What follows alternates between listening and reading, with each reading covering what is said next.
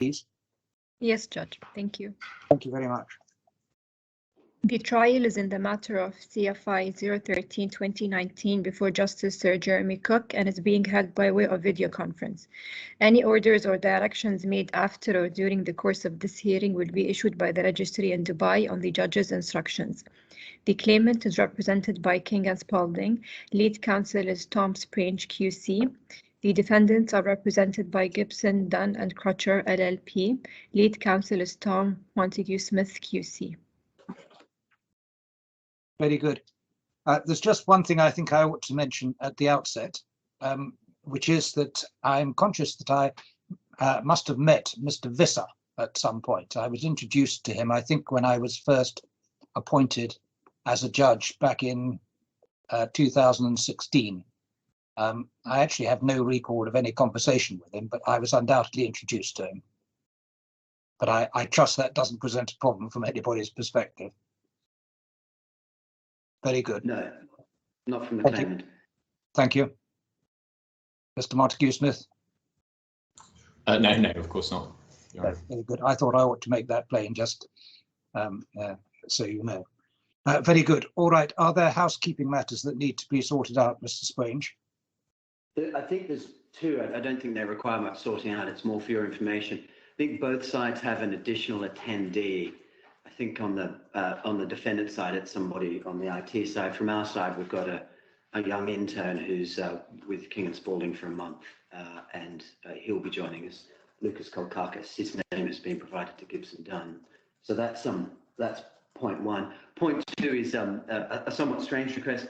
Now, I'm very used to calling you, my lord. I know the tradition here is Your Honour. I just wanted to inquire as what you prefer to be addressed throughout this trial. Because I spent many years trying to get rid of the Australian Your Honour to get to my lord, and now I have to go back, which is fine, but I'd just like to know your preference. I'm unfussy. Rather oddly, the point arose in a hearing last week I was doing here, and I was told by counsel that Sir John Chadwick insisted on being called my lord in Dubai, especially by English counsel. I don't know whether you qualify as English or Australian now, Mr. Sprange, but the short answer is I don't mind at all. You can call me what you like within reason. I will. Duly noted. Thank you very much. So from the claimant side, those are the only issues we had. Right. I have one issue, Mr. Sprange, which is slightly odd, but I find the picture behind your head slightly off-putting. Oh, we can move it. That's no problem. If you look at yourself on camera, you may see why your head sort of appears with this enormous head behind you. That's fine. If you don't mind, what we might do while Mr. Montague Smith says anything about housekeeping, we'll have it taken down like in the next 15 seconds. I'll just go off camera. Well, or when convenient. Doesn't matter for a while, but I don't want to spend 3 weeks looking at that. No, that's fine. We'll take care of it now. Thank you.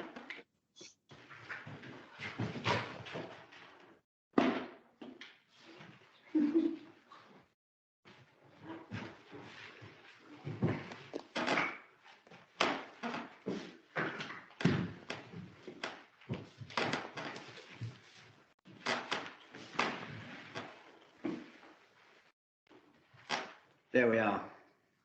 I think that's better. Thank you. All right. Anything you need to raise, Mr. Montague Smith? Nothing from me, Your Honour.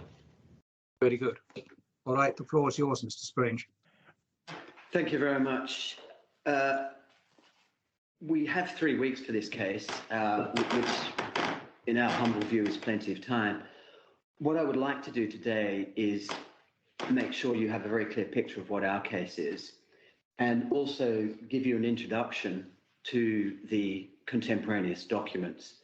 As both parties agree, given the length of time that has elapsed and given the nature of this case, the contemporaneous documents which you find in the F bundle, with some important aspects of that in the J bundle, is really what will decide this case. And before I engage in the detail, for us, the essence of this case really comes down to two inquiries. The first was the failure of the Clause 3 requirements in the JVA as amended, down to one of two things.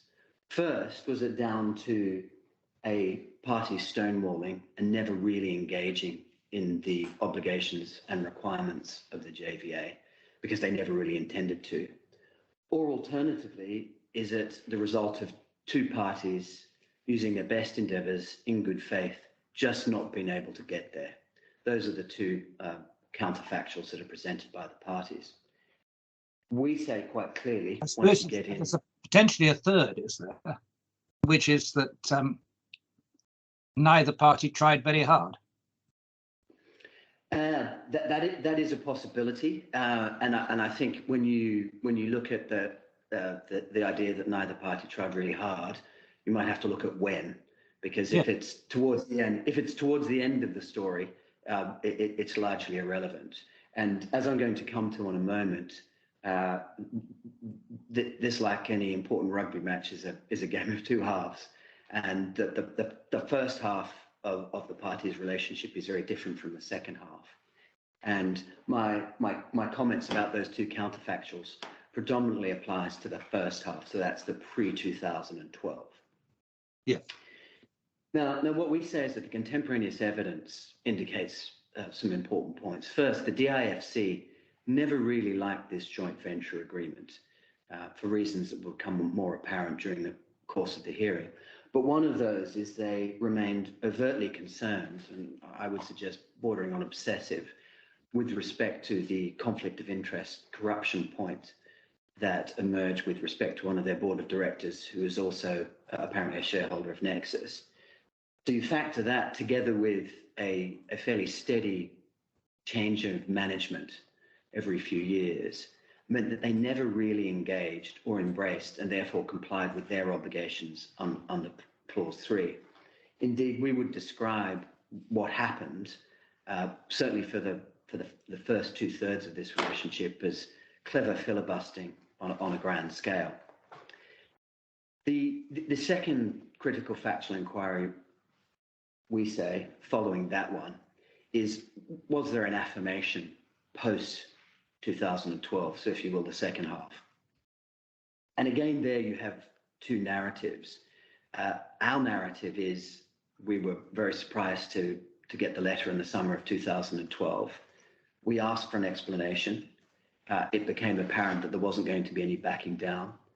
Over a period of about 18 months, the parties agreed that the best thing to do was to try and avoid litigation by agreeing an alternative arrangement that still saw the development of the plot, but involved a negotiation of terms as to how that would happen.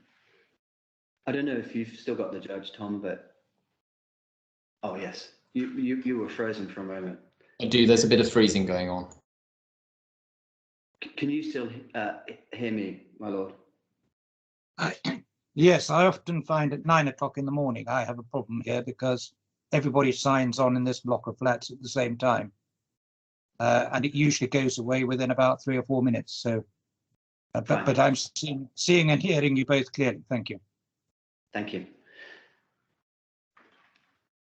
So during that period of the negotiations, we maintained our position that they were wrong on the status of the JVA. We pursued negotiations that saw the development principle, that is the development of this particular plot of land, but we continued to reserve our position and we never affirmed. The alternative narrative presented by the DIFC is that throughout those negotiations, and that the clear indication that they felt that the JVA was not valid and that we did, despite our reservations, affirmed the JVA, required them to perform, and they were in fact performing.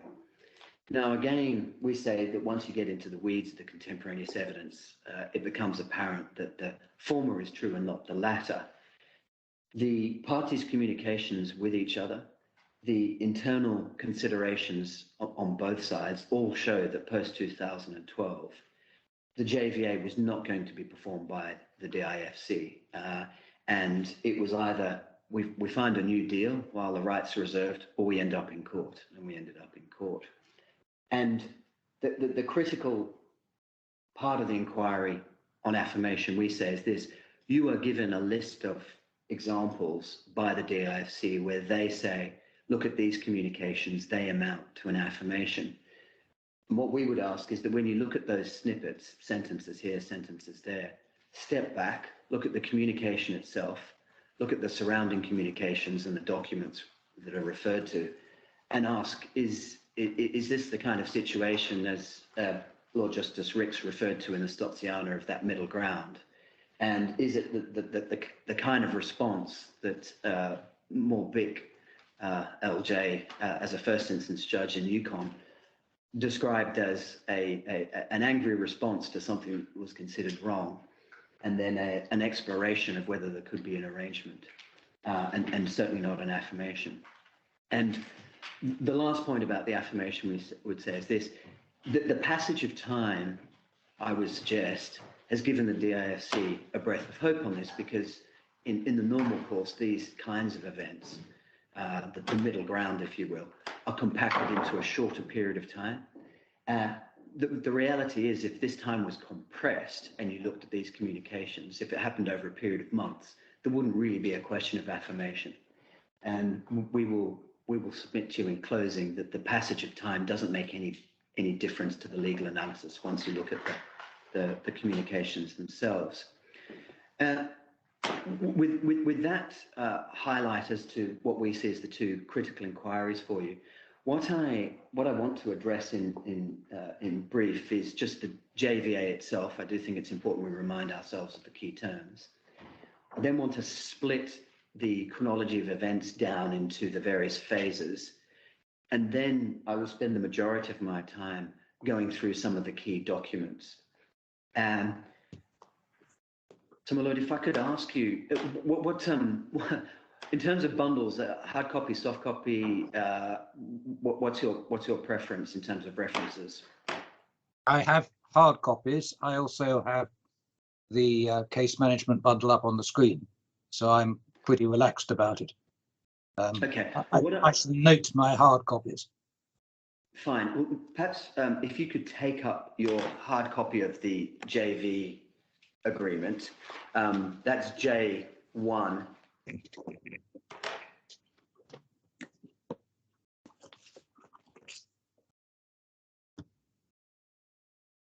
Now, I'm sure you've read this and you're familiar with the terms. What I will do is flag up for you provisions that we say are important, given the two inquiries that I've laid out, but also the points that are emphasized by the DIFC in their defense and elaborated on in their skeleton. So the first, if you look at the recital A, you'll see the definition of the land there in Schedule A. So that's on J2. Now that land, that parcel of land, is always from beginning to end of the story, the parcel of land that is proposed to be developed by the parties, whether it's under the joint venture agreement or subject to the negotiations post about 2015. That never changes. If you go then to D, and this is an important recital, we say, because it sets out what the joint venture was trying to achieve. And as you've probably observed, recitals form part of this agreement, regardless of the fact that they're recitals. And you'll see that the purpose of the agreement is to provide the basis upon which a joint venture company shall be established and the project shall be undertaken. And when you consider the construct that's advanced now by the DFC with some force, that we never, ever pursued the original transaction, we say that's flat wrong. And when you look at this agreement and the constituent parts of it, the joint venture company to be established and the project undertaken, this document and its amendment are not particularly prescriptive. Indeed, apart from the floor shareholding and the steps that the parties would take, the commercial side of it, the project computations, were all very much capable of variation. If we look at J4, there are three important definitions we say there: the project, the project computations, and the project land. And as I've alluded to, project and the project land always are subject to the parties' discussions. And the project computations in Schedule E and really are only made of three things. And they're capable of variation. 1.5, that we say elevates the recital from what we would normally class a recital as to a part of the agreement that needs to be given effect.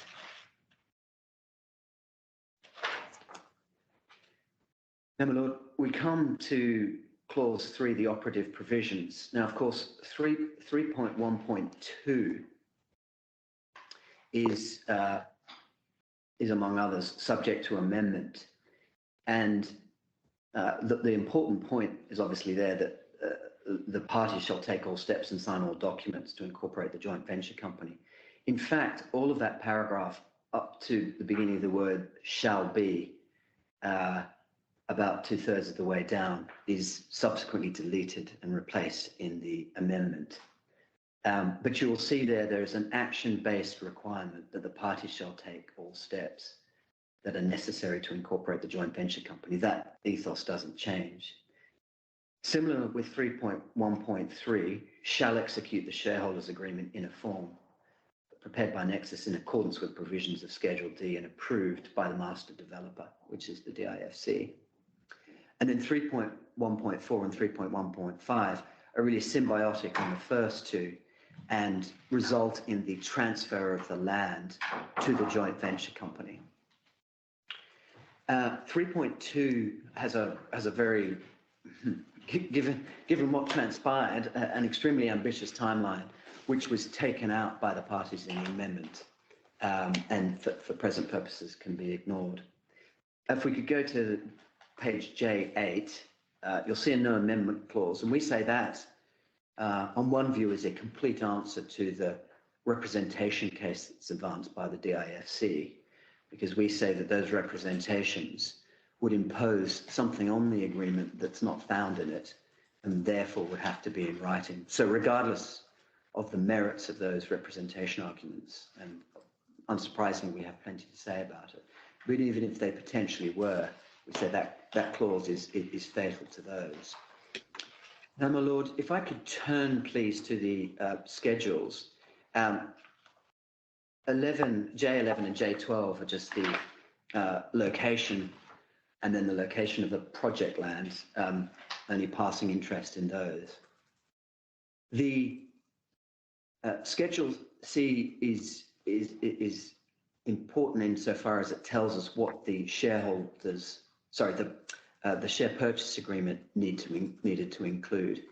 And there again, it builds on things that are included in the project computation. So you'll see in paragraph 1, the purchase price to the completion date. And then 4 refers to the project computations and has a period of time by which the build work needs to be completed. And that again was subsequently extended. Now, the most important, we say, aspect of this agreement is probably Schedule D, which describes the essential principles for the corporate and management structure of the JV company. And if you start with paragraph 2, you'll see that the DIFC starts out with 15% and Nexus and the investor 85%. And in the paragraph that follows, it notes that that's subject to the project computations, which we see in E, and that they are capable of mutual agreement to vary, but in no event shall the DIFC have less than 15%. And what happens in reality is that the DIFC share actually increases. If you could go over, please, to paragraph 6, capital requirements. Now, here, it's clear as to several things. The DIFC doesn't need to invest project or working capital. It puts the land in, and that's the the extent of its investment. The investor, on the other hand, shall be required to invest the total project capital by way of liquid finance, and that's what entitles it to its shares. Now, this is where it then becomes controversial. The DFC's current argument is that the language that follows precludes any borrowing with respect to this project and any securitization of borrowings with respect to the project land. And we say, based on the plain language that you see following, it doesn't go nearly that far. All it says is that no part of the total project capital shall be borrowed by the JV company. In other words, the JV company can't be the borrower. It says nothing about the investor, that is Hexagon and its shareholders being borrowers, whether from the investor or otherwise. And then SAVEF said additional capital requirements of the joint venture company from time to time shall be met in the manner as resolved by the shareholders. We say it was open to the parties to agree almost anything in relation to capitaling requirements, as long as it wasn't the JV company as borrower. Now, if we then go to Schedule E, the project computations. What do you say is meant by liquid finance? Liquid finance is in other words, cash, not equity.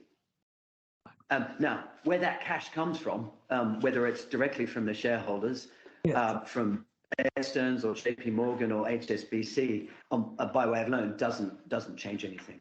And my lord, it's now very belatedly, an issue has been raised as to the wherewithal of the shareholders. You will hear from one and the representative of the other. I mean, these are respectively a billionaire and then two multimillionaires. The notion that they couldn't stump up for this, we say is madness. But you or Mr. Montague-Smith can explore that with them yourself. The project computations that we see in Schedule A are remarkably simple, but remind us that this, at the end of the day, is a property development. So we have the project capital, which obviously increased, a bit like budgets for lawyers for cases and buildings for building projects. They never go down, they always go up. There's then the purchase price, which there is set at 100 dirhams per square foot. And that, again, becomes a source of controversy as we move forward, because the DIFC wants to increase that price. And then there's the total built-up area of the project land, and that also increases over time. Now, the significance of this is just because one or other party proposes an increase in any of these does not mean we say they are straying away from the original envisaged transaction because of the clause I've already showed you where that could vary. And after all, it is a property development, and the parties would naturally expect things to change.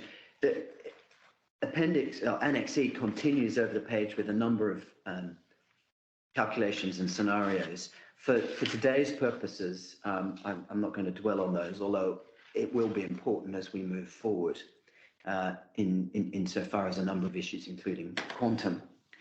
And we can pause there with the documents, and I just want to summarize key features of this agreement there for you. So first of all, the obligations that we sue on are action-based. In other words, they're not limited by time. I'm not saying that they could that there was an infinitum limit.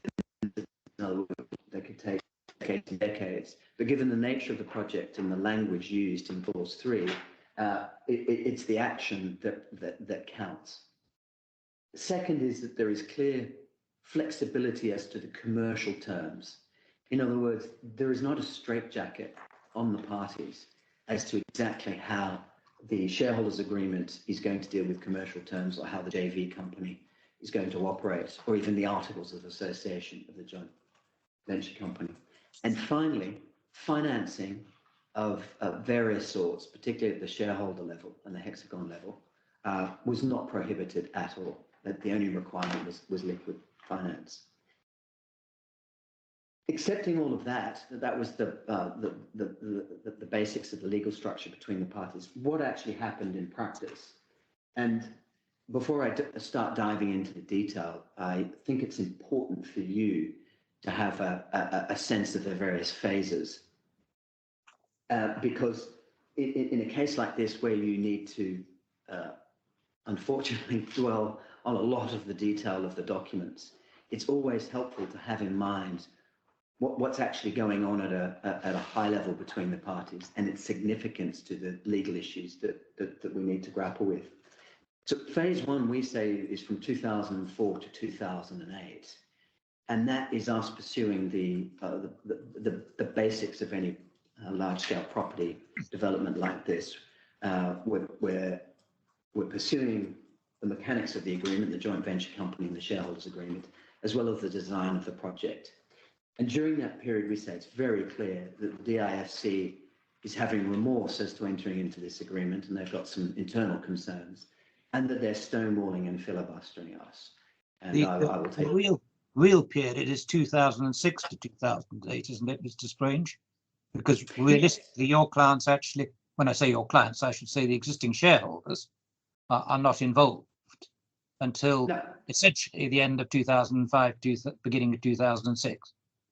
That's correct. I mean, you could airbrush 2002 to 2006, and it wouldn't harm the analysis or be relevant to the judgment in this case.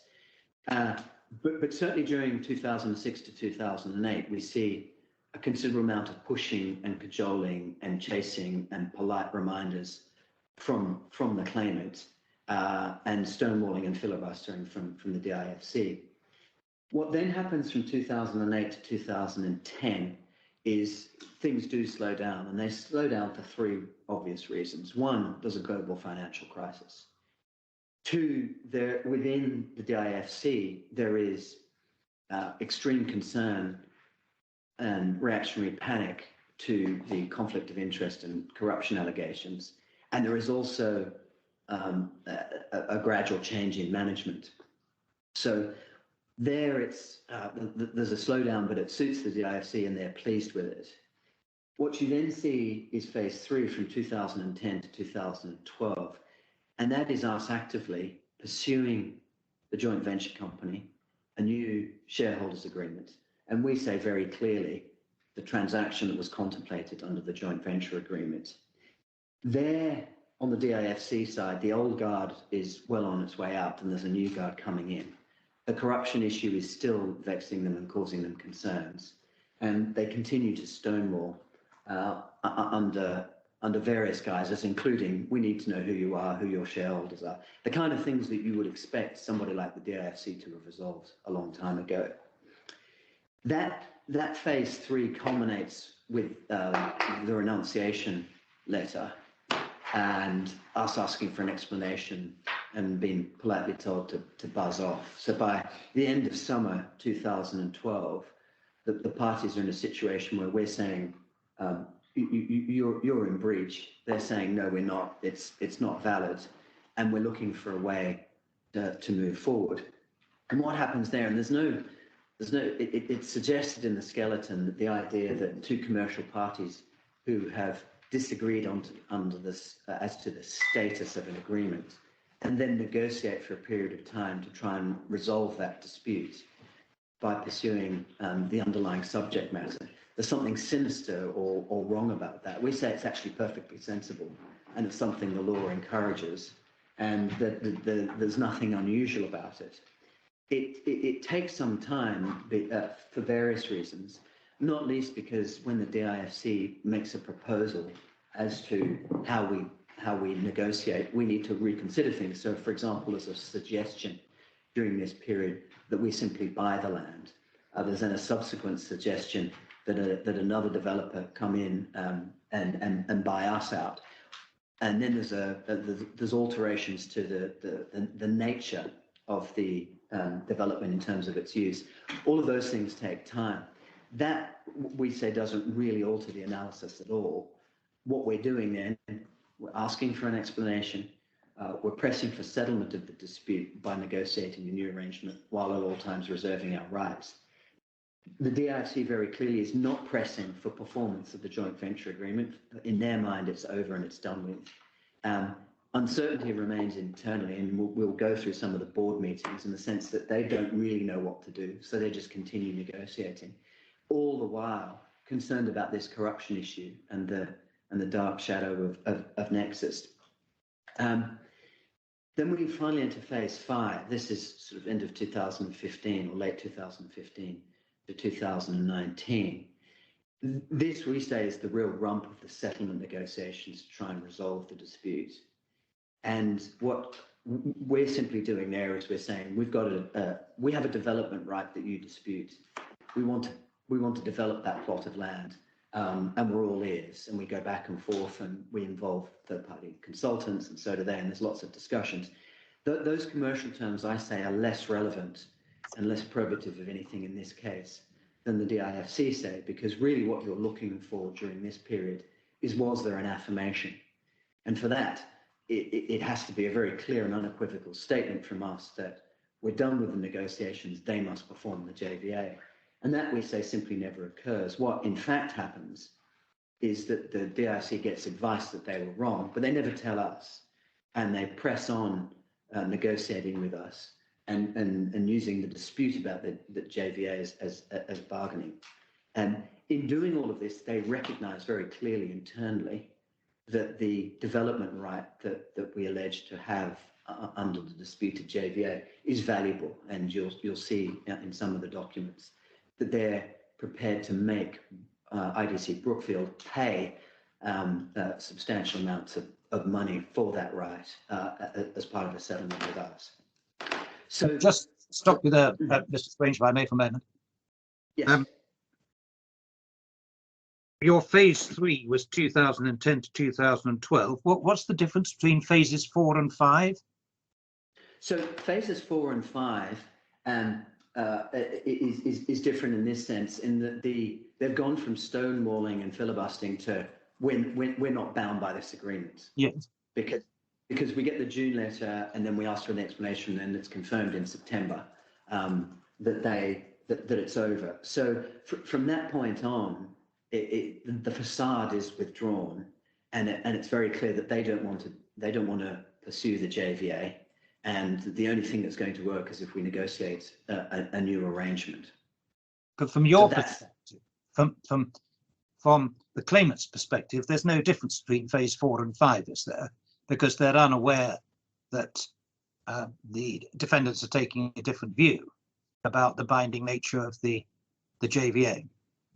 Quite, and that's absolutely correct. The only caveat I would put to that is that because we're in a renunciation situation, we reserve our rights, and we accept that we can't say to them, perform the JVA tomorrow, for two reasons. One, because we're preserving the right to sue them if we aren't able to find an arrangement, and second of all, it's absolutely clear to us that they're not going to, and they don't want to. And just a further question, am I wrong in having the impression that really nothing very much happens in 2011? In fact, a little bit of time either side of 2011. I think about half of 2011 and half of 2012, half of 2010 and half of 2012. Is that broadly right? That's broadly right. There are, at various stages, including those, and there's some earlier on in the piece, there are what I would call hiatuses. Yes. But each time... What's the explanation for that from the claimant's perspective? It'll be helpful when I go through the documents to give you the background, but on each occasion, it's either us waiting for them or us doing something that they've asked us to do that takes a little time. It's certainly not a situation where we give up or let them off the hook, or I would say where we're being slack. It's I follow that, but again, there's a massive impression, and I'm obviously nothing like as familiar with the documents as you are, and it'll be helpful to be taken through them. But I simply have the impression that once the global financial crisis comes along, everybody recognises the DIFC is in a terrible problem. I mean, it's that the financial problems in Dubai are well known, and the bailout from Abu Dhabi and all the rest of it, all of that is, effectively public knowledge. So that it just looks to me, and again, this is impressionistic rather than anything else, as though the parties appreciate this isn't going to get off the ground for a bit because of all the problems raised by the global financial crisis. And there's a certain, I don't know whether they want a delay on both sides, but they're just accepting that's the reality of the position. Is that a wrong impression to have? I don't think it's an incorrect impression, but I think it's an impression of some of the factors, not all of them. Okay. That certainly is a feature, but another feature, and this is an important point, is that this is when the corruption issues within the DIFC reach their pinnacle, and there are house arrests, and there's paralysis at the DIFC because of all of that, and that. If you combine that with the impression that you've just articulated and the natural dislike for this agreement, you could say that the go slow slows down. There is a contemporaneous document that I'll show you where my clients describe this to the DIFC as the DIFC freeze period, and it's between 2009 and 2010. And it's actually probably an opportune time, my lord, just to point out this obvious but important fact. When you're in the position of the claimants and you're dealing with the DIFC, it's not unlike dealing with, in many respects it is, dealing with a government agency who hold pretty much all the cards. Unlike with a commercial party who you can use all kinds of skills and tactics to cajole into action, when you're dealing with a government who's in control, and you're dealing with sort of commercial bureaucrats, if you will, you have to mix sort of aggression with charm and politeness. So this, in all of this is not a situation where we could hold a gun to their head and say, do this or else. We had to be cautious, careful and polite in the way we dealt with them. And that, I say, explains a great deal of the gentleness and politeness and patience with that my clients exercise throughout this, and I say bluntly and candidly that should not be held against them, particularly if it's. There's also a cultural element, isn't there, Mr. Sprange, with Arabs dealing with one another who they show a degree of respect and deference, at least in the way they talk to one another in writing, which one doesn't always find with Western developers. No, absolutely, and I've worked with Mr. Jawad Ali, whose name you'll see in a lot of the communications for some time, and he's exceptionally polite in those communications. Whereas I think if you had a US or a UK developer, the language and the approach would be far more aggressive and far more minty than we see.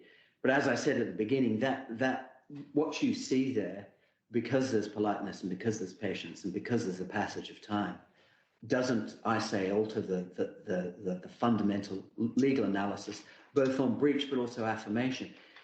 We have to be rigorous in the way we apply the clear and unequivocal test when we're looking at affirmation, and be commercial about it. So my lord, that's the phases, and what I'd now like to do is turn to the documents. If it is helpful, Ms. Mong, our paralegal here, can put these up on screen, and that may be helpful for others who are on the call who on the hearing who don't have them. But it may also be useful if you're going to mark up documents to actually go to the hard copies. The majority of them are in the F bundle and the J bundle. Yes. Well, you can take it I'm very familiar with the J bundle, but less so with the F bundle. Fine. Well, I'll particularly emphasize the F bundle. So if we could start, please, and I'm going to use the pagination rather than the tab number. So if we start with F388. Now, this is a letter from the DIFC of the 21st of December.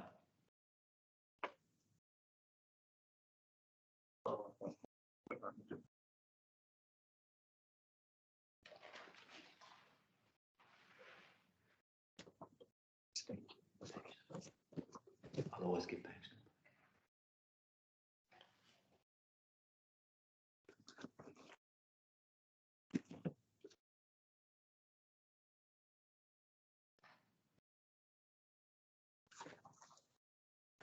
Without adding to your burdens, Mr. Strange, if you could in future also give the volume number. I think the hard copy volume numbers are likely to be the same, F.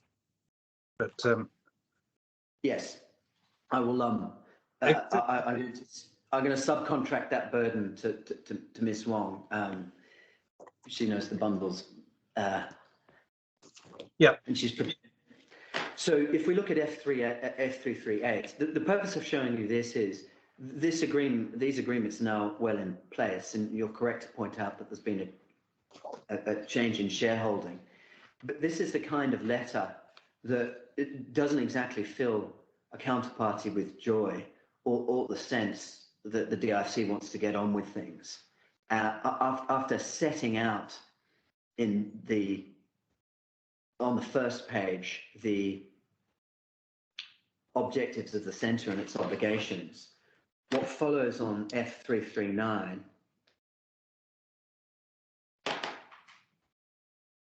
is asking for a detailed written response in relation to a number of things, including their shareholders, their business activities, source of funds. And after paragraph 7, you'll see these rather sinister words given what follows. DIFCA will undertake a detailed review of the information provided to assess its approach to the Hexagon precinct project. And we say that demonstrates what's really going on within the DIFC.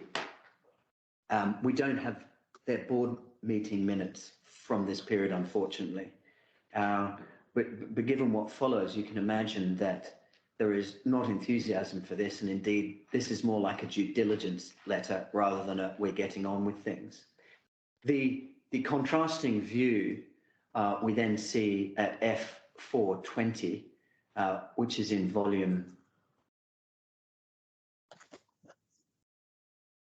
yeah, I've got it. Yes.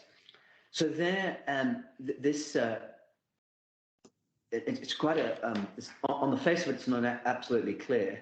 But this is an internal note that says, I've gone through 700 emails between us and the DIFC, which I summarize.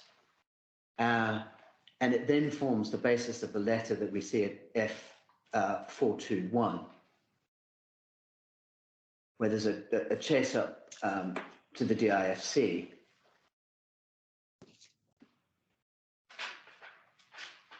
And you'll see in the second paragraph, I have not received any advice from you. And then on page 195, 42. Sorry, yes, my apologies, too much pagination. F422, you'll see there's a history of the DIFC project, and what the author has done is they've set out a number of activities, then they've superimposed emails in on top of those at various points. But I just ask you to note for later, paragraph 3, 20, 22, 23, 24, 26, 29, and 33, all communications from us to them relating to company formation. And you'll see, for example, in 20, and for new ownership and asking to form the company and discussing the project. 4 September, communication with DIFC confirming new ownership of DIFC and reminding them of the company formation file submitted to them.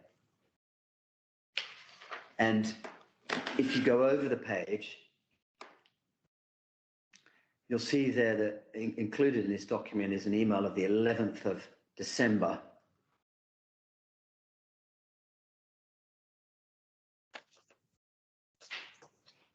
And there's a summary of a meeting on the 11th of December, which was to follow up on the company formation. 1, DIFC will form the company with Hexagon majority. I'm sorry, where are you? I'm now in paragraph 1 under the summary. Summary is as follows. Yeah. And then you'll see in 3 and 4 some requests from the DIFC. Now, those could be genuine, or they could be examples of what we say is filibustering. And then the list that we saw start over the other page continues on page F424, F35 and 36. 12 December, reminder to Dean to comment on company formation. 12 December, email from Dean that he is working on it. And if you could go over, please, to F425, and you'll see 45. Several reminder until today for Dean, Bisher and Zaid as to our status. I understand the focus on company formation, but the reality, never mind the exact sequence, the reality is that unless you agree the SHA, why does it really matter whether you formed the company or not? The two have to go together, don't they? The Articles of Association, the deal between the shareholders in the joint venture company. The key in the end is the agreement there, isn't it? Yes, I'd actually say the key is the transfer of the land, but you don't get the transfer of the land, as you say, without the company and the shareholders agreement. And what happens here is the focus from the claimant, but also the DIFC switches between the two, the shareholders agreement and the incorporation of the company. I say there's no magic or anything sinister about that. Both are needed. It's just that at various points in time, one happens to be the stumbling block. And when you are looking at whether, because in this period, what you're really looking at is, are they breaching their obligations with respect to either of those two things? So if they are stonewalling and not pursuing one of them, we say that's a breach. Now, if it's a breach that in isolation stops the project, and there may be another breach that also stops the project, then that enhances our case. But I agree with you in the sense that you could have a joint venture company, but without a shareholders agreement, you're not moving forward. Right. But in our case, we have the luxury, I say, of we wanted you to do these two things. You didn't do them. There's a debate about whose fault that was. Well, let's have a look at what people were saying. And it's very clear from this point and onwards that we were asking for things to be done, and they were not doing them without any real explanation. And then they told us, sorry, all bets are off in terms of this agreement. I should say this, and I'm sure this is a point that you're familiar with. I'm showing you aspects of these documents that I consider to be relevant. I am sure that Mr. Montague-Smith will have other aspects and excerpts of the same documents that he will regard as important, and so will the witnesses. I don't pretend on this analysis to show you every aspect, and I'm sure there'll be things in here that some might say don't support my case. So I wouldn't want your lordship to think I was adopting a full and frank approach to these. It's more the passages that I regard as relevant to your inquiry on those two issues that I flagged at the outset. I understand that, and I'm not in any way critical of that. But if one's looking at what the effect is in terms of actual delay, one's obviously got to look at the question of how far they got on the design and the problems that they had and so on and so forth. But that brings me really to a much more critical question, as to the nature of your case, because I think I understand your case as depending, well, in the end, it must depend on the validity of your termination letter at the end of the day. And that is not so much dependent on, there's no case made that the delay in itself causes a loss. Your case has to be there is a fundamental breach, if I can use the old-fashioned expression, in the context of DIFC legislation, which is illustrated by the approach of the DIFC, which meant that you couldn't trust them for the future, basically. Have I got that essentially right? That is right. But legally, it probably gets broken down into two species. One is by September 2012, that that had consummated. In other words, it was not only could we no longer trust them, the trust was gone and they were in breach and they were never going to perform. And then post 2012, it's an anticipatory breach in the sense that it doesn't look like we can trust them.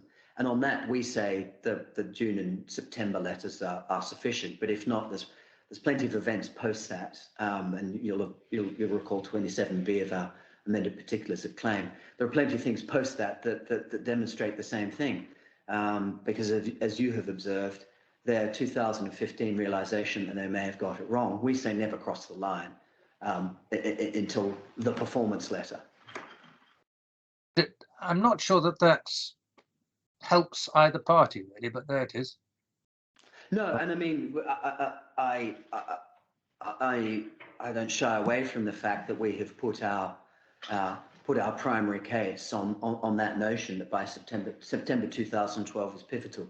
Either the breaches have occurred and it's done and they're not going to comply, or they certainly can't be trusted to comply going forward, and it's simply a question of can we negotiate, and we never let them off the hook. Their renunciation is never spent during that period, even though it takes some time. And I certainly agree with you in the context of what I understand your case to be in relation to the period 2012 to 2018, between the renunciation and the performance letter, we've got parties negotiating on essentially a without prejudice basis, if one can use that expression.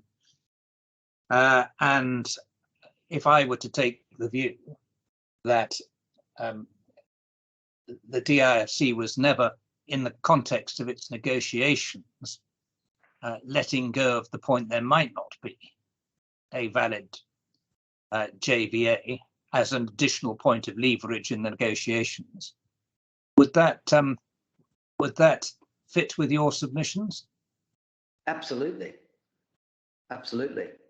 Because I think when you look at affirmation, you have to be very alive, not to snippets from letters and words used, particularly where they're in the context of negotiation. You have to look at the reality of the existing arrangement that we say there's been a repudiatory breach in respect of, and what the parties are trying to do.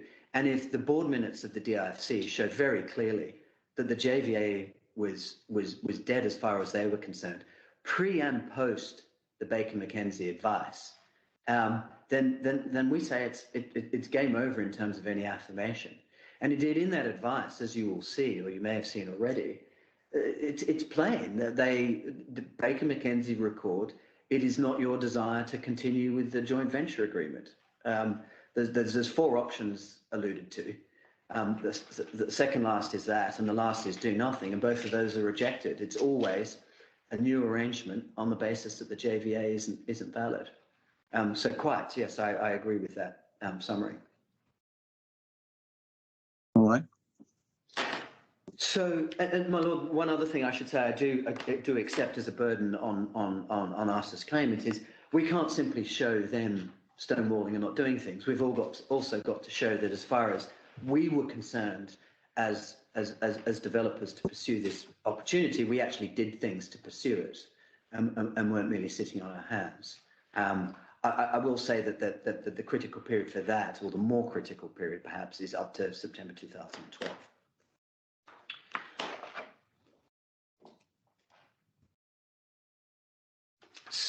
So, my lord, if I could ask you to take up F458. I don't know whether we've got a volume number. Yeah, it's still the same volume now. Same volume, thank you. Yeah, tab 17. 70. Sorry, 70. So here we have Abdallah Al-Majid chasing Mr. Barazi from the DIFC, and again this is a flavour of the communications. And although in simplistic language we say it's insightful, in our last meeting you asked us to bring all the checks of our deal with Sheikh Juma, and we did. Today, you asked us to provide us with bank proof of receiving money, even when I'm amazed about it. I ask our legal department to send it by tomorrow if they can. Hope with this bank proof, we can close this issue and proceed with the project. And if you could now go over, please, to F502.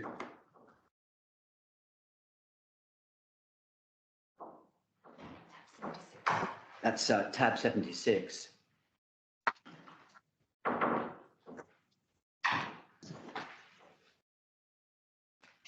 This is another representative of the claimants, and this time it's to both Ferris and Baralzi.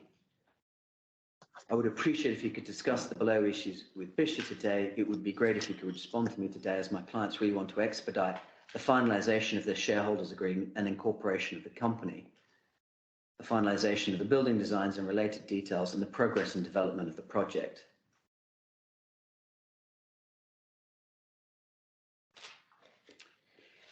And that kind of inquiry and pressing continues into June. And on that score, if you could kindly take up F628.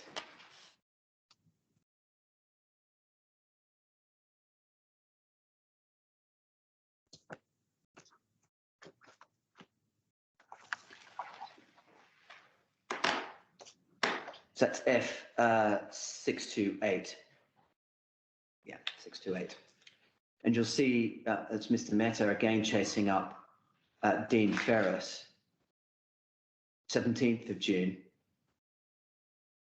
Could you please send the draft today, as my clients want to conclude the SCH at the very earliest and immediately thereafter commence the company incorporation?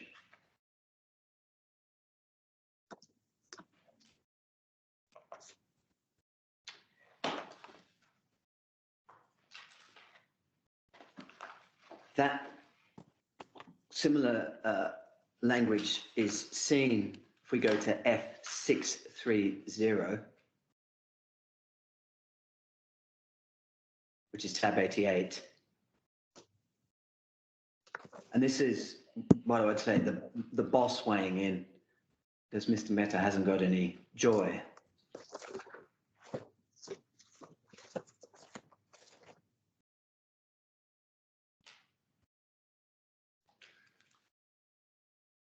And there's essentially three things from this communication. Meeting in mid-April, no progress, deserves praise. I suspect that quietly means we can't praise the progress that hasn't been made. There's a reference to attempts to call and the fact that the shareholders agreement is with the legal department.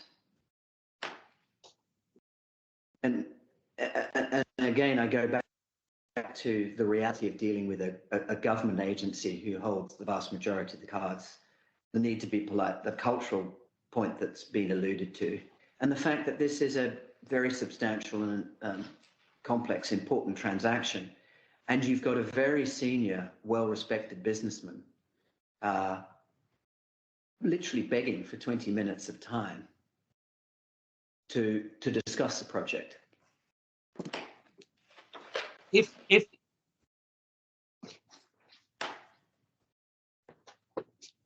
I appreciate what you're saying, this shows about attitude, but if the position is that nothing much is really working on the design front at this stage, you know, where is the urgency in putting together the SHA and the joint venture company? Well, I would say two things. I haven't got the timing absolutely in mind, but my recollection from reading is that there's a problem over the conceptual design, and it all comes to grief because they can't get the 80% efficiency and use of space and so on. And I can't remember how the dates of that work in the context of what you're showing me here. Yes. So you'll see, for example, on that last mail that there is a lot of work has gone on and has been going on with respect to design, because he says there, yes, as we've been operated by engineering department with a nice design but with a very highly cost, reach 12% of total cost of construction. You are right, there are difficulties and challenges with respect to the design, but I would say two things about that. First of all, the if we'd done nothing on design, we could hardly be pressing them about the shareholders agreement and the joint venture company. But that, I submit, is not the case. And we will, particularly from the witnesses, hear more about what was being done day to day and month to month on the design. The second thing is, it's right in theory that you could design a development like this without a shareholders agreement or a joint venture company. But the reality is that you can't practically, because to pursue a development like this, you need to hire a number of people, you need to incur costs. You need to have your structure and logistics in place first. And if you're going to do all of that work and engage third parties and get on with the project, but you don't even have the land and you don't even have the company that's going to do the day-to-day management. Remember what the JV agreement said. It was all about the JV company, and in clause C, in Annex D, the JV company, how it would work day-to-day and who the directors would be and so on and so forth. So it's very difficult in practice to do anything meaningful unless you've got the entity in place that's going to do the work. Does it make any difference on the financial side if the claimants are going to bear the project costs? So although in the end the money is going to come out, it was anticipated the money would go into the JV company, be paid by the JV company to the builders and everybody else. It doesn't really make a huge amount of difference, I suppose, if at the early stage the investor is paying directly for the design and so on and so forth. No, I think that's fair, and certainly those costs can be by accounting transferred across. However, it is, I would say, odd and indeed not contractually what was envisaged.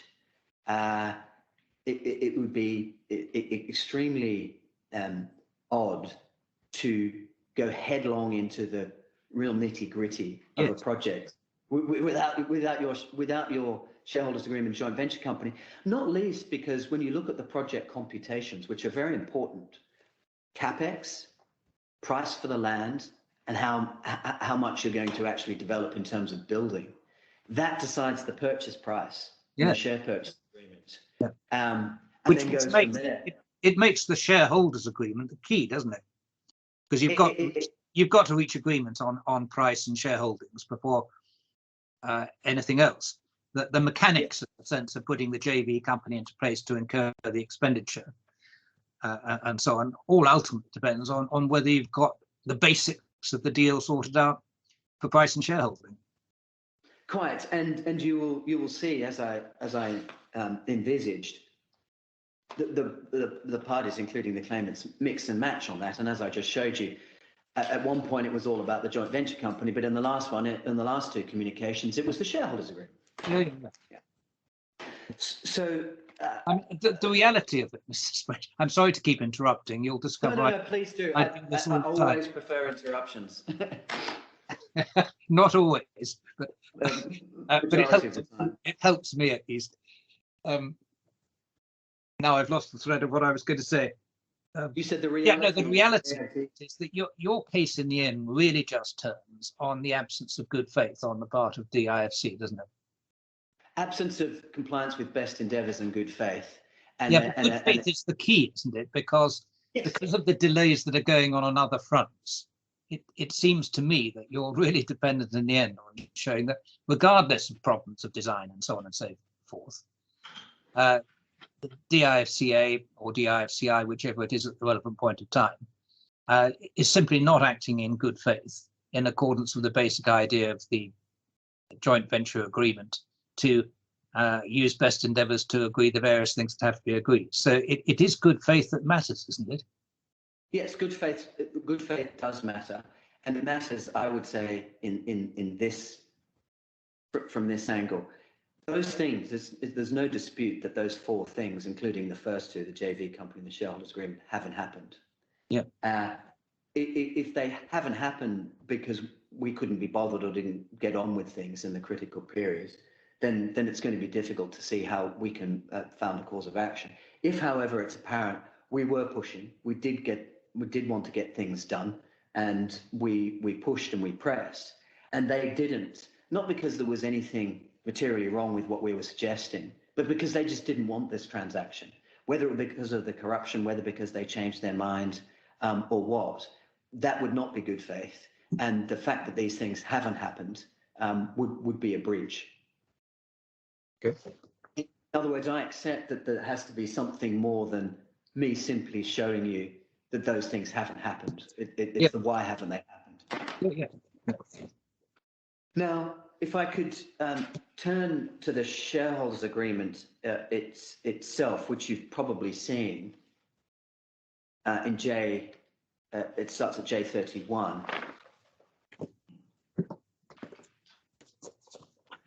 There's only two things about the shareholders agreement I want to allude to for present purposes. The first is that you will have seen that it's Concept Holdings Limited, which is the party, not Hexagon. Now, that was their suggestion. That wasn't ours. That was something that was imposed upon us by the DIFC. The second point you will see on page 39 that there are two condition precedents in 2.11 and 2.12, execution of the SPA and receipt of the title deeds. And failing those, the agreement would terminate. Yeah. And we say it's either common ground or ought to be common ground that those two things never happened, and therefore this agreement never had any meaningful legal life. Do you or do you not accept that the parties acted as if it did? I do not accept that they acted as if it did. I do not accept that, and I do not accept the characterization that the DIFC advances, that for us to succeed on this particular breach, we have to show a freshly drafted and minted SCH, send it to them and say, sign here, and they say no. I say that's putting the obligation far too narrowly, and it's creating an obligation, a contractual obligation they know might get them out of a breach. I say it's much simpler than that. This is an action that has to occur. If it hasn't occurred, you ask why, and if it's because the other party didn't use best endeavours, didn't act in good faith, and never really wanted it to happen, and stonewalled it happening, then that's a breach, regardless of not as to whether a draft was presented in that fashion. And what you see, and I'm going to show you that just before the break, we come back after this and say, here's what we want in terms of an SHA, and indeed we should use the structure that's in the JVA. So I think this is a piece of the story, but a much less important piece of the story than is advanced by the DIFC.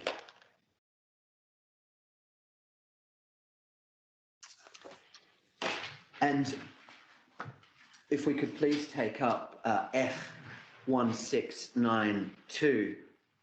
Well, can I just stop you before you go further? Yes, I mean, please. The key point, so far as this agreement is concerned, leaving aside CHL being a party, is the different shareholdings. Yes. We now have an agreement at 65%, 35% in it. Yes. And what else is there of any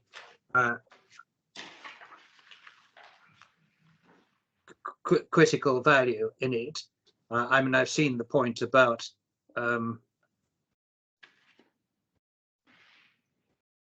procurement of finance with security over the joint venture company land, and funding by unsecured interest-free shareholder loan and so on. Have I missed anything else that matters? No, insofar as this may represent an arrangement that it advances on and varies the terms of the JVA, in particular the project computations in Schedule E, that's correct. The On the face, built-up, on your uh, uh, case, I'm so sorry to yes. keep interrupting, but on your No, no. case, this represents a development from the JVA. It may never come into force because conditions precedent, but there has been agreement in principle that records some changes for the original, or I should say the amended JVA as opposed to the original JVA. Yes, that's correct. And I would say two things. One, there's also the BUA is different. Yes. Yeah.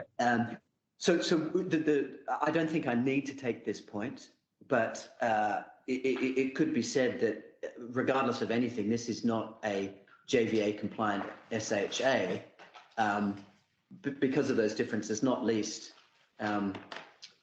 the introduction to concept holdings and the increase.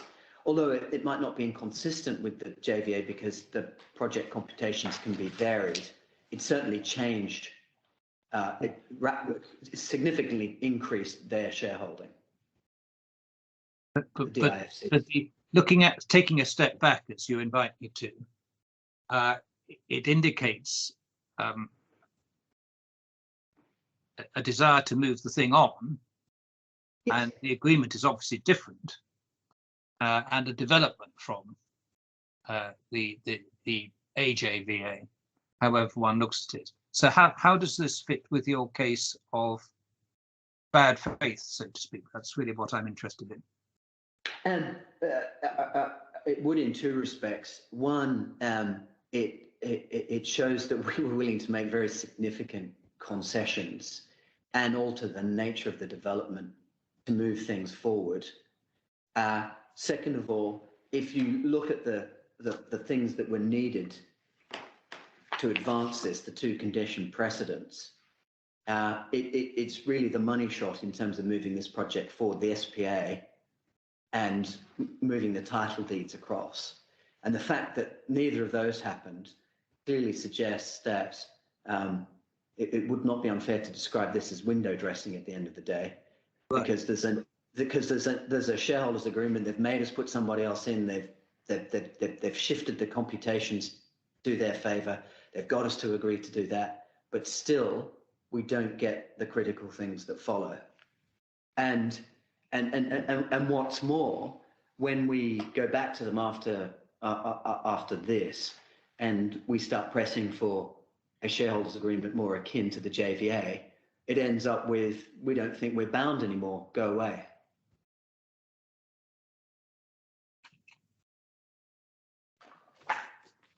Do I actually see the Baker and McKenzie advice? Is that in the bundle? Yes, you do. Yeah. That is in the bundle, and we'll take a break shortly. I found it difficult to read because it's got two sides each page, and so both electronically and hard copy it wasn't great. We've produced a copy with one page each side. We'll share that with Gibson Dunn to see if they agree. But yes, that is a document I'm going to show you and take you through. Yes. Right. Yes. Just before we go to the break, if I could ask you to bring up F1692.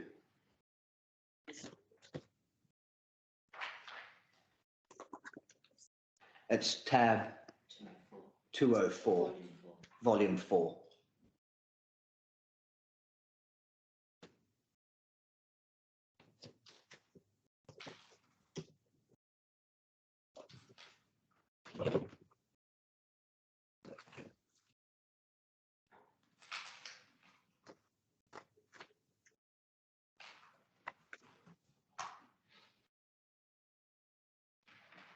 Yep. So this is from Abdul Sami to the DIFC, and the first paragraph is just referring to meeting arrangements, but it's the next two that are significant, and perhaps I could kindly just ask you to read those two paragraphs. Yeah.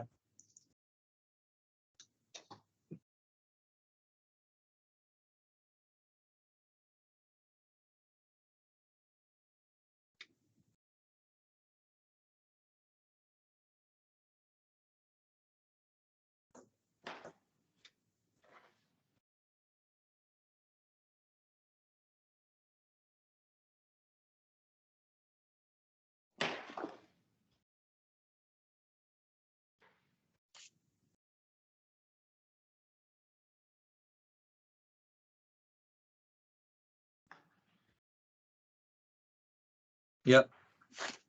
And the response to that, you'll see in a few pages on, or the practical response to that at F1713.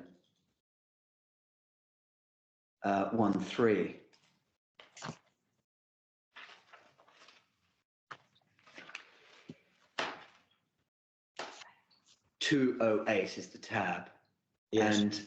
And there's Mr. Ali there is communicating with Kira of the DIFC, and in that email, he's referring to meeting arrangements. Then says the investors would like to discuss the structure of the investment in general, the capitalization of the NewCo, the transfer of the property, and other related matters regarding the joint venture and the development of the project. What does structure of the investment in general cover at this stage? That is that as we will see is going to be the shareholders agreement, the revised shareholders agreement. Okay. And if you then go back a few pages to F1711, and there was a little bit of back and forth as to who King and Spalding were and how they were involved in their authority. Yes. But leaving that aside, in the second paragraph, the agenda of the meeting is to complete the required legal documentation in relation to the project. Therefore, there'll be no room for any commercial or business discussions. Once we have finalised this, it'll be very clear for both parties to engage in the commercial issues. So there, I say you start to see more lack of good faith, lack of best endeavours, slowing things down, taking it back to basics. And it's almost as though the parties have just signed the agreement and they're starting out afresh because they want to just clear the position in relation to the legal documentation. And what we say is here, it's a changing of the guard, new people coming involved, the backdrop of two impressions that you've already formed, the financial crisis, but also the corruption and the difficulties relating to Nexus, of which we don't actually see any light of until we get to the board minutes. That is probably a good time to take a break because I'm going to come on to J61, which I think is a document you've probably been seeing because it's in the core bundle. Yes. All right. What have we agreed? 10 minutes or something have we at this stage? It's Karen from Opus. I'll be guided by her as to whether it's 10 or 15. Well, if I say 10, it'll be 15. So that's work on that basis. So Very good. I'm expecting you back at about 1:30. Thank you. All right. Thank you very much. Thank you. Yes, when you're ready, Mr. Strange. Thank you. So I'm sure in your pre-reading you've had an opportunity to see both these memos, March 2010 and then April 2012. So I won't dwell on them for too long. The significance is, and you will see this at J62, it is said that the structure set out in the amended JV agreement is the better structure to proceed with, other than, as compared to the one that was put in the proposed shareholders agreement. Yeah. That's J62. Mm-hmm. And then after setting out that structure, you'll see the penultimate paragraph. It's pretty clear about what hasn't happened and what needs to happen. And it is a new shareholders agreement with Hexagon as the party.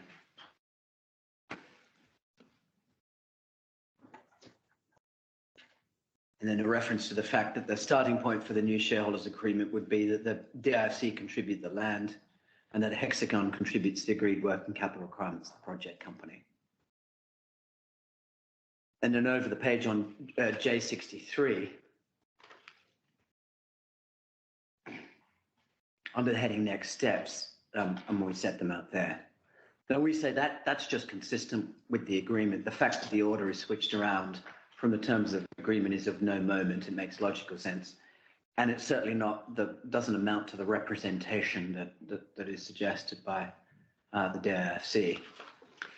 There is, and we've already noted the lag in time. That is explained to some extent by subsequent documents that I'm going to show you, including a presentation that was given. But if we then take up J198,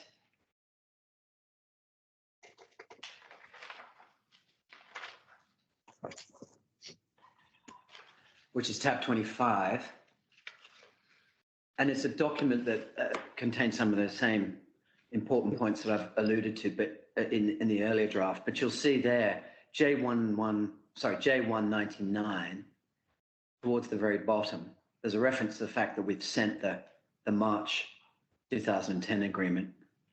To date, we've not received a substantive response regarding the proposal.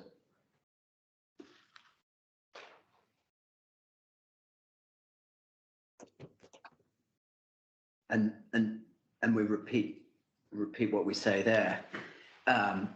In C, on page J201. Now this is a good time to pause and just very look at the limitations point, because the suggestion from the DIFC is that the cutoff date is the 6th of April 2012, so 20 days prior to this. And what I would just ask you to observe at this point in time, noting that we'll be developing our points as we go, but certainly at this point, there's no shareholders agreement, no JVA company, and no transfer of the land. Although we know that internally they've formed the view that the JVA is not binding, they certainly haven't told us that. So there's no reason at this point for us to know about their intentions on that score. They've never said no. And the question is, at this point in time, were they obligated to comply with those actions with best endeavours and good faith? And plainly, yes, they were. And in many respects, to take a minimalist approach, you could start the inquiries now as to what we had done and whether what they do from this point is in good faith. But whatever you do, we say there's simply no limitation defence to be had, because this is on the timeline, the final decision of theirs to say no, we're not bound, hasn't occurred and doesn't occur, and the culmination of their stonewalling and filibustering up to this point hasn't been reached either. And this is, it would be, we say, very unusual as a matter of law, but also highly prejudicial, and would put commercial relationships into disarray if we had to have sued them by now because they hadn't have done those four things. Because there is no way you could say it's ripe at this point, given what's happened to date and what then happens. So, if you could please take up J65, and this is a presentation that was given, tab 5.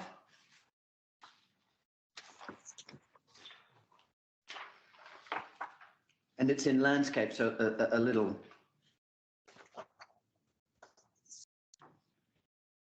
difficult to read, but I'd ask you to start, please, with page 2. It gives a history, and it explains. Oh, thank you. And you'll see the last bullet. It explains something of what was going on in 2009 and 2010. Several meetings with the previous management of the DIFC to take the project forward. However, the matter was put into freeze mode following an internal restructuring of DIFC. I think that's a polite way of saying, while all of the corruption issues were taking place, we were put on freeze. And you'll then see some details in the following pages about the design concept. On page 3, we have the original concept design,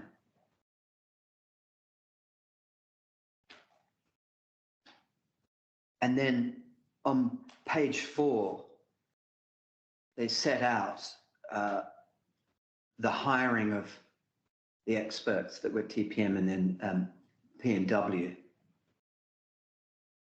And the presentation in October 2008. Page 5, you have the new concept design.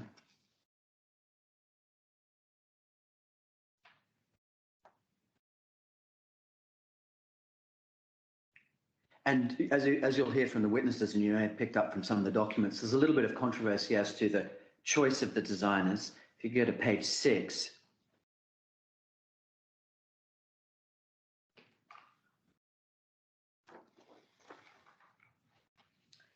those steps there lead to the yet further revised design concept that we see at 7.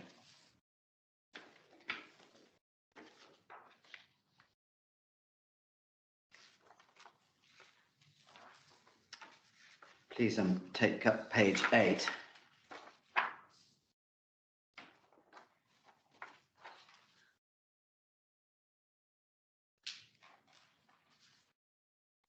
And our case is that this was us doing the work necessary, taking feedback and comments from the DIFC, taking it back to the consultants, coming up with new arrangements, and then going back to them. And in one instance, switching out design consultants at their request. If you go to slide 9, please. This.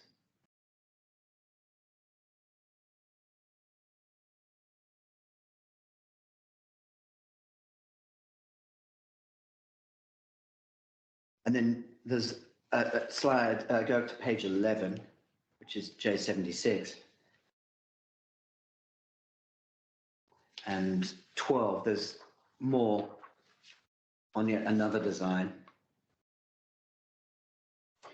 And that's all brought together on J78, which is page 13.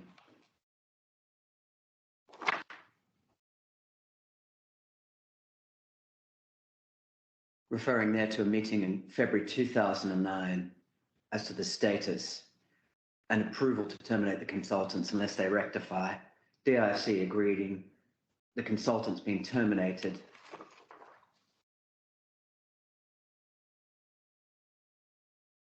And then over to the next page.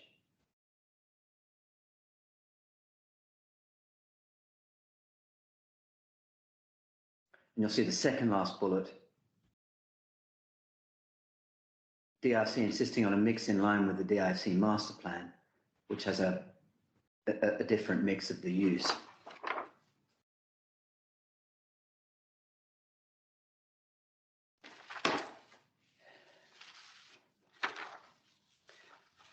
Then if you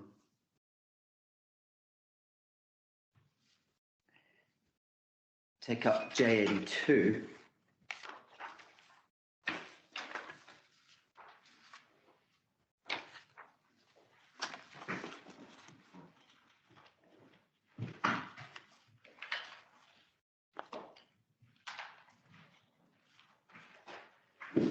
and there's further discussion of what was happening both with respect to the shareholders agreement, the articles of association for the proposed joint venture company, cash flow models by Jones Lang LaSalle. See that in the last bullet, and then presentations of those, after which there was little or no communications with the DIFC.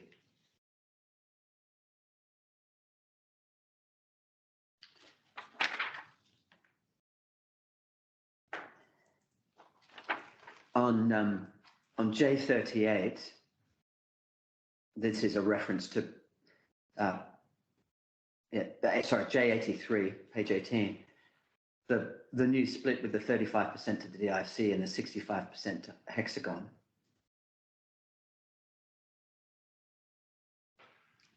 And the fact that there will need to be an updating given that given the change in the split, that the valuation of the project cost will need to be updated. And then at 19, J84.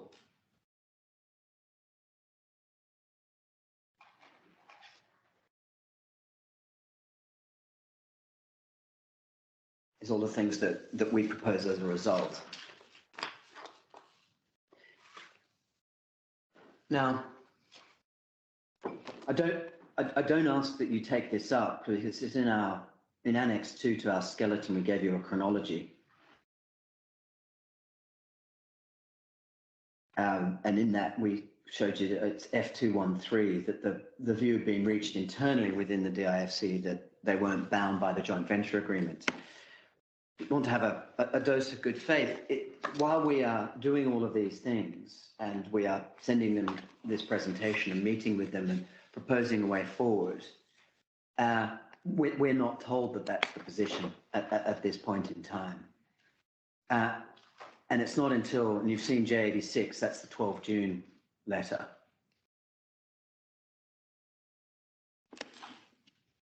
So from 2011, we're oblivious.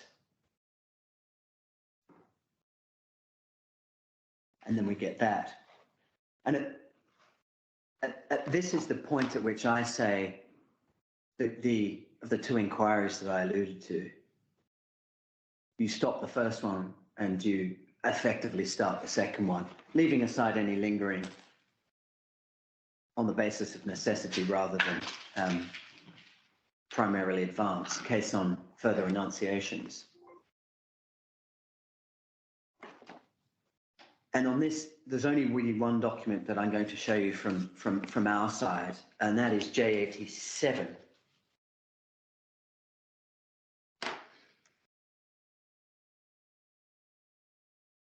And for me, I'm not going to steal his submissions, but Lord Justice Gross, as counsel in Yukon, argued that a very similar letter sent in that case was merely the injured party, the aggrieved party, writing a letter saying, hang on, this is the story.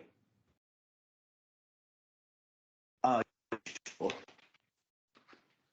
the history.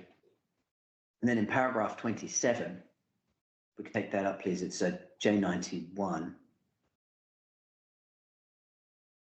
As you do not explain why you consider this to be the case, and given the detailed summary of our client's position set out above, it would be helpful if you could respond to us with your comments and position by reference where relevant to the numbered paragraphs above. So what we're really doing there is saying, we don't understand, please explain yourselves. That's, I say, clearly not an affirmation. And given everything that's taken place to date, and given that this 12 June letter was a bolt from the blue, that's a perfectly reasonable position for a commercial party to take. As you know, there's no response, and J92, there's a formal reservation.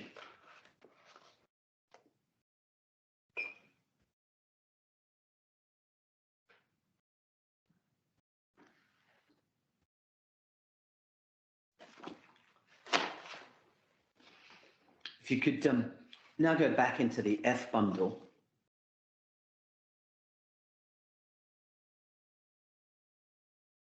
And take up F1880.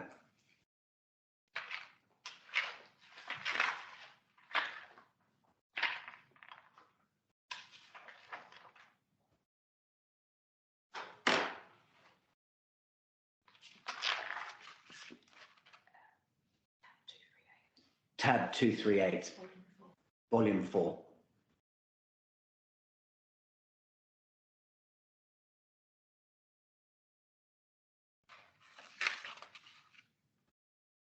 So here we had provided an MOU that we suggested made the best sense in terms of moving things forward in circumstances where the parties accept that they're in dispute, accept that they have a fundamental disagreement as to the status of the JVA. And what we get here, this is October 2013, is yet another request for corporate documents relating to Hexagon's shareholders. We get that in the first paragraph.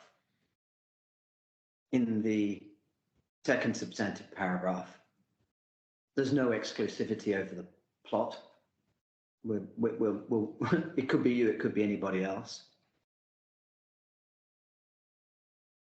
And in the third paragraph, without admission of liability. So clearly no one at this point on the DIFC side thinks they're performing the JVA or that we've affirmed the JVA and are insisting upon performance. Rather, it's the position that we say has existed all of the time since 2012 September, which is reservation of rights and negotiate. And what you really see in the penultimate paragraph, you're able to partner with us to develop this plot. What follows from this point on is really a negotiation about an alternate way. Now, the MOU itself that we provided and that they marked up, you'll see at F1894.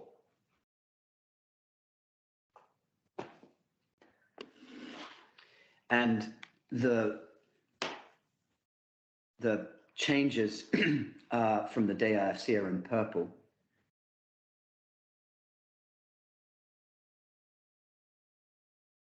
And probably the most significant in terms of the affirmation point is if you look at 1896, we had suggested what was described as a moratorium,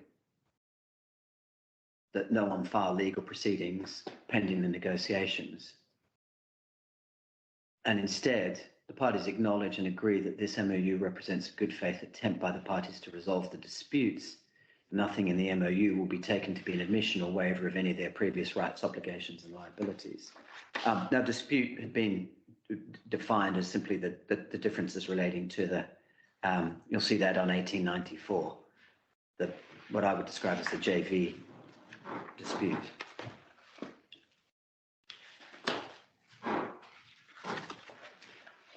Now, that status quo, I say, never changes.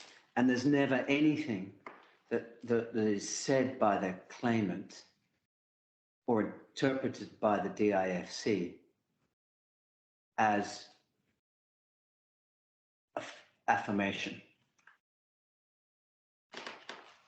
And although there are many documents that we will see during the course of the hearing, perhaps the most important are the internal DIFC documents, because they tell you, as I submit, is the best evidence. The contemporaneous evidence of what people thought at the time is far more reliable than witness statements drafted sometime afterwards or legal submissions. And on that, if you could take up F1927.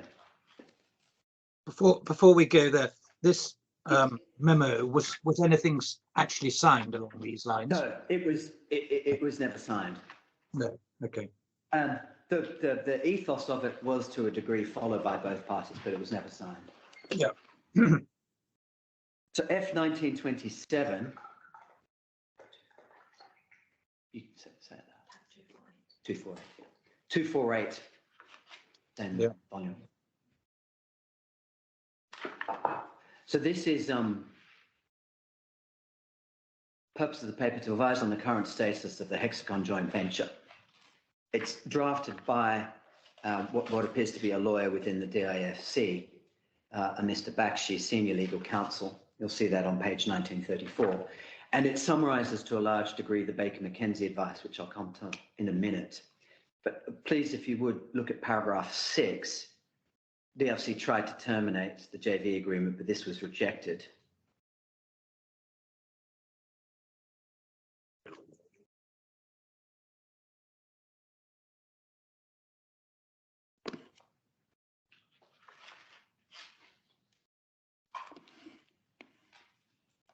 And there's a proposal, and that issue is discussed on the top of page 1928. And this is really regarding the nexus issue. Mr. Majid is the one who's alleged to have had a conflict of interest. And this paper is really deciding whether anything on that score can be made here and taken against Hexagon. And the advice from Baker McKenzie is it can't. And then in paragraph 8, that the JVA is still operative because of the post-signing actions of the parties and the nature of the agreement.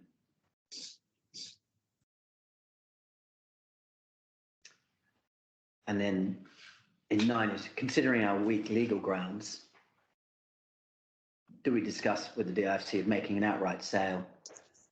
We are negotiating the JV to revise the SPA.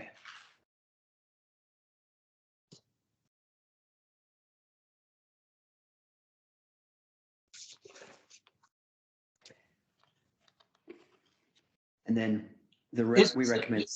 Is there any material at all in relation to the original deal with Sheikh Juma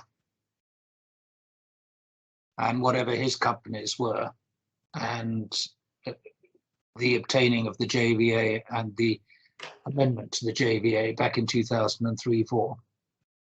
No, there is, in some of the board minutes, there is a reference to investigation reports and internal due diligence, but that is referred to, but has not been produced during the course of document production. And it's just a matter of commercial interest. And I understand the conflict of interest point with Mr. Radpay, Marjid Radpay, but did money change hands at the time? Yes, there's no doubt that money changed hands. The issue is it's essentially one of self-dealing. No, I know. I understand that in time because he's a shareholder in Nexus and appears to have signed, effectively signed on both sides of the fence, more or less. But that's I fully understand. But I'm just interested commercially to know what the original terms were. Sorry, because that reflects a little. One point you are. Hold on, one of you just. Sorry, I just correct one thing. My learned friend said that there's no doubt money changed hands. I'm not sure where that comes from at all. There's no evidence on that. Well, I don't think it's in dispute that we paid. That wasn't the question. No, I understand that. Strange. Yeah. That's exactly my point. I'm interested because of the sum of money that your shareholders paid to buy Hexagon. And what I'm interested in is what Hexagon or Sheikh Juma and his lot paid at the outset. That we do not know. No. When I say we, the claimants.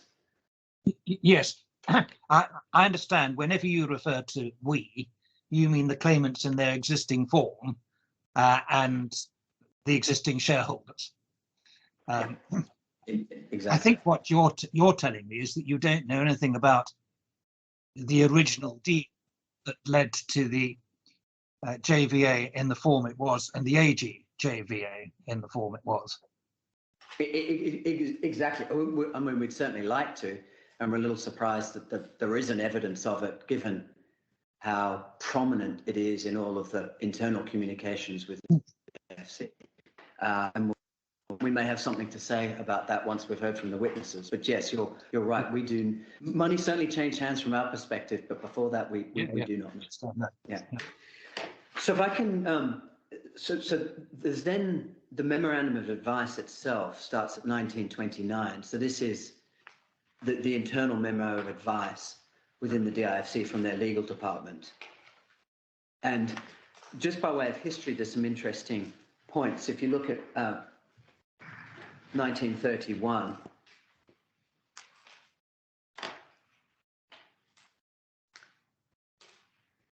and paragraph 2.8,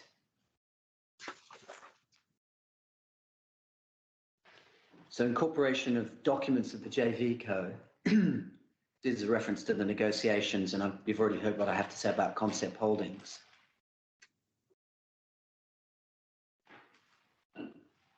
And then further questioning by DIFC new management about the role of Taniet and Concept. Where are you looking now? 2.9 now. Yeah. Oh, yes.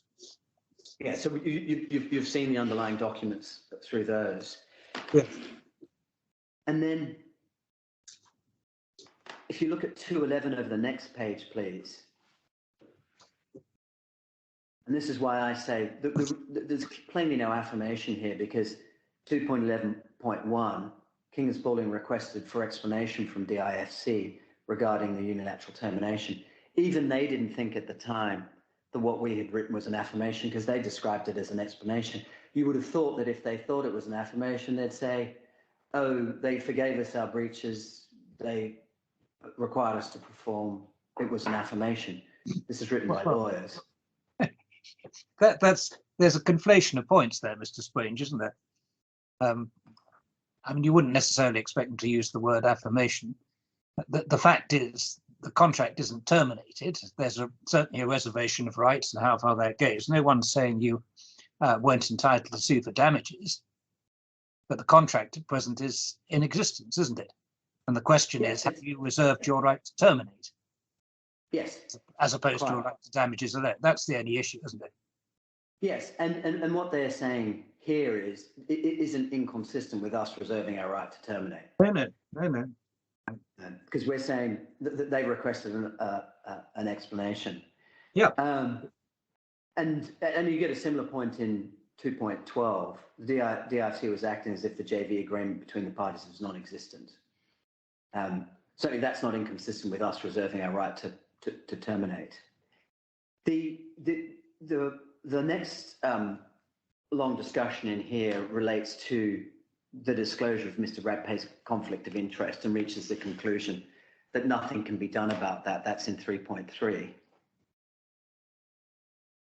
And then in 4, we're of the opinion that the JV agreement and its amendments are still operative because, and then in little 4, Hexagon through its beneficial owners and its lawyers has been continuously following up with the DIFC on the implementation of the JV structure. Just let me read this paragraph. Yes.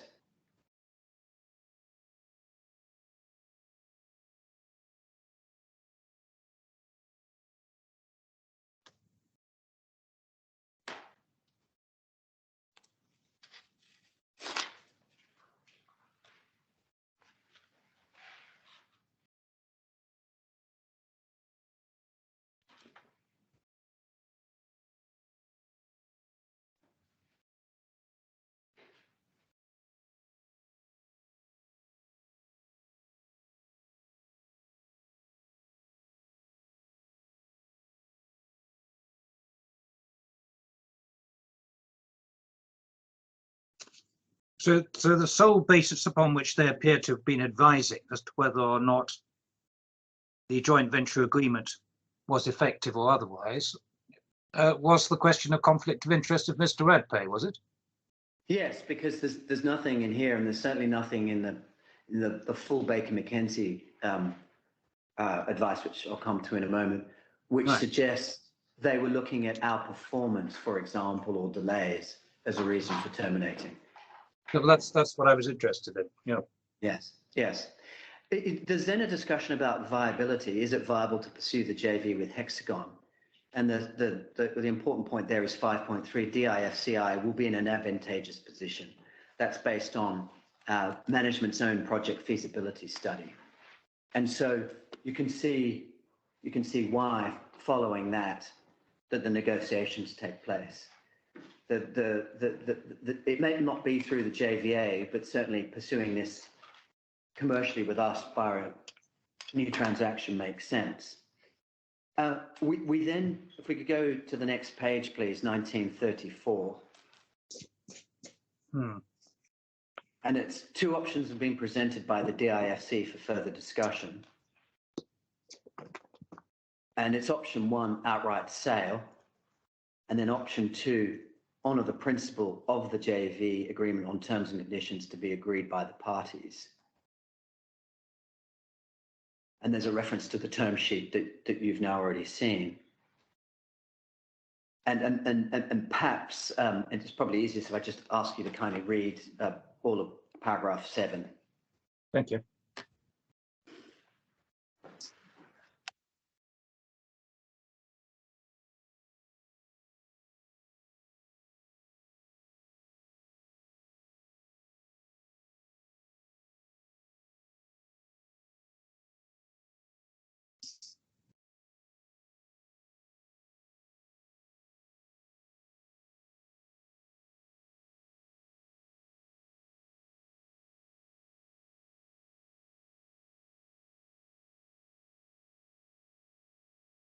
Yep.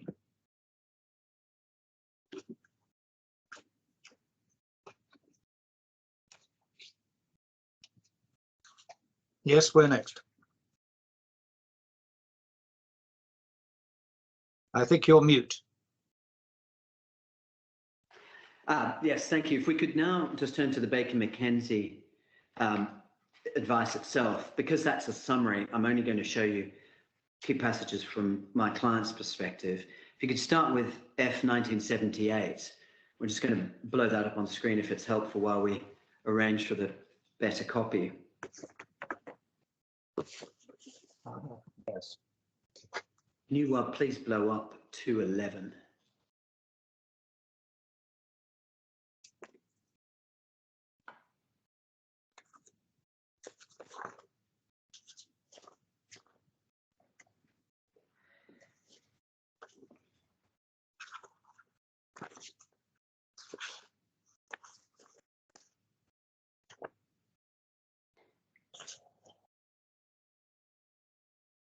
So that's on page 1978, and it's section 211. Ah, yes, right, sorry. Yeah. And it's under heading Events Leading to the Current Claims, requesting either the reactivation of the project or compensation for failure to do so. Very clear terms. DRC does not wish to reactivate the project under the same terms that were agreed in the JVA agreement over 10 years ago. It is of the position that it should not be required to compensate the other parties in the circumstances. And then please, if you could take up the next page, 1979. And if we could blow up all of paragraph 4.1.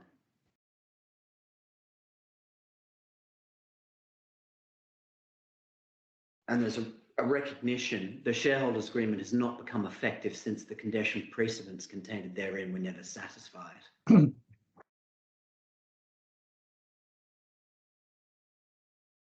this may be a paragraph, my lord, where it's just easier for you to read. Yes, thank you, I will.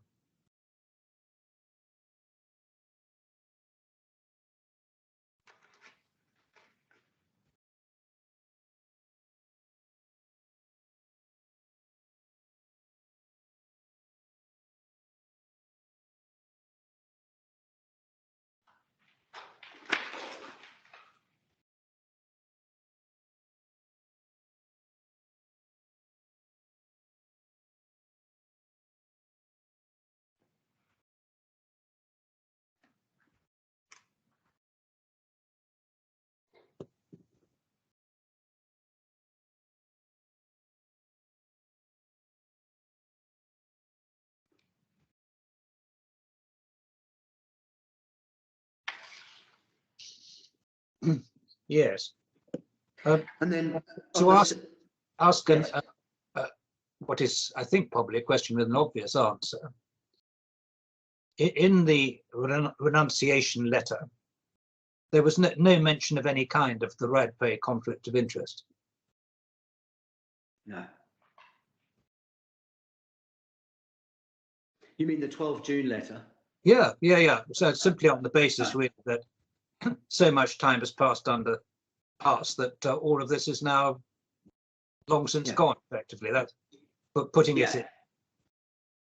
Yes, I won't attempt to get into the mind of the author, but to me, it's implicit from that we're no longer bound by the obligations because of what's happened. Not this is an invalid agreement because of what happened when it was originally entered into in a conflict of interest. But the question I'm asking is, what does because of what has happened refer to? And the way I put it at the time was simply, in a passage of time, don't be silly, this is long since over. Yes. Yes. And you could certainly conclude that that's what Mr. Ali and the claimants concluded, because the letter they wrote back was very much, well, hang on, here's a very detailed potted history of what's gone on. This is where we're up to. This is what we've asked for. Please explain, given all of that, to which it's ignored. Yes. All right. So if you, on the same page, if we could please look at the top paragraph on the other side. So this is 4.3, but it's on the next side of the page. They're the options that certainly set as what they can do. Terminate the JV, renegotiate, negotiate settlement for termination of the JV agreement, proceed with the joint venture under the current terms, do nothing. And the commentary as to those is over the next page, and there's really only 3 passages I need to show you there. So if we could go to F 1980, look at 5.2 A little 2, a bit further down. Yes, there. The DIFC has never attempted to start the process for the incorporation of the JV company, nor has it made any endeavours to procure that the other parties do so within a timely manner. These actions could be construed as an indication that the delays in the performance of these obligations were not unreasonable. So that's that. And then over on page 1982, detailed discussion of the options. 6.4, option 4, proceed with the joint venture under the current terms of the JVA. The 4th option is to proceed, etc., etc. We note that this is not your preferred option.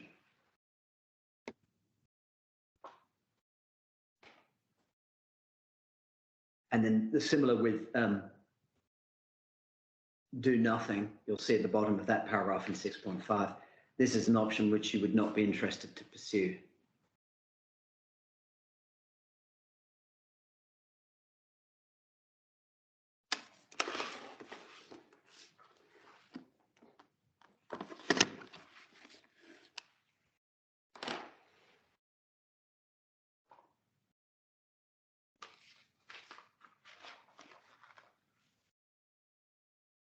So if there was ever a point in time when you would expect to see both internally and externally the DIFC to realize the error of their way, cross the line that AVA and get on with it, it would be from round about this time in 2015. Instead, it's very much as advertised already. They take the position that they'll just renegotiate or go to court. And then I can now start taking you to the board minutes.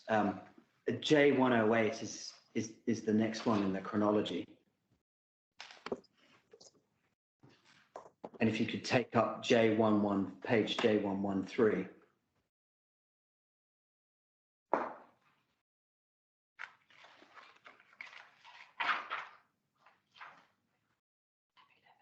Which is tab 11. So this is the meeting at which there's a presentation of the paper I've just shown you by Mr. Visser.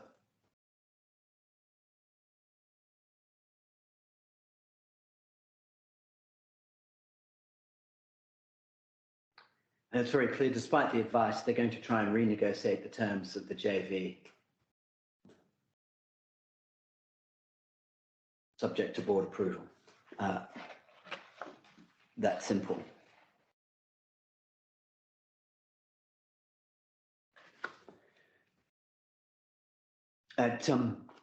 Following that, what you see in October of 2015 at J96,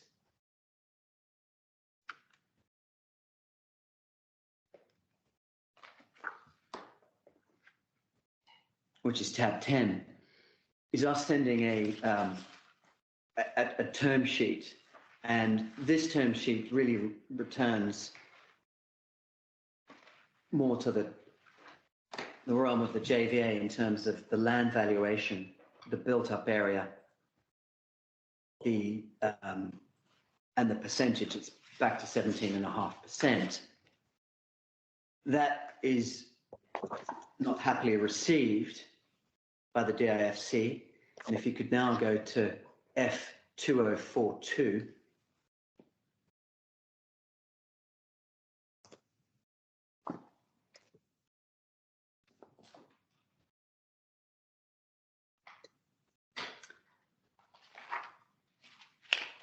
And then it's tab 252, and it's Mr. Bakshi.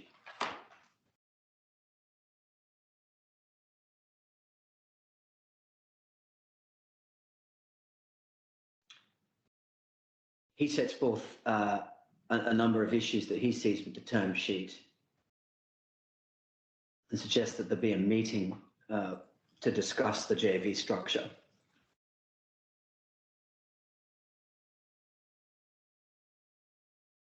And then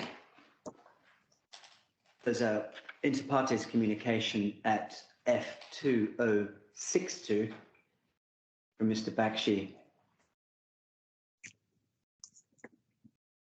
253. 253, that is. Sorry, I said it was inter partes. It's another internal one, but it talks about the communications.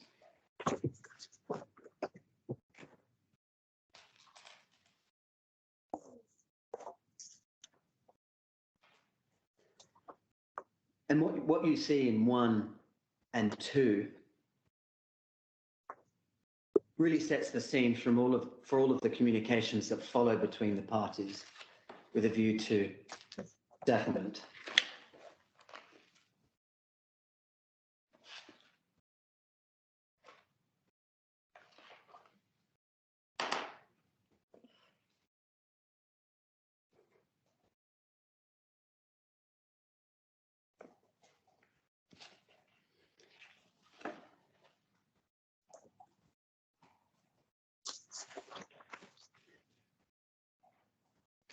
And those arrangements there are discussed at another board meeting, which is at F2091 on the 17th of December 2015.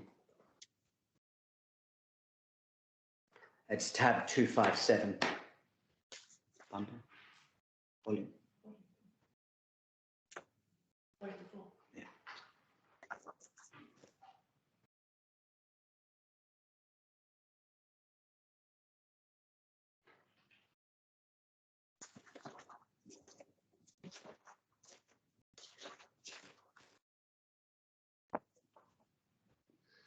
And what that does is summarize in the first paragraph the position on the term sheet. In other words, the claimant's reverting to something more akin to the JVA.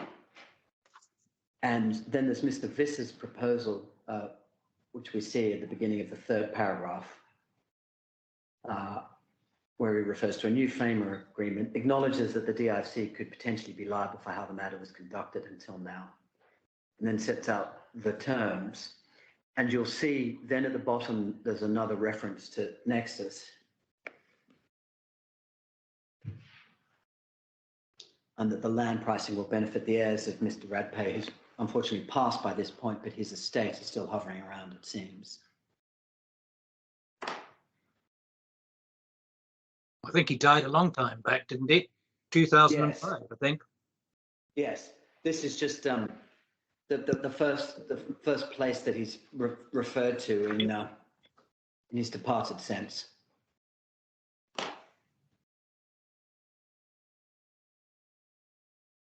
Now, if you could go to F2094.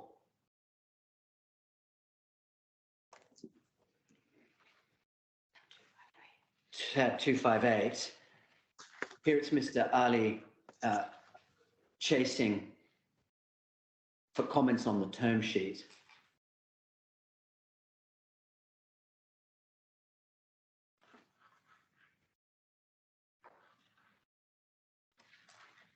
Yeah. Now, nothing's received on that score, and we can see why when we go to the next board meeting, which is in June 2016. You'll see that at F2156.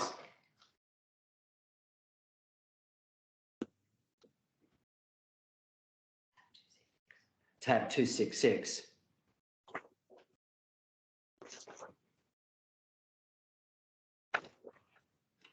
And really, what I submit is going on here is that the claimants have presented a proposal as to the negotiated settlement while they reserve their right to terminate.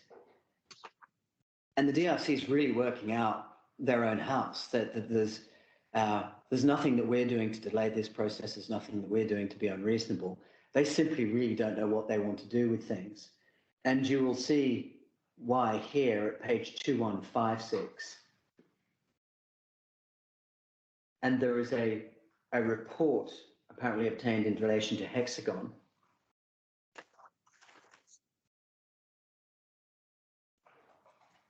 And there's some suggestion there was a fraud or major misrepresentation that needed to be further investigated. But approval would need to carry that out.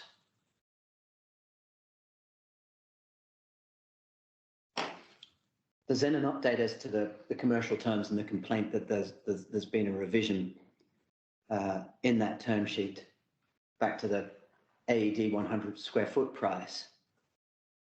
But where it really gets interesting is over the page, F2157, paragraph starting JV inform the board. And that really is where we get the colour on the alleged misrepresentation and fraud.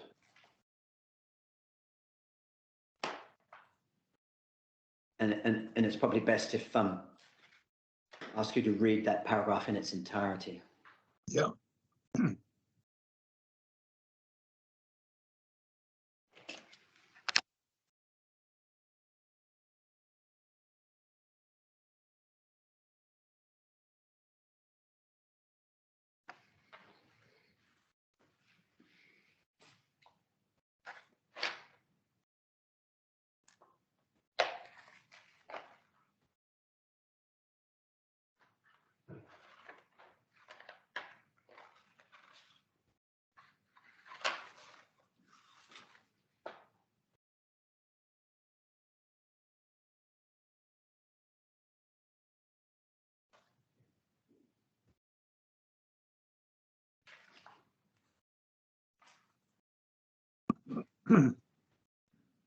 Yeah. Yeah. So essentially where they've got to is they probably can't do anything about the fraud vis-a-vis us. Then what Nexus cut out, and they don't, the new deal that they want to do with us won't recognize the initial investment by Hexagon. Despite that, nothing really happens until the summer of 2017, when presented to the board, and this is at F2180.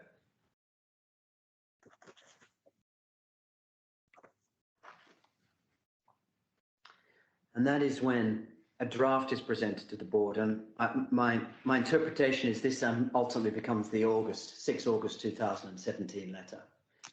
And there it's set out in what it seeks to achieve. And the third bullet is particularly interesting because it notes that the departing premise for the approach is that the project cannot be continued on the original terms negotiated over 14 years ago. Up to a point, that's common ground, isn't it? In the sense that the original JVA with the mixed use and so on and so forth. Yes. It had to be changed to make it practicable in all those years later. Yes, I think it's fair to say that the project computations would have to change and the use would change because society has changed, and I suspect now after a global pandemic it will change again. But yes. Yes. Yes, and then if you could go to the final bullet on that section, which is over the next page on F2181.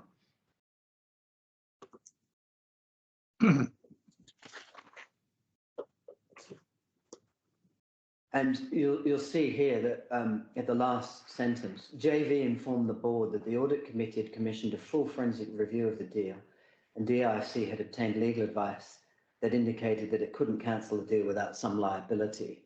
Now, both that and the report into Hexagon that's referred to in the last board meeting, we have not seen. It doesn't seem to be a reference to the Baker McKenzie report because it's a forensic report. So we'll obviously make of that as we will after the witnesses. But in so far as you consider that a probative document and it hasn't been produced, we may have something to say about the significance of that. What happens then is I know you don't need to take it up, but just for your reference, it's J119. Mr. Ali sends a chase up on the 14th of July and says, you know, you haven't gotten back to us despite saying you would. We then get the very long-awaited proposal, which is at F2200, tabs 272. Beginning of, this was the start of volume 5. Yeah.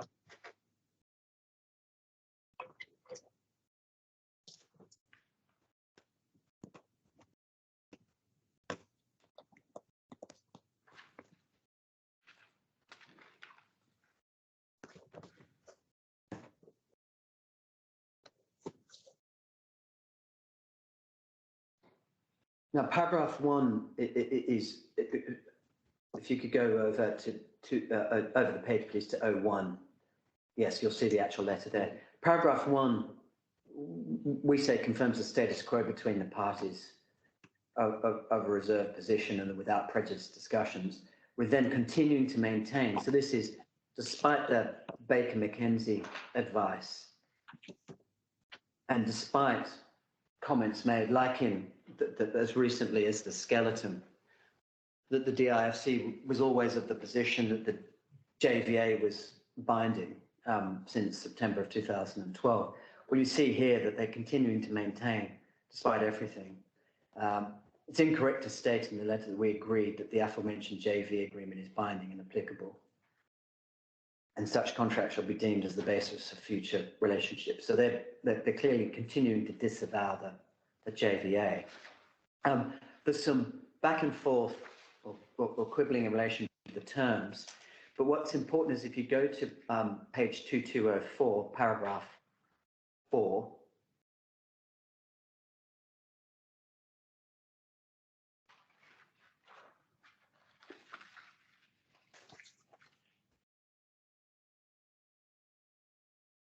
Yeah. and you'll see there, we're also of the view that due to the passing of time and a complete change of circumstances since 0304, when the JV agreement was concluded, the project envisaged in the JV agreement is not viable and needs to be completely revisited. And there they suggest a new JV agreement. And that's why we use such a strong word as disingenuous with regards to the performance letter. This letter and this proposal and what's gone into it has taken, as you've seen from the board minutes, over a year to come to fruition, and it's basically October 2015 to now, and that's the very clear view they reach. And you can't form that view and take that position and then send a basic one-pager not long after saying, oh, all bets are on with the JVA. They're just entirely inconsistent with each other. And so when you, in your deliberations, consider that performance letter, what we say and what they say, it's contemporaneous, well thought out, clearly analysed positions like that we say should hold today.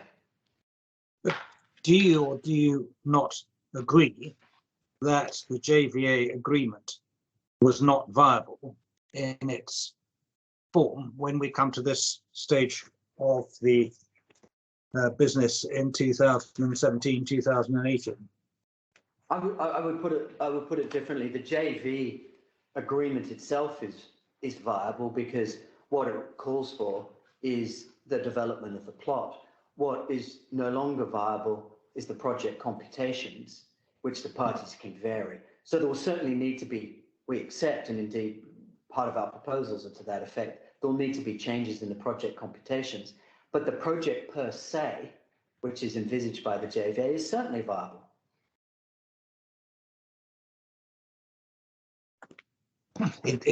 It's viable with renegotiation. Or variation of the project computations by mutual agreement. Well, same point. It depends on further agreement. Yes, true, but we say there is certainly a basis upon which, if you accept that we're right on the financing, that we can borrow if we want to, we just can't secure, there is certainly, if there was good faith and best endeavours, there's certainly a way the parties could pursue the development of the plot under the alternatives that have come to light because of a change in circumstances under that. It's the reason they don't is, we say, quite obvious, because they an agreement to agree is much easier to wriggle out of than something that somebody says is binding. Well, I understand that. The issue I have is about whether, in fact, what we've got here is essentially an agreement to agree. Now, you've got a basis for negotiation, but I ask this question: doesn't your case in the end turn on the absence of bad faith in negotiation? Certainly, when you are talking about the pre-September 2012 situation and our case on breach, yes. Here, this post bit and whether these, in many ways, these negotiations could be in complete good faith or complete bad faith. It's less relevant, because what we're looking at is whether we affirmed and whether our right to terminate was preserved throughout. So I think it's less important here, although I do think it does somewhat go to the overall picture. And you could conclude that if they were doing things here with no real intention of entering into an agreement with us, it would tell you something about whether it was good faith all along or not. Right. And let me just. I'm sorry. I just wanted to get this absolutely clear in my mind. But yes, seeking to tie you down, I think, on what you've just said. In one sense, the letter sent in October 2018 is really neither here nor there in the overall context, because ultimately you are dependent on the breaches that occurred prior to 2012 and the fact that you haven't affirmed and have retained the right to terminate in respect of them. agreed. Agreed. Agreed. I think it's a matter of pure law. That's correct. Right. If we need to get into a tussle about whether that was a genuine attempt by them to resuscitate the JVA and ask us to perform, I'll have some things to say. If I was to read that as a letter which was intended to remind you, so to speak, of the original terms of the deal, and therefore to exercise a point of leverage to get a better offer out of you than the ones you were then currently putting, would that be something that reflected the way your submissions run? Yes, particularly the bit about give us the entire liquid finance for the entire project in 3 months. Well, of course, the word used there is proposal, and I don't think you can say that's demand. My initial reading of that letter was they were saying to you, look, this is what we agreed. Let's go back towards that, and they're expecting you to come forward with what they regarded as a more reasonable counteroffer. Which is why one gets to the agreement to agree point again, and that's why I've suggested to you, and I think you've said in your skeleton as well as just now to me, that essentially your case has to be between 2008 or thereabouts and 2012. There was a bad faith attempts on the part of the DIFC to, quote, negotiate or not negotiate, to filibuster and so on and so forth. All your rights were retained in respect of that. And you're entitled years later because you reserved your rights to terminate on the grounds of those breaches. Yes, and I would put probably two slight nuances on it. Probably a lack of good faith rather than necessarily bad faith. Is there a difference? I've always thought there is a difference. Oh, okay. Because good faith is a standard you need to reach, and if you don't reach it, you're not in good faith. Whereas I would suggest that bad faith is also a standard, and it might be hard to prove that somebody's in bad faith rather than just lacking in good faith. Well, it all depends what you mean by good faith, which is a great variable between one jurisdiction and another, and indeed even the same jurisdiction. But yes, I take your point. Yeah. Yes, you can. A rugby referee can penalise you because you're in good faith offside, he can give you a yellow card if you thump someone on the side of the scrum because that was in bad faith. So that there is something different between the two, I would suggest. But since the words are good faith and since we've got our work cut out for us in terms of establishing exactly what that is, that's probably better for us to focus on that. Okay. What I'm going to do, my lord, because Mr. Williams is going to cover quantum, and I was anxious to show you the majority of the important documents. There are some more to show you, but we do have 3 weeks, and there seems to be clear clarity as to our case and the significance. So what I'm going to do now is I am going to stop. The only thing I was going to do was recap our claims and address some of the points raised in their skeleton, but I'll have plenty of opportunity to do that. So unless there's more specific things that you would like me to address generally, I'll hand over to Mr. Williams, because I do think quantum deserves some airtime as well. Yes.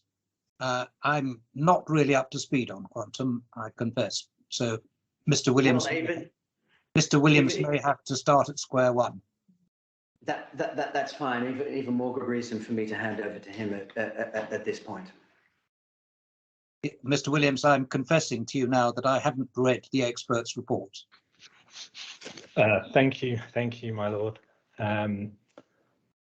What I propose to do then is just to walk you through the building blocks of it and not trespass too much on what you're going to hear from the quantum experts in week 2. Right.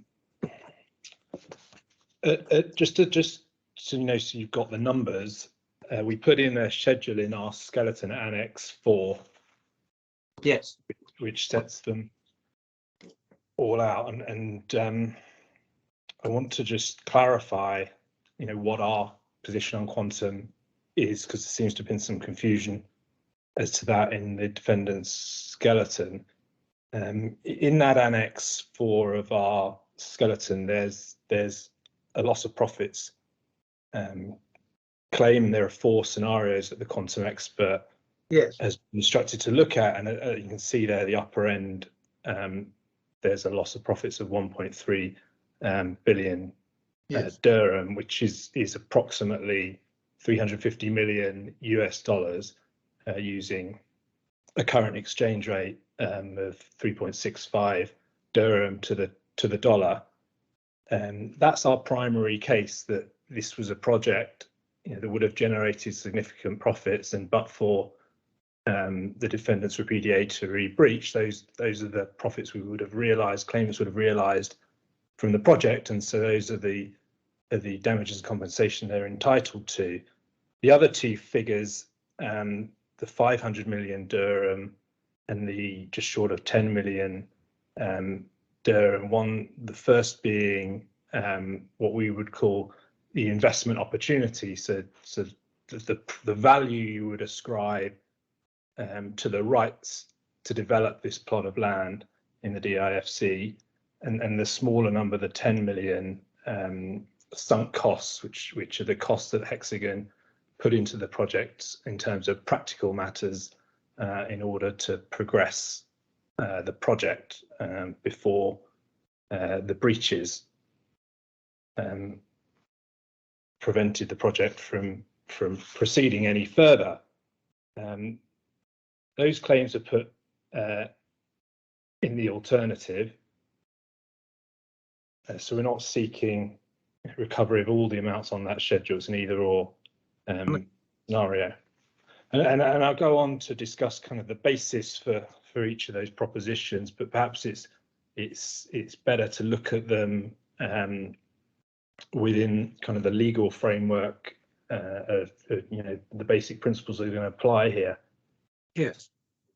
There are no differences between the parties, particularly in terms of the applicable law for remedies. There's the DIFC law of remedies, and that's in the Authorities Fund Order M35, and it's Part 2. And there's also a section on remedies in the DIFC contract law, which is in the Authorities Fund Order M33. And as far as I can see, there's no difference between those two provisions. They seem to be exact replica. In the DIFC contract law, there's references to harm, where in the remedies law, it harms seems to be replaced by the word loss. But as far as I can see, that's the only difference. I certainly don't think there are any material differences between those two statutes of DIFC law. And more importantly, the position of remedies in the DIFC, as I'm sure you're aware, my lord, is effectively a codification of the English common law position on damages. So in terms of looking at our loss of profits claim, it's a classic expectation damages theory. The claimant should be put in the position it would have been had the repudiatory breaches not occurred. And my lord, I know you'll be familiar with, the Mihalos Angelos and the Golden Victory judgments that effectively invite your lordship to do a hypothetical assessment of what would have occurred, had the repudiatory breaches not taken place. And that, we say, is that a project would have been realised that was extremely profitable.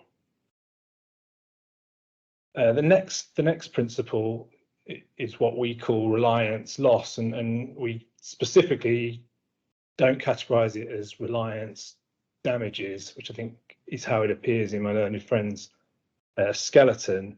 And I say that because, just to be clear, we'd regard reliance loss as a species of expectation damages. That is to say,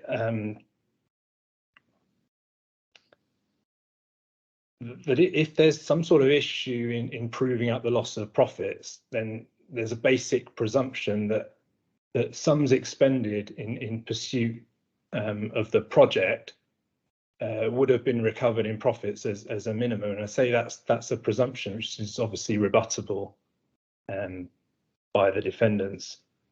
And the authority for that it's not in the authorities bundle, but I'm sure it's a case, my lord and my learned friend are familiar with the Yam Seng, probably from a good faith and relational contracts perspective is what the authority is more well known for. But there's also this aspect of relational reliance loss in it, which is to say that the loss of profits wasn't sufficiently certain, but the expenditure, there's a rebuttable presumption that the expenditure would have been recouped in revenue from the project as a minimum.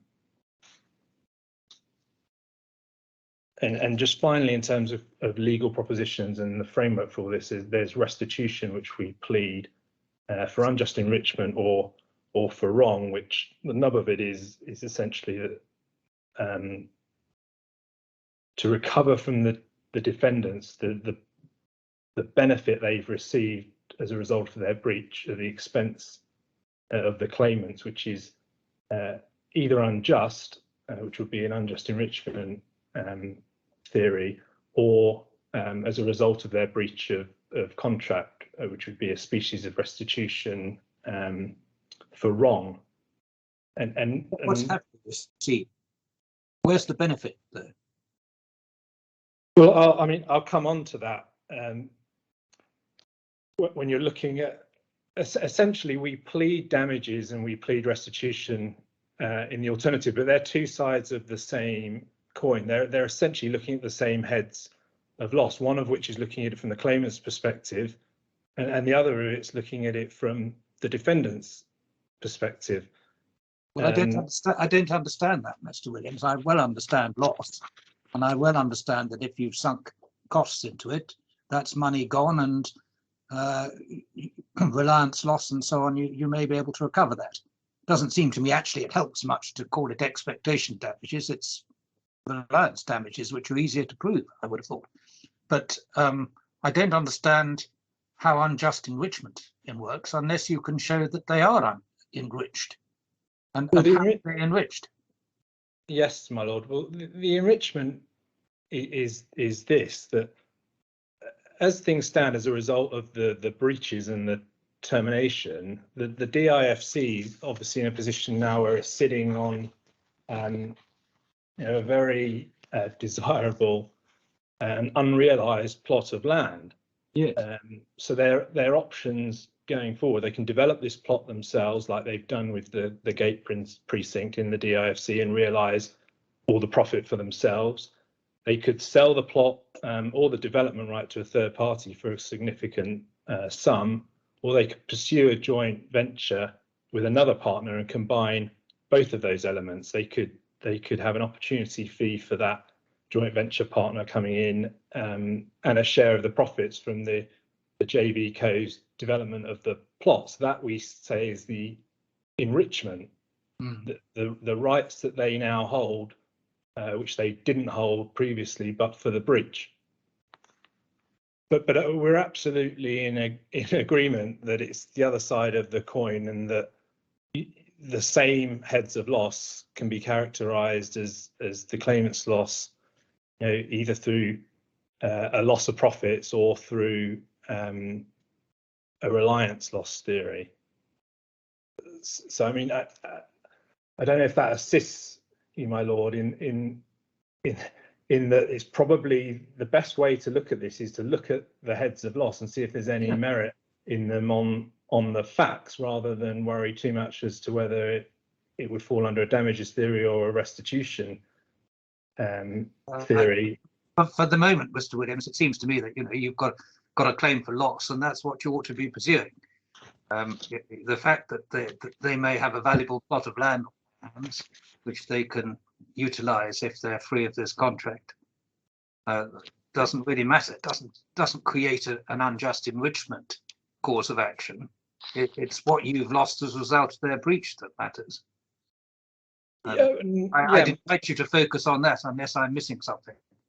And we will focus on that. And just to be clear, the unjust enrichment we're not suggesting it gives rise to a standalone cause of action. It was pleaded as a alternative view of remedy for breach of contract.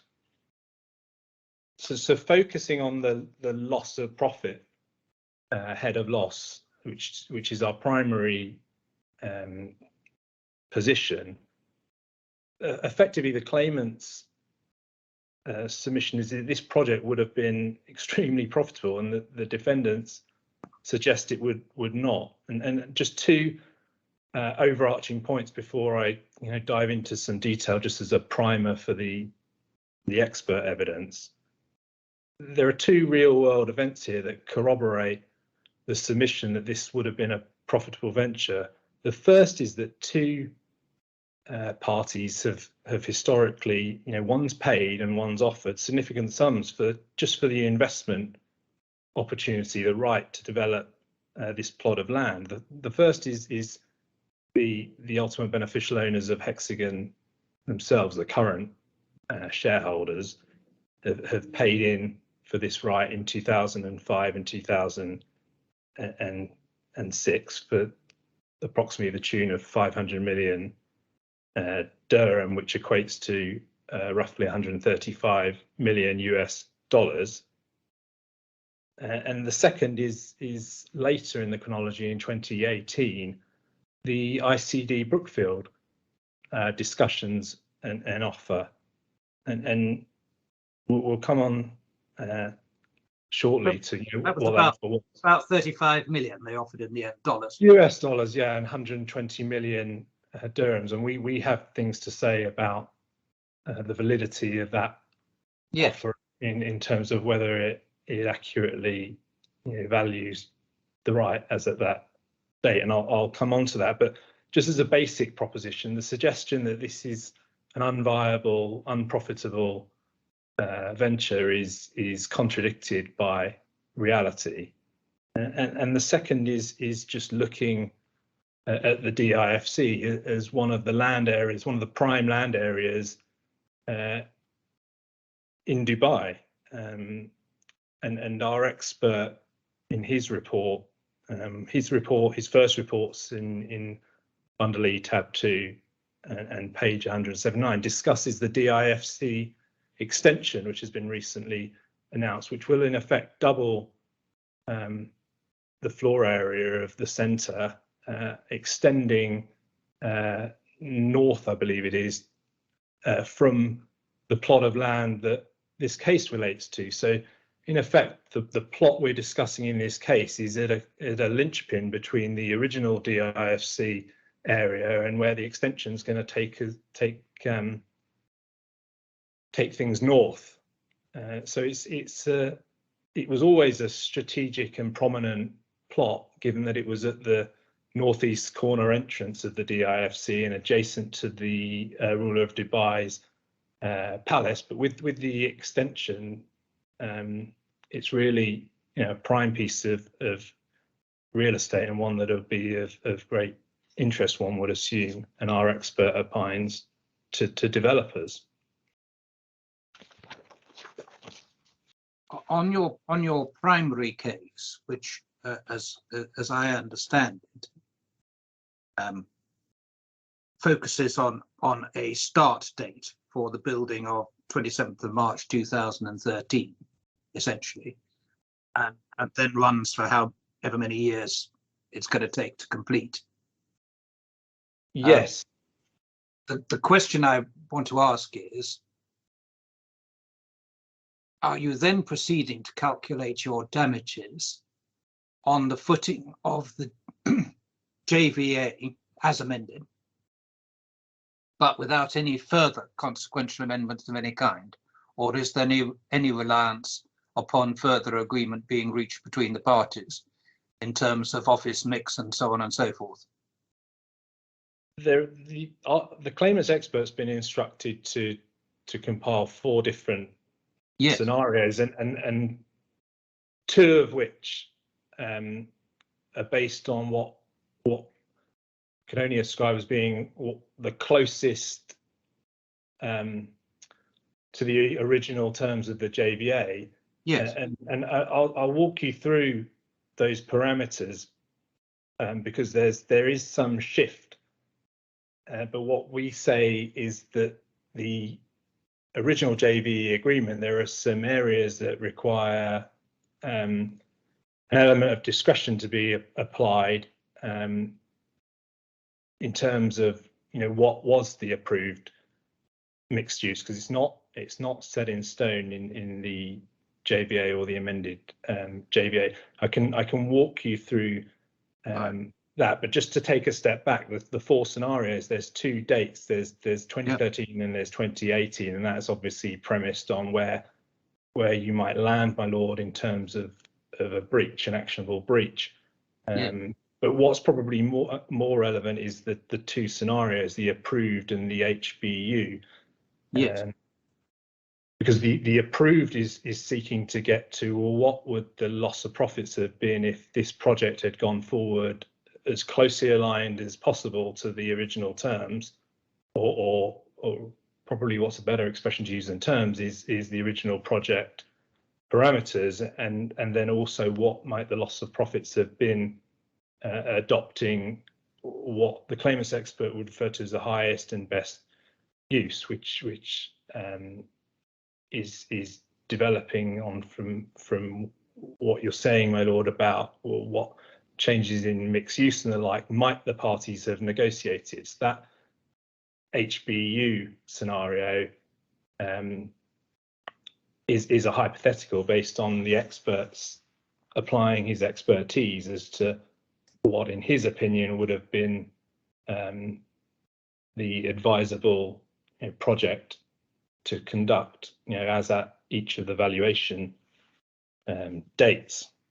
Well, let me just stop you there again. As I've understood the cases that's been put so far, both in the skeleton and orally by Mr. Strange, we're talking about breaches that are taking place in 2012, 2008 through to 2012. So it's the scenario 1 and 2 that we are interested in, rather than scenario 3 and 4 in your Annex 4. And if the focus is on those 2 for the moment, 1 and 2, as close to the AJVA as possible, or the highest and best use position, what is the principle upon which you rely in relation to highest and best use, which will require further agreement between the parties?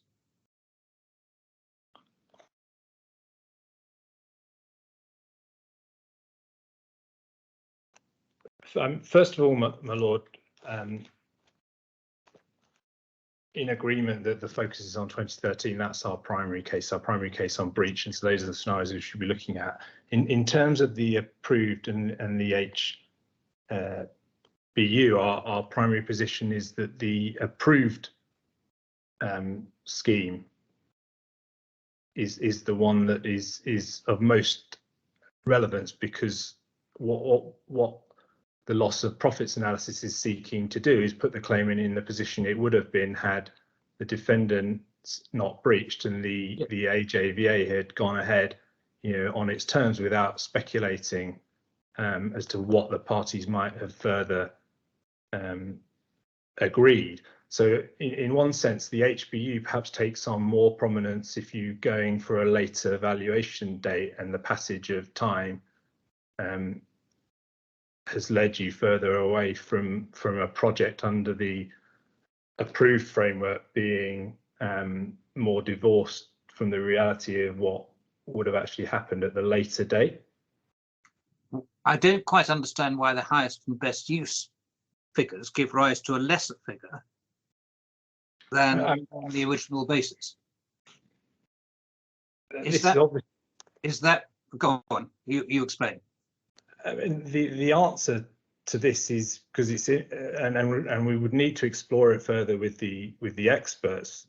The answer to it is that there are different changes in use which affect the timing in which cash flows come in over the 4.5 year period of construction, so that there are certain land uses within the mix where the sales would be upfront and earlier versus when they might be later, and so that affects the cash flows, and it produces a counterintuitive result in terms of when you're looking at a loss of profits from a fixed date. But over the longer, does that turn on the degree of office use essentially?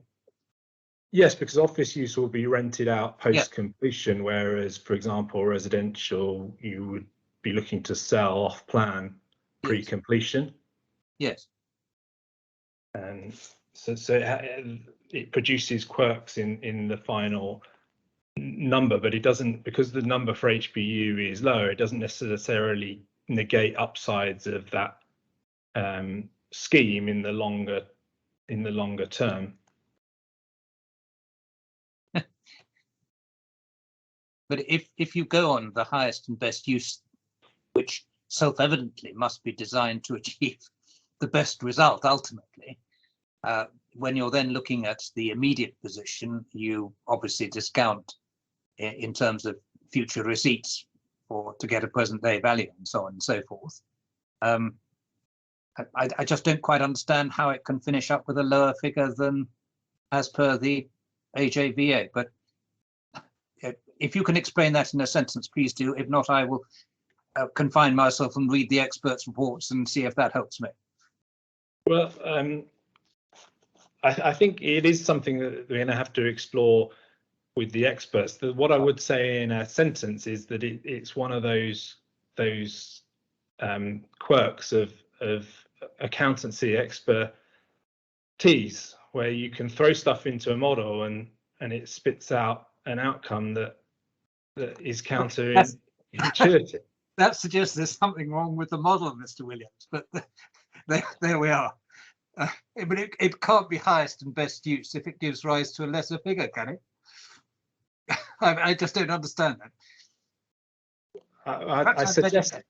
I suggest we explore that with the experts and circle back to it on closing. For present purposes, I'm not sure it matters a great deal to my submissions, because clearly our number one loss of profit scenario is an approved project at the earlier date of breach, and I'm in your hands as to whether it would assist to circle back to your original question, which is to what extent are the parameters in that model shifting from the parameters that are in the AJVA. Well, and it occurred to me that one of the principles that you apply in the context of looking at the future is that whilst the rules on minimum performance apply, you can take it that the defendant won't cut off his nose to spite his face, as it's put in Laverack and Woods and similar more recent authorities. You know, that the parties would be likely to go for the deal that's best for them, so to speak. And that's why I was interested in how the highest and best use thing related to the AJVA. Yes, and if I walk you through that, then effectively what the approved project is seeking to do is to apply the bare minimum of what would have occurred, but it's not derived directly from the AVA because there are other elements that come into play, which is the DIFC master plan. So yeah. I didn't intend to take you too many documents, but I think it would be instructive to just look at the JVA, the original JVA at J1. So J tab 1, page 18. Well, can I ask you this then? Is the approved project figure based on the master plan mix at the relevant time in 2013? It's based on the mix in the AJVA itself? There's the AJVA mix, which is at page 18, which you don't need to turn up. Yep. There's the mix use in the 2005 DIFC master plan. Right.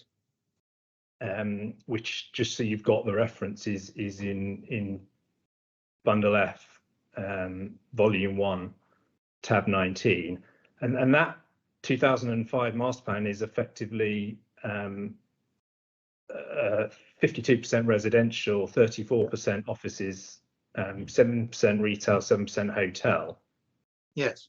And then there's a later DIFC master plan in 2016, which, so you have the references, is at bundle F, tab volume 4, tab 264, and that is a radically different mixed use of 97% offices and 3% retail, and it effectively is reflecting, you know, changes over the passage of time, and the global financial crisis is in the middle.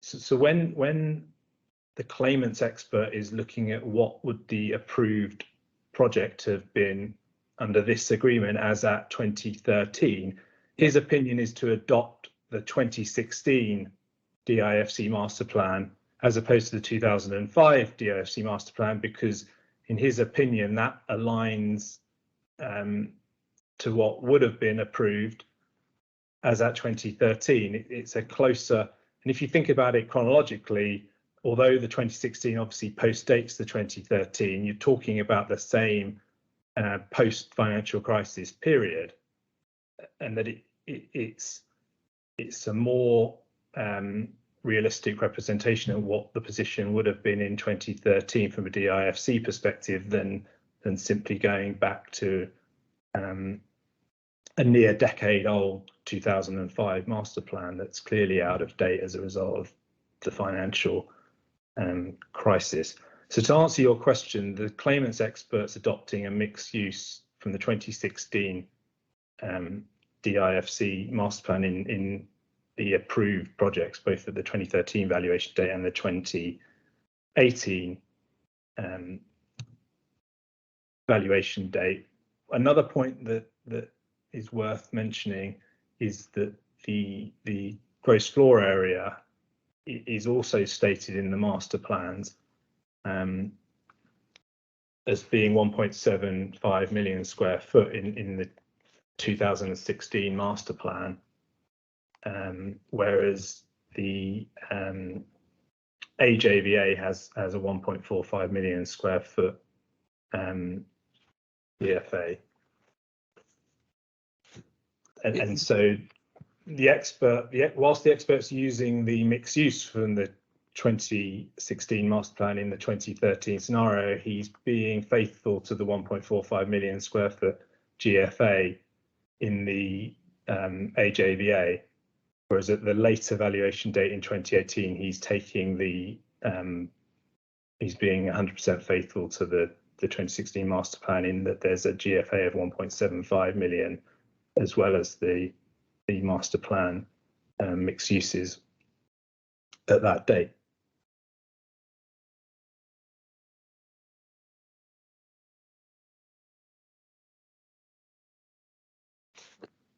So that's where the claimant's expert's coming from in terms of instructions, the two dates and then the two alternative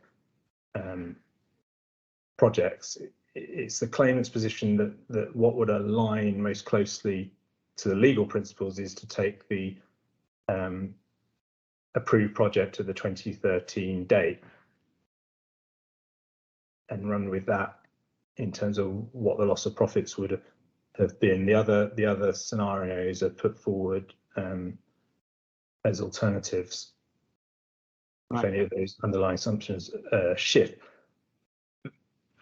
What perhaps is useful before we come on next week to expert evidence is just to highlight where the main battlegrounds are going to be, and the key one is discount rate. The claimant's expert is calculating a loss of profits, whereas the DIFC's expert is doing a valuation. And so inherent with the valuation is looking at what a willing seller, willing buyer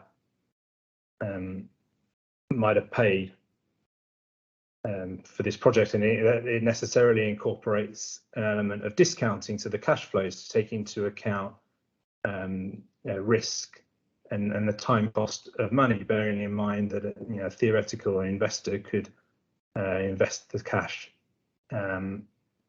elsewhere. So effectively, it's comparing the cash flows if you invest in the project versus if you effectively leave them in a bank somewhere earning interest. Whereas the claimant's expert calculates a pure loss of profits on the basis that this is one of those scenarios where the claimants are committed to this project.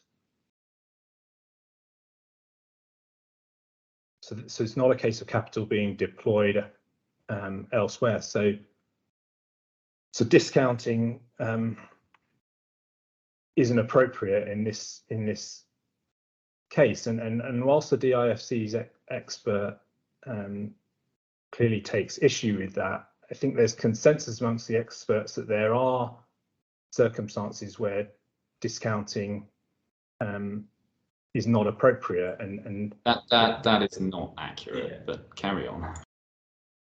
Well, Mr. Montecoussy, you can obviously address that in reply. I don't think there's anything inaccurate in the summary. The DIFC's expert. If I'm assessing lost profits, I presumably have to give some discount for accelerated receipt of those lost profits, don't I? Because you're going to get them as at the date when I make the award of damages. But that's different from discounting in terms of an evaluation of a business, looking at the risks of the cash flow. Well, I understand you're not discounting for WACC as it's put in. Correct. In terms of valuation of the company or whatever, but if you're talking about profits extending, I don't know how far into the future, and I'm going to make an award today in relation to profits that would be incurred subsequently, there's got to be some discount simply for accelerated receipt, doesn't there?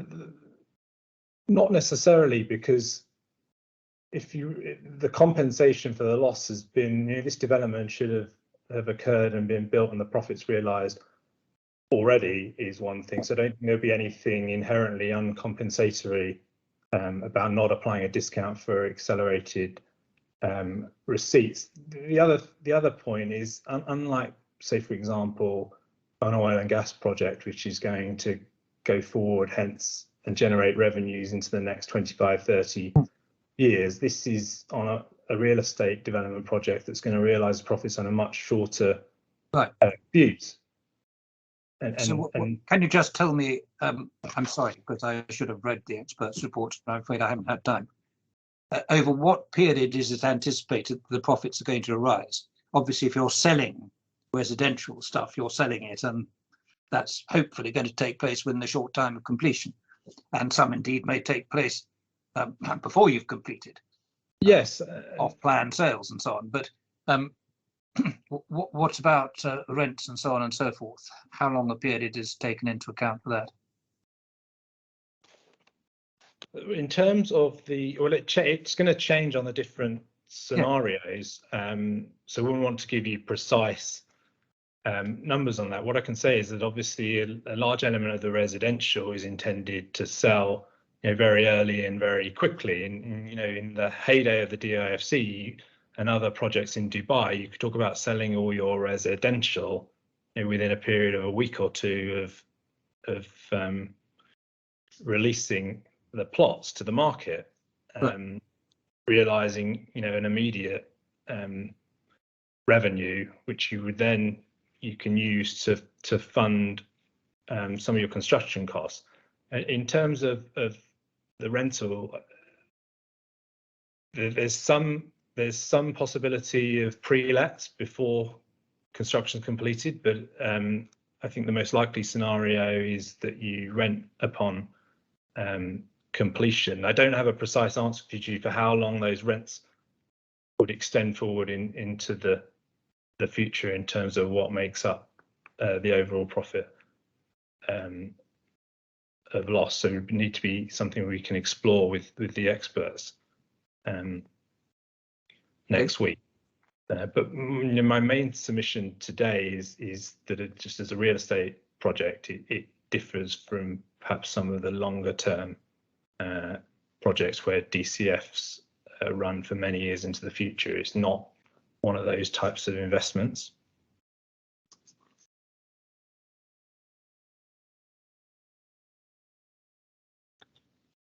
The next point of difference between the experts is relates to the shareholdings, which is obviously one of the project computations. The claimant's expert is applying an 80% shareholding for the claimant, so the loss of profits is an 80% of the overall profits, and that derives from the AJVA. If you go to tab 2 of the J bundle and page 27, you can see the amendment there to the point 2 in Schedule D. So the master developers at 17.5%, Nexus is at 2.5%, and Hexagon is at 80%. Yeah. And if you keep one finger in there and go to tab 1 of the J bundles, the previous tab, and page 15, you can see point 2 of Schedule D of the original agreement, which had the master developer at 15, and Nexus and the investor, which became Hexagon, were bunched together at 85%. And just looking at that original point 2 of Schedule D, the subsequent paragraph in point 2 explains that percentage assignment, the 15% and the 85%, is based on effectively a ratio of the project computations in Schedule E, which is over the page on page 17. Yes. Which is effectively to say that the estimated capital is the investor's contribution, and the purchase price of the land, that's the DIFC's contribution, and so you get a shareholders ratio between those two values. And just turning back to Schedule D then on page 15, the original JVA is obviously at a point in time before an investor's been identified. So there obviously needs to be a mechanism once that investor's identified to look at those project computations and decide, what they're going to be, what's going to be built, what the costs are going to be, And so then if you think about the amendment that's on page 27, that comes at a point in time where Hexagon's been identified as the investor, and those are the shareholdings that have been ascribed to them. And interestingly, that amendment says point 2 in Schedule D shall be amended to read as follows, and it's got the percentages. And from a contractual interpretation point, it'd be my submission that the second paragraph in the original Schedule D is deleted and not carried into effect by that amendment, so that you've got the fixed percentages of the shareholders fixed at 80% to Hexagon, and that would be based on the project computations have also been amended in the amendment agreement, and they're on page 27 of tab 2, a bundle J as well. So you've got in the amendment agreement, you've got an updated and larger purchase price for the land of 145 million dirham, and that's based on a built-up area of 1.45 million square foot, and then an estimated project capital increase to 778 million dirham. And if you compare that to the original project computations in Schedule E of the original agreement in tab 1 at page 17, effectively the purchase price of the land was 100 dirham per square foot for a built-up area of just over 1 million square foot. So the purchase price of the land the DIFC was contributing was just over 100 million, so 100 dirham per square foot. And in the amendment, that 100 dirham per square foot is maintained in the value of the land. You've got 1.45 million dirham for the purchase price of the land based on 1.45 million square foot.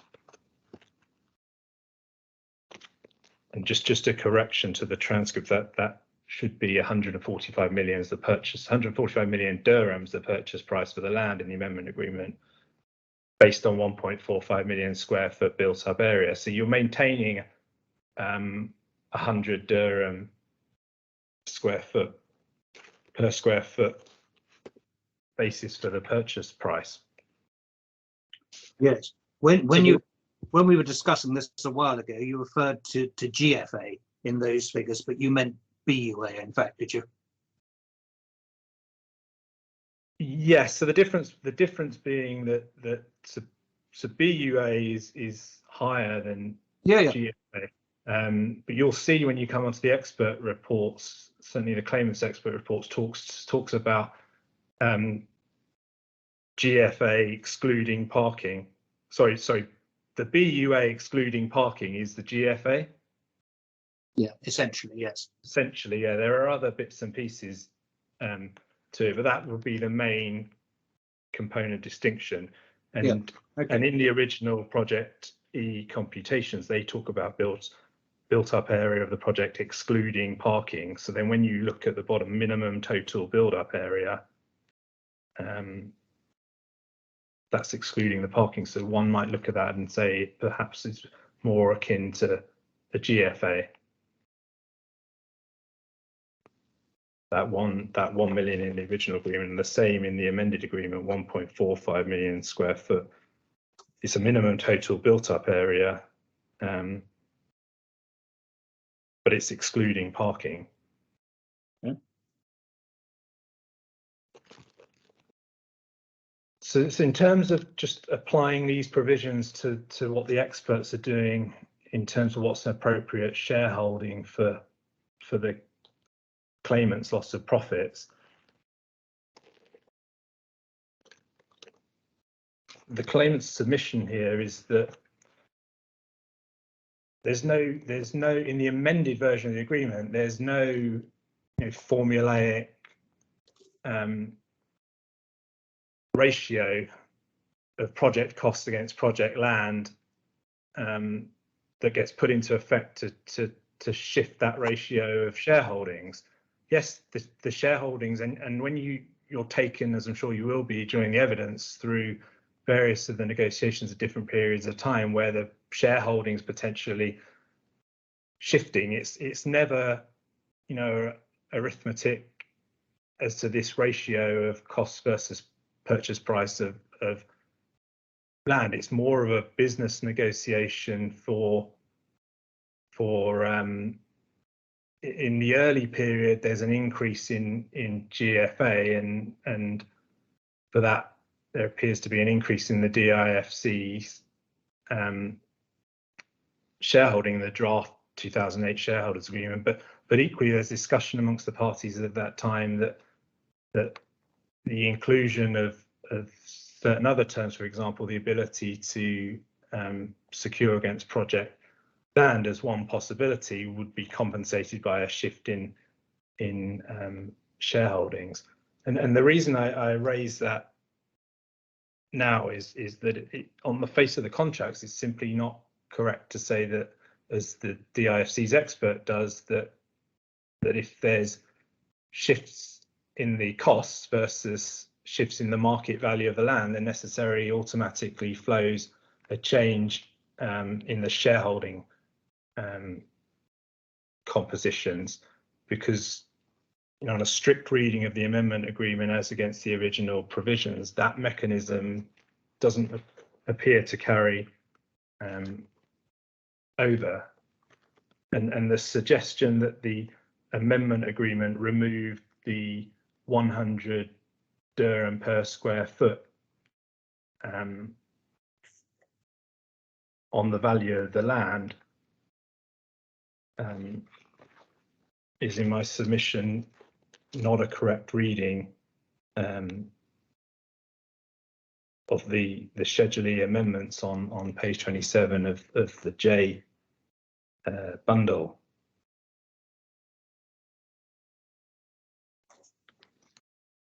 So in terms of the experts, whilst you might get an increase in the area, which you see in the scenarios between the approved project at 1.45 million square foot and the highest and best use projects of 1.75 million square foot, that might necessitate a jigging of the price of the land, but always based on 100 dirham per square foot, not looking at a market value for the land. The DIFC is locked in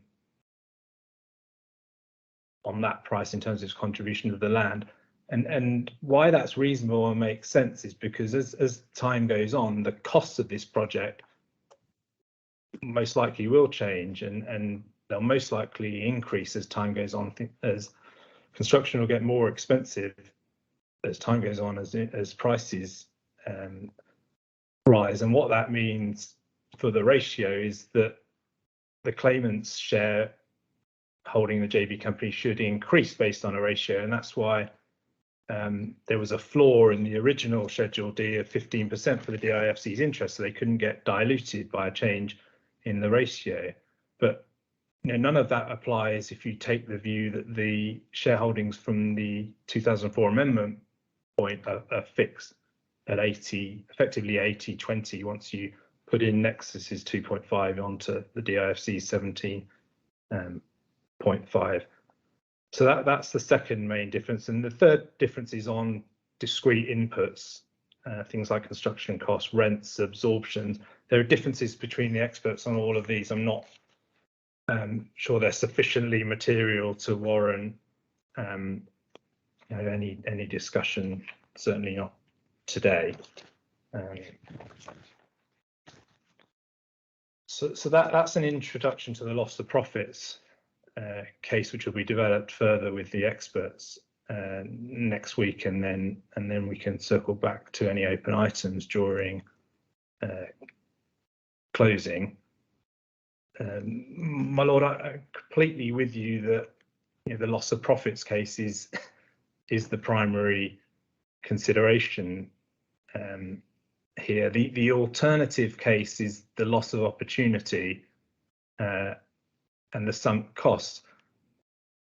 I don't want to go, because I'm conscious of time, I don't want to go into the loss of opportunity in a great deal of detail, save to perhaps address one point, that this is not a claim for reflective loss. This is not a claim for compensation for the current shareholders of Hexagon, the purchase price they paid for the development right. What this claim is saying that the investment opportunity has a value, and it's a value that there's an expectation would be recovered as a minimum by revenues from the project, and it's perhaps this head of loss, more than the others, that brings in the restitution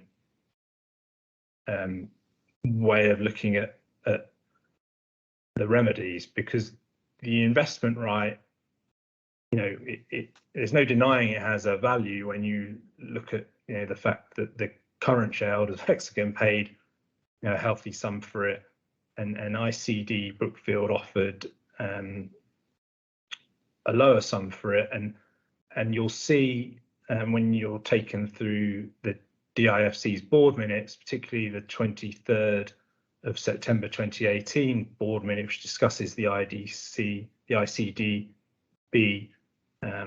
offer, and I'll give you the reference so you've got it. It's F, the bundle F, volume 6, tab 325 and page 3092. There's discussion of that offer being in the range of 88 to 425 million dirham, which when you translate that to dollars is 25 million to 115 million dollars. So those are the discussions the DIFC were having internally in 2018 about where the correct price point would be for ICD Brookfield to pay Hexagon for the valuable development right. Work anyway, that's good enough. Are you in a position to continue, Mr. Williams? I am, my lord, and I hope to conclude relatively swiftly. Right, I ducked out the point where you were about to talk about restitution in the context of the investment opportunity. That's yes. when I disappeared off screen. Okay, so I'll pick it up from there. Just to recap, the investment opportunity in terms of value in a range from 425 million dirham, which is the DIFC's internal assessment of what ICD Brookfield might have offered in 2018, to 500 million, which is the earlier actual purchase price for those rights that the current shareholders of Hexagon paid. So we're looking at a range of 115 to 135 million US dollars in terms of that investment opportunity right, and a recovery on a Reliance damages basis being that the claimant would expect to recover at least that value in profits from this project. But restitution is also an alternative basis on which this remedy could be awarded, in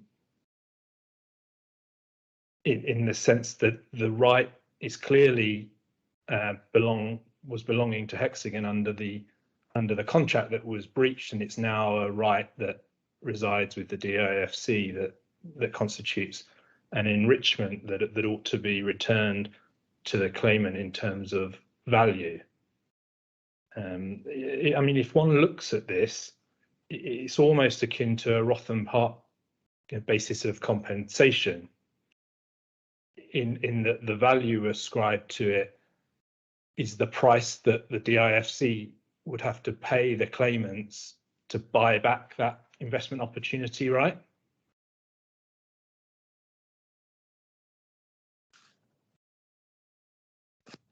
And the reason I mentioned before that perhaps this head of loss more than the others is one where restitution comes into it is the reflective loss point. Whilst it's our primary submission that there's not a reflective loss here, because although the purchase price that the current shareholders of Hexagon paid for the investment opportunity is not a sum that Hexagon, the entity, paid. What we're doing in terms of the Reliance Loss scenario is ascribing a value to the opportunity that belongs to Hexagon and saying that would be recovered as a minimum in terms of profits. That was the expectation.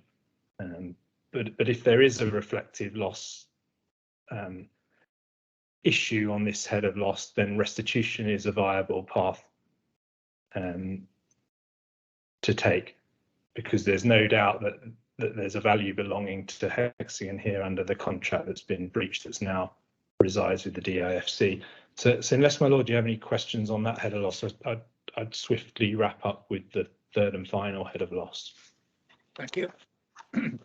And that's the sunk costs head of 8.8 million dirhams, which equates to roughly 2.75 million dirhams. If my understanding was correct, my lord, there's not a particular issue here with characterising those types of losses as being recoverable on a Reliance loss or damages basis. And just proceeding on that footing, there were just three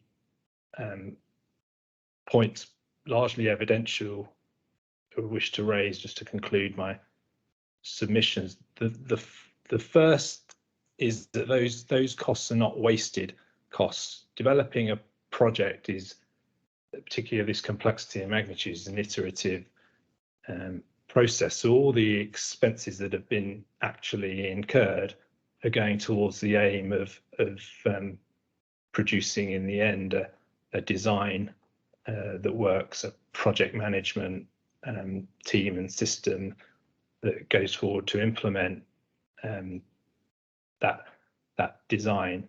So there's the suggestion that perhaps certain designs in the process are not ones that are going to be taken forward, or that they might need modification if the parties were ever to have picked things up again and continued, can't accurately be described as wasted cost. There's still a value in those, and if there's no value in them or a reduced value in them, then our submission would be that is as a result of the DIFC, not the claimants. And so one example that will almost certainly arise during the examination of witnesses is the concept designs. The first one commissioned by the claimants by architects Gensler, and the second concept design produced by architects Perkins and Wills. And my understanding of the defendant's skeleton is that the design concept by Perkins and Wills that was ultimately not taken forward would constitute a wasted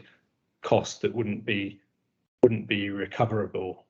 And my submission is that even that design has some value, because it could at some point in time be taken forward with modification, or if not, then the Perkins and Wills scenario was brought about by the actions of the DIFC, not the claimant, and therefore shouldn't be held against the claimant in terms of quantification of damages under this head of loss.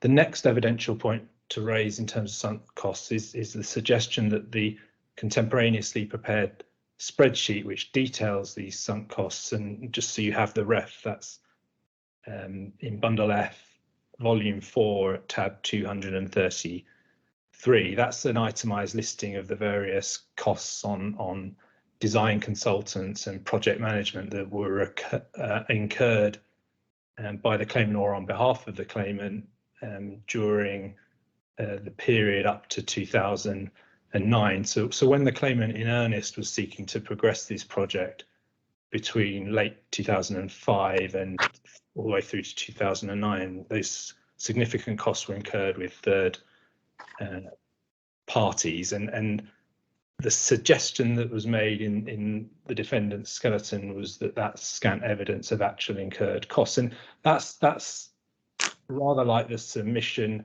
about the initial investment in the opportunity, and the defendants seeking and repeatedly seeking confirmation that the amounts were paid to obtain this right to develop, which ultimately the defendants were then satisfied had been paid. These costs are no different. The contemporaneous documents are littered with contracts, receipts, and work product. So there's no question that this work was undertaken and that cost was incurred and third parties were paid. And I won't take you to those documents, but just so that they're in the record, F12, F39, F43, F46, F52, F59, F129, F130, F163, and F176 are all such documents which demonstrate the validity and veracity of the sunk cost figures that are in the spreadsheet at F233. The final point is that these were costs incurred either by the claimants or on their behalf, and that's confirmed and can be explored in the examination of Mr. Al-Majid, but he confirms that in his witness statement, the reference to which is D, tab 1, page 32. And in any event, if you look, whilst the sunk costs head, it most naturally fits in a Reliance loss of damages construct. Even if those costs weren't viewed as such and were viewed from a restitution perspective, then restitution takes the benefit of the wrongdoer as a guide to the compensation of the injured party, and all this work product is work product that's crossed the line between the claimants and the defendants at the relevant time, and it's there to be used by the defendants in taking this project forward, albeit post termination and without the involvement of the claimant. So that's another way to look at it. And finally, the suggestion that these costs were incurred for anything other than pursuit of the joint venture agreement is simply not accurate. Any project that was being pursued in the 2006-2009 period was a project that was being pursued under the joint venture agreement, not any other agreement. There wasn't any other agreement in place between the parties. So unless I can be of any further assistance, my lord, those are my submissions on quantum. Obviously, the loss of profits head will be explored in great amount of detail with the experts, and further submissions will be made in closing. Yes, thank you very much, Mr. Williams. Yes, Mr. Montague-Smith, are you going to have a say now? Yes, if I may. Thank you. Your Honour, so we have put a fair bit in writing, as you'd have seen, and I don't intend to go through all of that, but subject to any particular requests from Your Honour, what I was proposing to do was this. First, I was going to try and give you a very brief overview of where we say there are insurmountable problems with the case that you have to consider. You'll be hearing a lot of evidence, and you've been taken through some of them, but there are lots of other documents to read as well.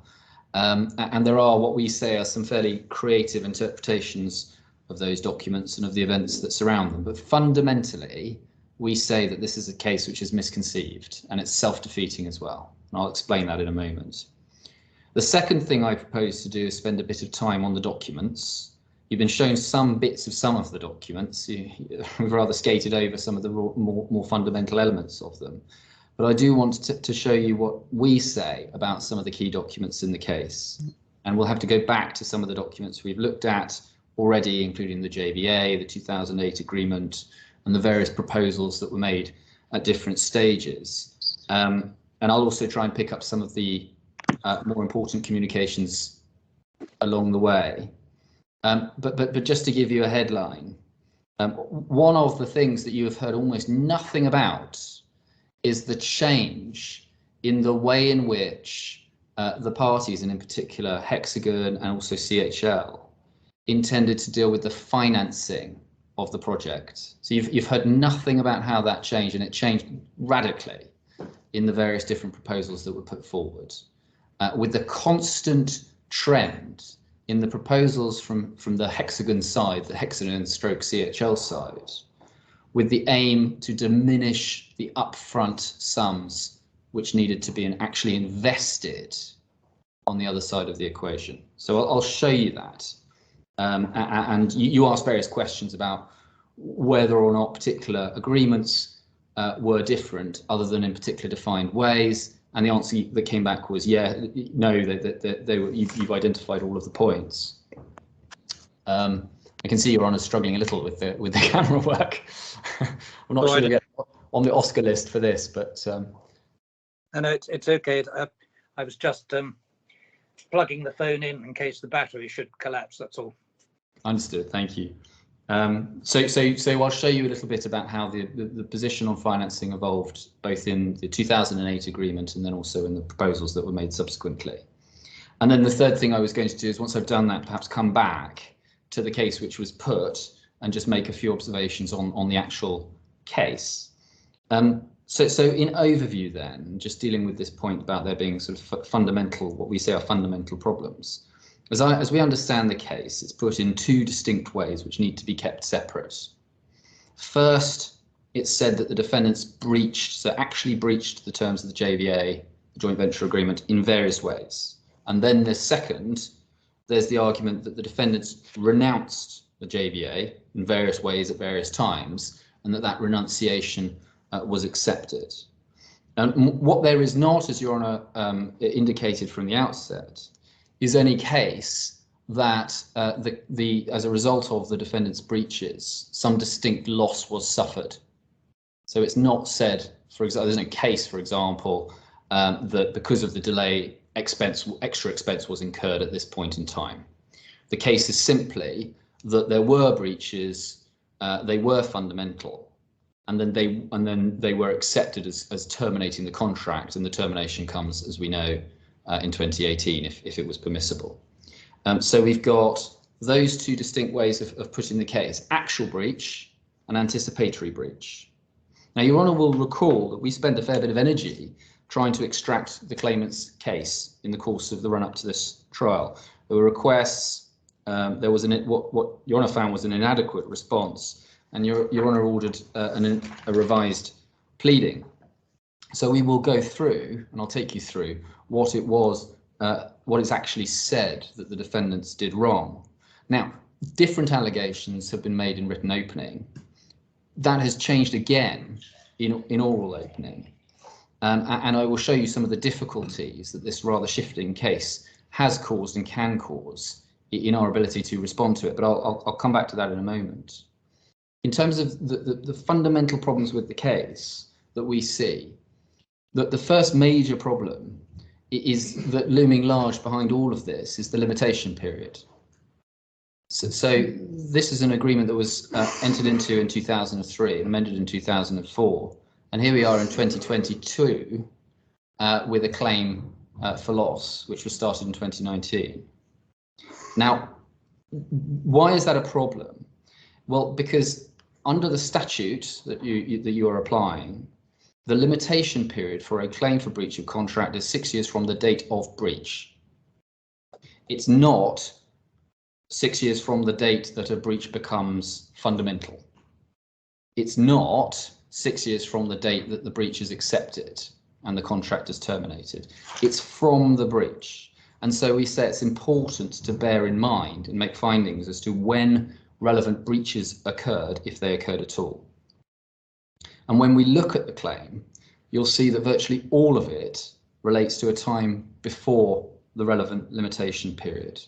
The only allegations of breach which come within or arguably within the limitation period are, first, an allegation about the 2012 memorandum.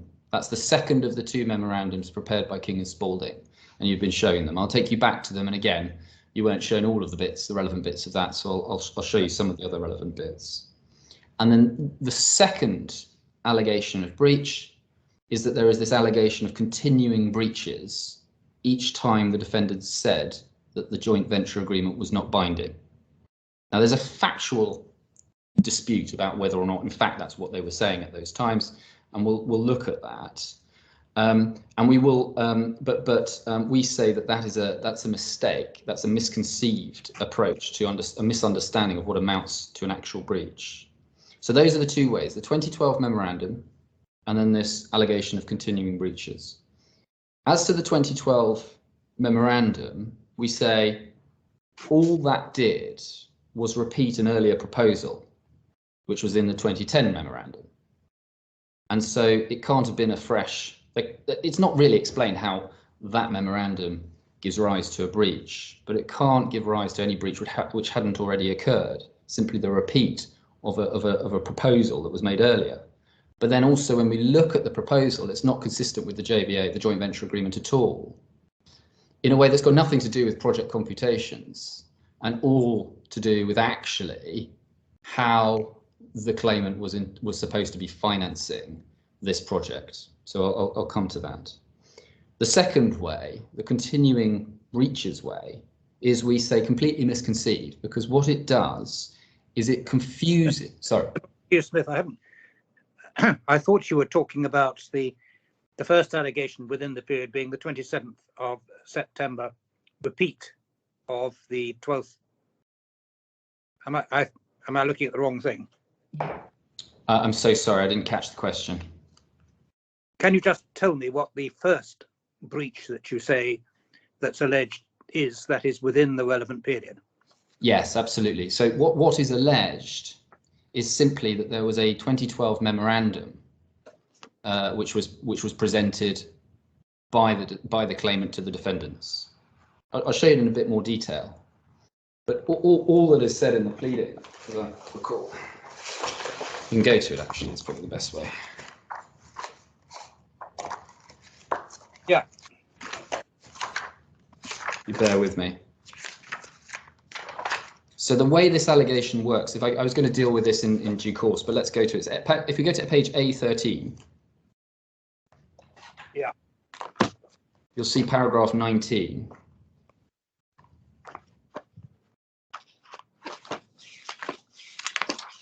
You can do it on Teams. Yes.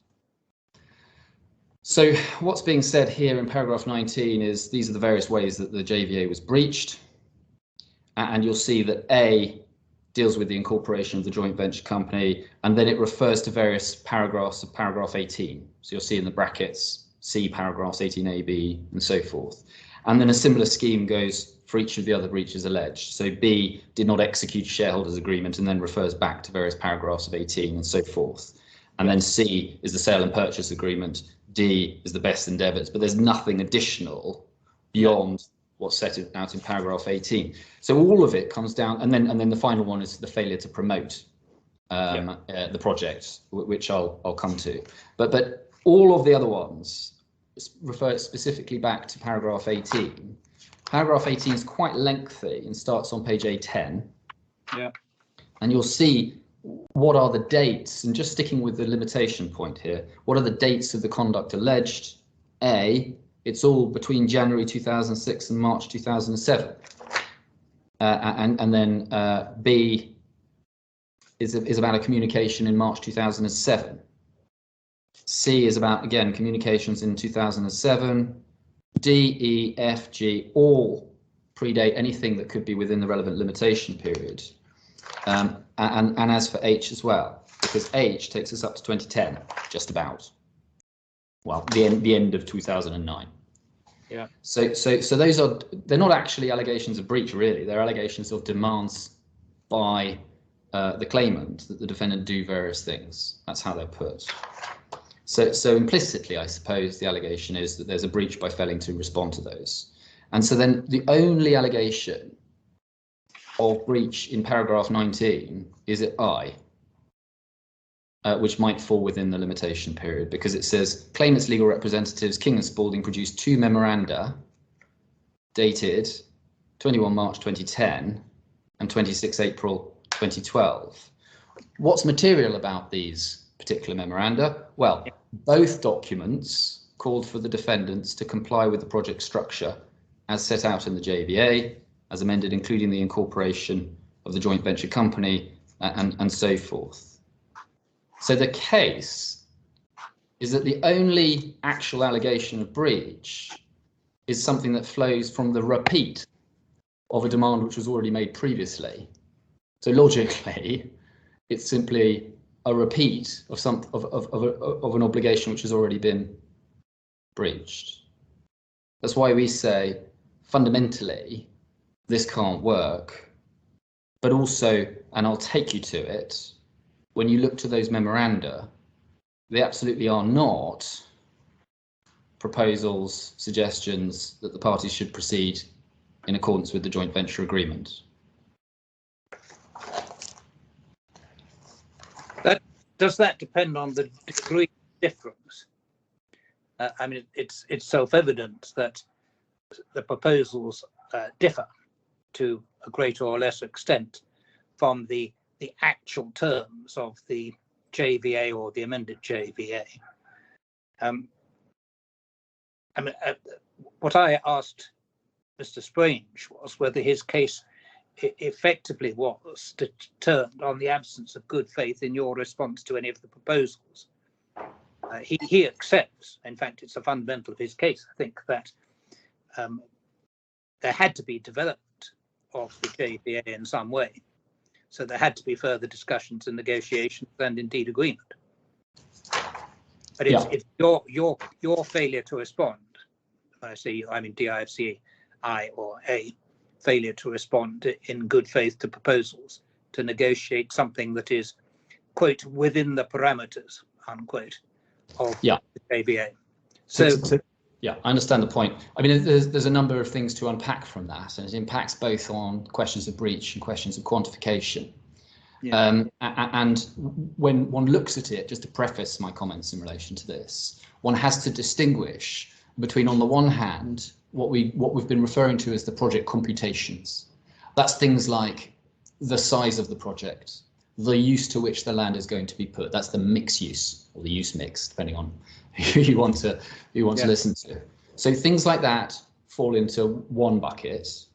And then on the other hand, there are the commercial there's the commercial operation of the project in the way in which it is to be funded. And putting it in bold terms, and I'll show you this. The way the JVA was to operate was that, save for pre-sales, which would be off-plan sales and so forth, everything was to be funded by investment by the claimant. So that is money they put in to get their shares. Yeah. What that then became in 2008 was an upfront obligation to invest 98 million. This is the CHL agreement, the 2008 agreement. So there's a concrete obligation to invest a certain sum, but then after that, debt could be obtained by the JV company itself. So the JV company, the joint venture company, could borrow. Yes. And that's how it could fund the project. In the JVA, that was not permitted because it all had to come from the claimant. Yes. And then by the end of these proposals in 2015 and so forth, you will see that there's no longer any suggestion of an upfront investment of any sort, and it's going to be up to Hexagon to decide how much of the money that needs to be raised is raised by debt in the name of the company, and therefore on that funding arrangement Hexagon's able to get effectively something for nothing. because it gets its shares. If the company can't raise the cash, then Hexagon can lend to the company, but it gets its money back at the end of the day. So this has just completely been skirted over in the course of my learned friends submissions. Now, the question that Your Honour had was, well, how close, in effect, how close do the drafts have to be to the suggestions have to be to the JVA in order for it to be some sort of breach for the the defendants not to engage. And the starting point we would say is that actually, if one looks at the contracts, the obligation is to execute something which has been presented by a third party. It's a very limited obligation.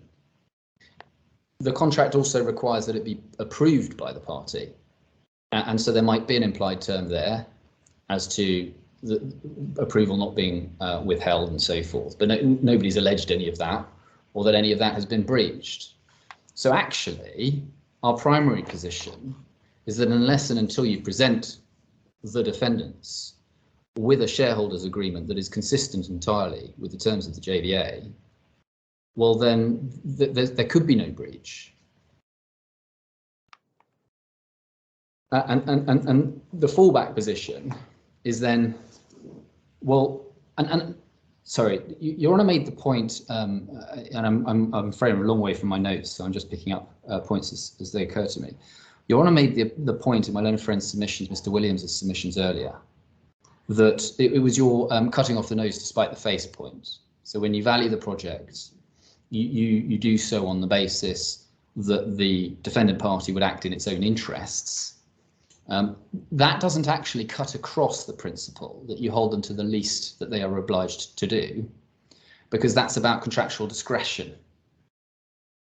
It's not saying, oh, well, there's a provision in here in the contract that the parties can agree something different. Parties can always agree something different. So you cannot quantify loss, and you cannot criticise a party for failing to amend the agreement.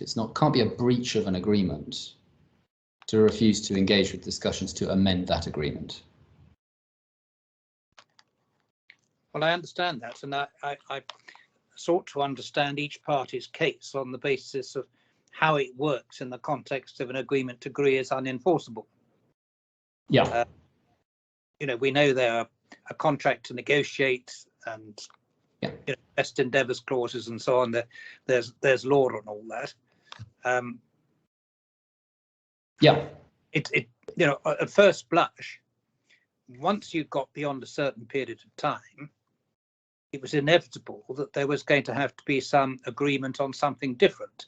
I'm not quite sure what point you say the original or the AJVA becomes unworkable. I'm not quite clear at which point. By the time we get to a letter saying it's unviable, a lot of time has passed. We're in 2015 or something. Yes. But if we're looking at the period 2000 and let's say 2008 to 2012, and particularly post global financial crisis, what is your case as to when it becomes unworkable, uneconomic, unviable, whatever expression you want to use, and there has to be renegotiation that goes beyond what is envisaged by the parameters of the computations? Yes, so in terms of the computations, putting them distinct from the obligations in relation to funding. So we take those two in two parts. I mean, I think it is, I can't tell you precisely when we said, these computations need to change. But the obvious moment has to be the effect of the global economic crisis. That started in America in March 2008, but it obviously really came to bear in late 2009 in Dubai. And in particular, Your Honour will be aware of the creation of the Dubai World Tribunal around that time, and the various bailouts that went on, and the various sukuks that were expiring, and all the rest of it. So I suppose we would accept that that the original mixed use needed to be reassessed, at least at that point. But there is in the background also the master plan for the DIFC, and has been explained in up until 20, I think it was 14, is that right? 16, sorry. There was a very different master plan split, and obviously the defendants have an interest in maintaining that master plan, which goes beyond the narrow confines of this particular project. So if you have a provision which requires a master plan, which requires X% of the property be used, for example, for residential uses, then there is a finite amount of gross floor area in the DIFC. And if you are giving up more office because it's more profitable on this project, then there's going to have to be a rebalancing elsewhere. Are there only two master plans, 2005 and 2016? I understand there was a 10% give or take about the figures within them, or a certain degree of discretion, but are those the only two master plans that exist? Yes. Right. That's right.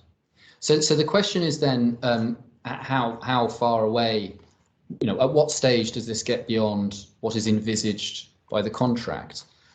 I think what I would say is I would characterize the question slightly differently.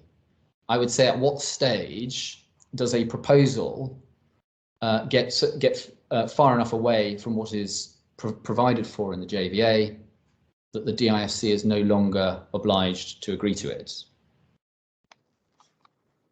And what our primary position, and indeed it's the defendant's own pleaded position, is that the terms of the contract required the parties to maintain the project computations in the agreements unless and until there was some other amendment. Why do I say that that's the claimant's own case? Because in their reply, they actually, so it's a response to a party team request. One of their allegations of renunciation is that the claimant proposed a mixed use which was different from the mixed use proportions identified in the JVA.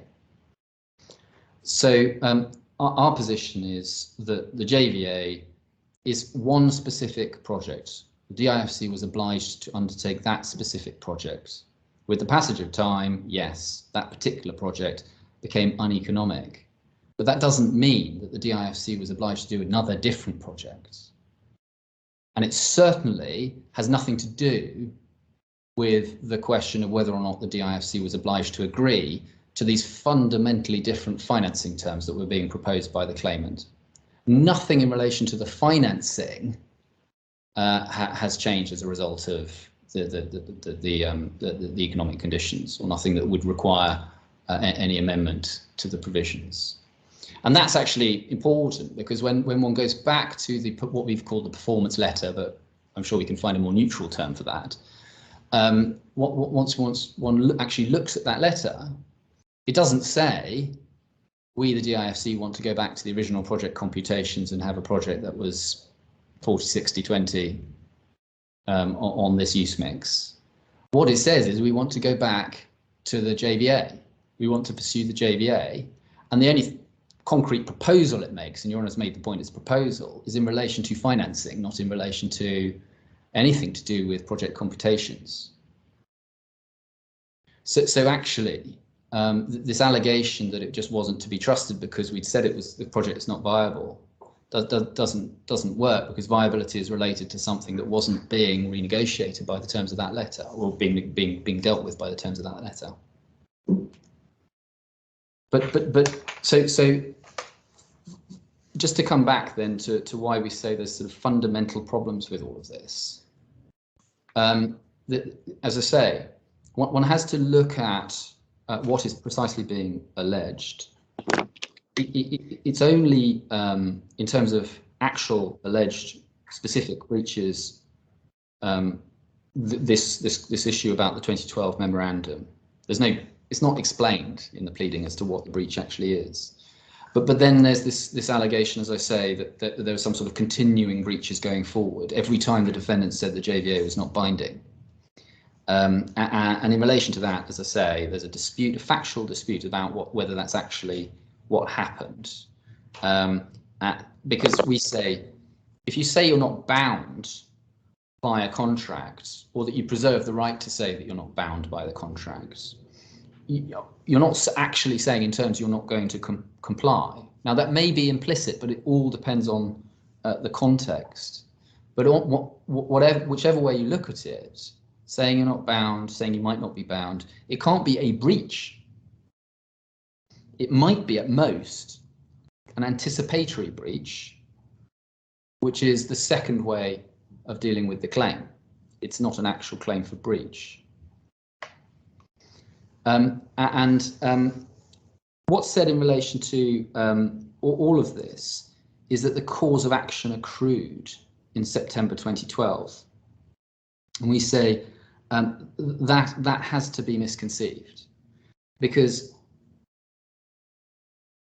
first of all, well, it requires that there was somehow unexpired obligations, unaccrued obligations, and as I say, and so you need this requirement that there's some sort of continuing obligation going forwards from that at all times. And there's a bit of law on that in England, and the starting point is in a commercial agreement. That's not going to be the position, particularly whereas we have here, each of the obligations is bound up with by reference to a time. And again, you weren't shown the fact that in the contract, each of these obligations need to be achieved by a particular time. But in relation to anticipatory breach, well, as soon as possible, or as soon as practicable. That's yes. Takes its flavour from the circumstances, obviously. Yes. And yes. I don't know whether possibility, and I guess there is a small difference between possibility and practicability, or practicality. But is that affected, for example, by the global financial crisis and what was going on in Dubai? Not obviously, though, because if one actually looks at the case that's put, the case that is put is there are all these delays in 2007. So those obligations have been breached. Then the case becomes, well, actually, we entered into an agreement in 2008, and that's the Shareholders Agreement. So fine, we've executed that, but we didn't do it validly because the DIFC was supposed to incorporate a company and it didn't. And that's all that was stood in the way, it said, of this deal coming to fruition. When should that have happened? You'll see that there are, we'll see it, but there are documents where the parties discussed in December, well, through 2009, but particularly towards the end of 2009, the incorporation of a company. So if there was a breach of that obligation, how could it otherwise have occurred then? It's just impossible to see. And then you've got this allegation in relation to the two memoranda. But insofar as they say precisely the same thing, and that is the case that is put, then how could there be a breach of an obligation in relation to one, and not in relation which is not already occurred in the later one, if you see what I mean? So it just doesn't make any sense. So as I say, that's just an outline, and I will go through this at the end when we've looked at the documents in a bit more detail. But then just to look at this claim for anticipatory breach, as Your Honour is fully aware, anticipatory breach is about the refusal, the demonstration that you will not breach, sorry, you will not comply with obligations in the future. So it's about obligations which have not yet arisen. So if I say, I'm not going to cure my past breach, then that is not an anticipatory breach. That's nothing legally relevant. It might have relevance as to the question of whether your past breach becomes fundamental or not, but it doesn't amount to a new breach, and it doesn't amount to an anticipatory breach either, because there's no obligation in the future that is going to be breached. And if you look at my learned friend's case on this in his opening, what he says is, well, one of the problems with the so-called performance letter is that it came much too late. That's his own case. So in other words, what he's saying is, by that point, the obligations had already arisen and had been breached. And if that is right, then one has to find out when they were breached. And given his cases, there was no real attempt to pursue the original joint venture agreement, at least from 2012, it becomes very difficult to see where that could have arisen. But the test in DIFC law for renunciation, anticipatory breach, that sort of thing, is expressed slightly differently to the way it is in English law. The test is whether at the time of the notice of termination, it was clear that the defendants would not perform. That's the test. And then, and we say, obviously, when you take into account the performance letter, when you take into account what had been discussed in the run-up to that in particular, then it is very clear that they, well, it cannot be said that it was clear that they would not perform. But regardless of all of those points, and here is really where we say there's another fundamental problem with this case, is that as a matter of law, in order to succeed on a claim for damages, the claimant needs to show that it would and it could have performed. That is part of its cause of action. The burden is on the claimant to establish that it could and it would have performed. And we say the claimant's own case is that it would not have performed this agreement. It gave up on the JVA terms in 2012. And as we'll see, we say it gave up on the JVA terms much earlier than 2012. And I'll show you why we say that, but that's by the by.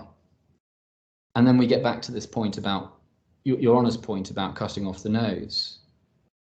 It's that the contract was for a specific project. Yes, it anticipated that there might be amendment to that, but what the claimant was entitled to was a specific project. And if that project went past its sell-by date, it's not entitled to a different project as a result. The terms of the contract were very much fixed in the time when it was agreed. We do say that the claimant has not also shown that it could have proceeded. Now, my learned friend in opening said that somehow that's new. It's not new. It is in the pleadings. It's paragraph 29 of the defence. And we say that the evidence in relation to that is totally is just not there. But just sticking with the would, it's their own case that they would not. So unless they can show that there was some obligation to enter into a different deal, to amend the deal that was done, it's very difficult to see how this case can go anywhere at all. So those were the comments that I was going to make to preface the sort of romp through the documents that I was going to undertake, and then I was going to circle back at the end to go through the case as it is put in a bit more detail. Your Honour, so I wanted to start with the joint venture agreement itself. And at the outset, I just wanted to say there's some discussion in both my learned friends' openings where they seem to suggest there was something sinister about the fact that there's no documentation to see whether or not anything was paid by Hexagon for the JVA rights. And our understanding is that there's nothing to suggest that happened. So the lack of evidence is evidence of there being nothing there. There's nothing sinister. There's no order that hasn't been complied with.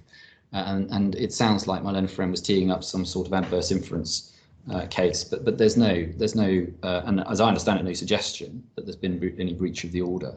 There's no suggestion that Hexagon paid for its rights under the JVA. Yes, well, my question arose in the context of the price that the shareholders paid for the shares in Hexagon. Yes. Now, of course, that may be explicable by a difference in date and in the progress made in the DIFC and perceptions as to the value of such a JVA. Yes. It may also, of course, be connected with the personnel who were involved at the time in Hexagon. But leaving aside any corruption issues for the moment. Well, corruption is something completely different, though, because that was a question about the circumstances in which Hexagon acquired the rights. The next question is the circumstances in which the shareholders of Hexagon acquired their rights in Hexagon. And you will have seen amongst the evidence some disbelief on the DIFC side that the shareholders had paid that sort of money for those sorts of rights. Yeah. And that in itself triggered a degree of unease and some investigation of whether that could really be the case, because these were rights that were given away for free, and then all of a sudden someone sells them on for a very substantial sum. So what one can't do is say, well, because you paid all that money for them, we must assume that they are valuable, because that simply assumes the case that the claimant has. It's quite different from the Reliance Loss approach to damages, which we get to later on. The fact that somebody makes an investment in a company on the basis that the company has some rights, that doesn't indicate that those rights are valued, should be valued at that sort of level. And parties can have different views about what they were getting. It looks actually, from our perspective, like what the claimants thought they were getting, or the claimants' shareholders thought that Hexagon had, was the land. And you'll see that the way that they value the deal that they thought they were doing was by reference to the price per square foot of the land. But we can investigate all of that in evidence, insofar as it goes anywhere at all. So, Your Honour, I was just going to start by showing you the JVA, the joint venture agreement. Apologise for using acronyms, but we're going to be saying the same words over and over again. So it's J1 is the bundle reference.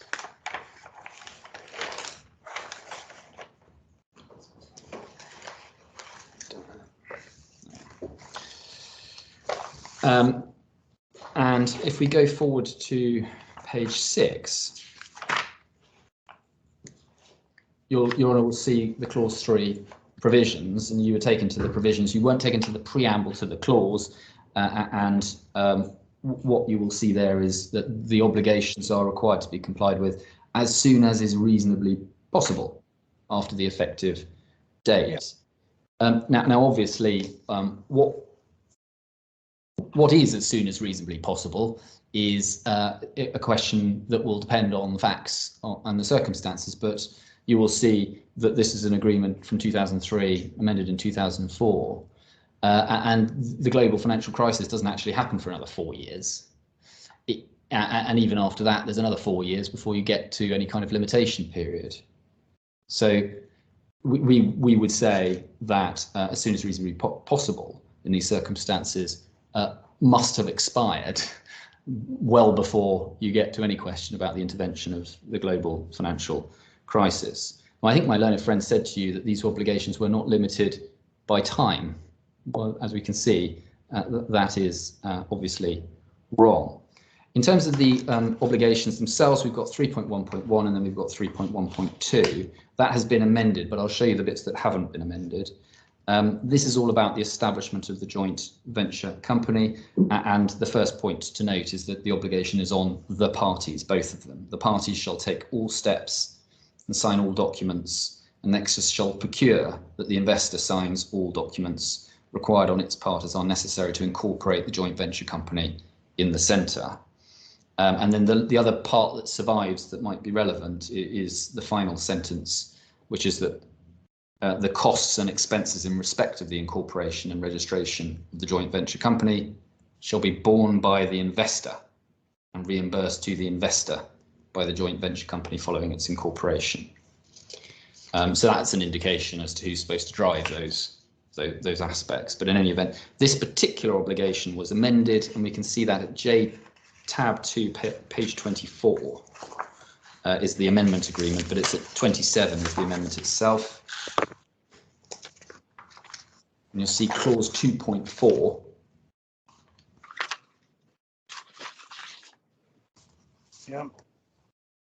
The parties shall proceed immediately to incorporate a limited liability company in either Dubai Internet City or the centre, and so on.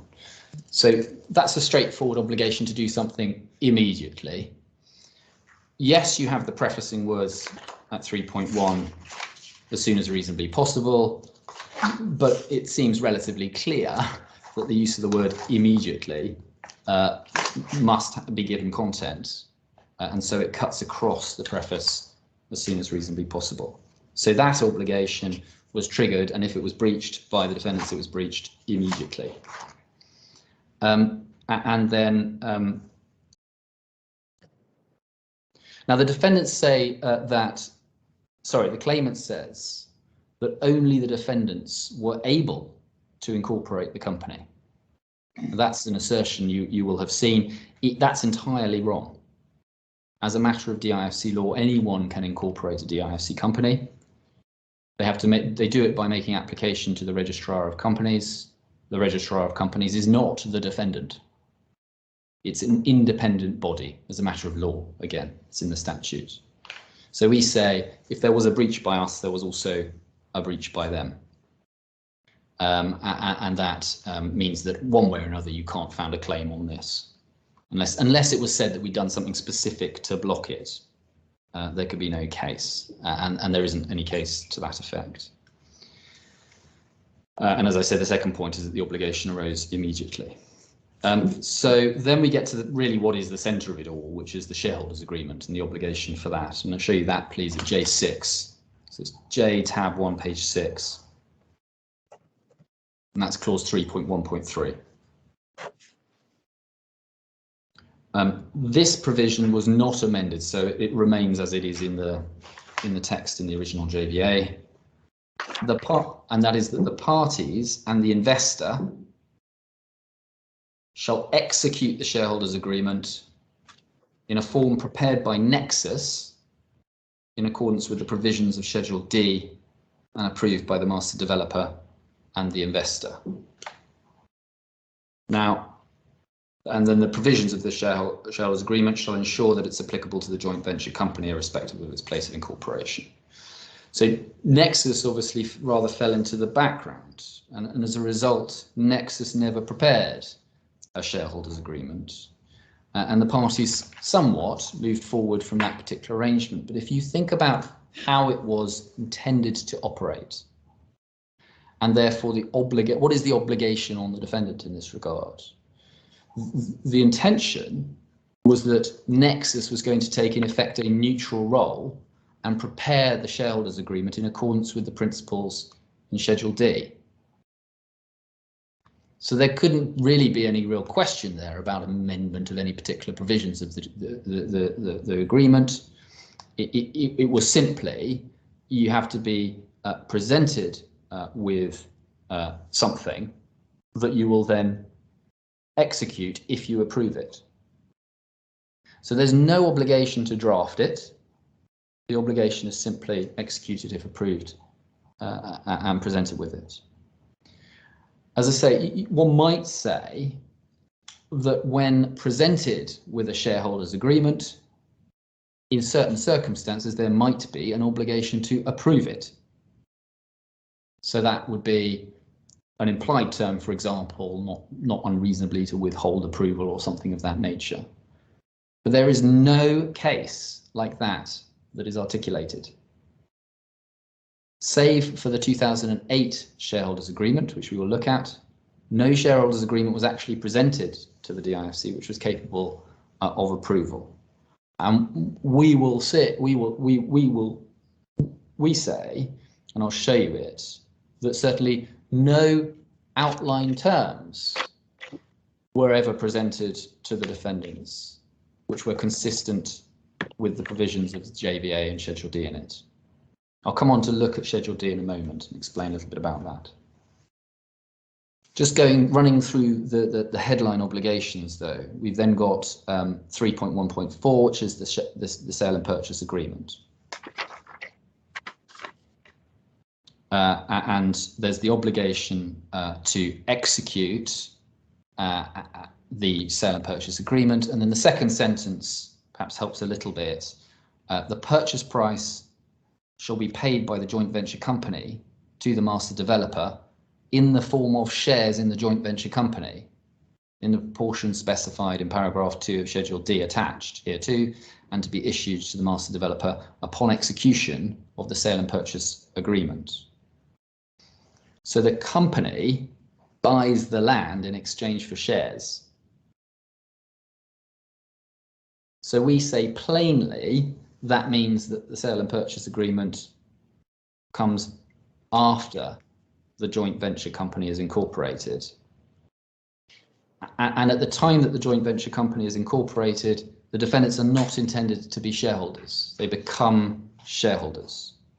So you obviously need a shareholders agreement by that stage.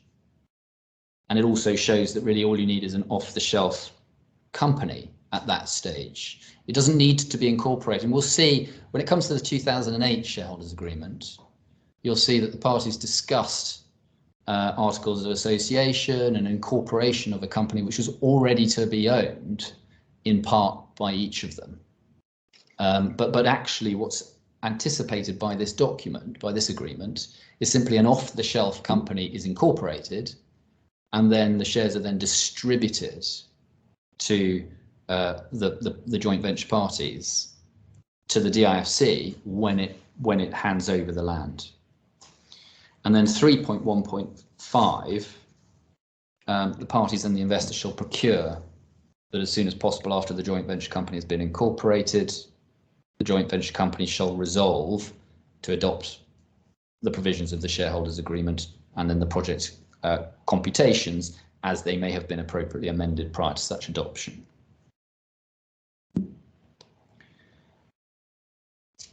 And those include the plans, the computations, which are identified in Schedules E and F. Now, on top of these obligations, the amendment in 2004 introduced a further obligation, which we see if we go forward to J tab 2, page 28.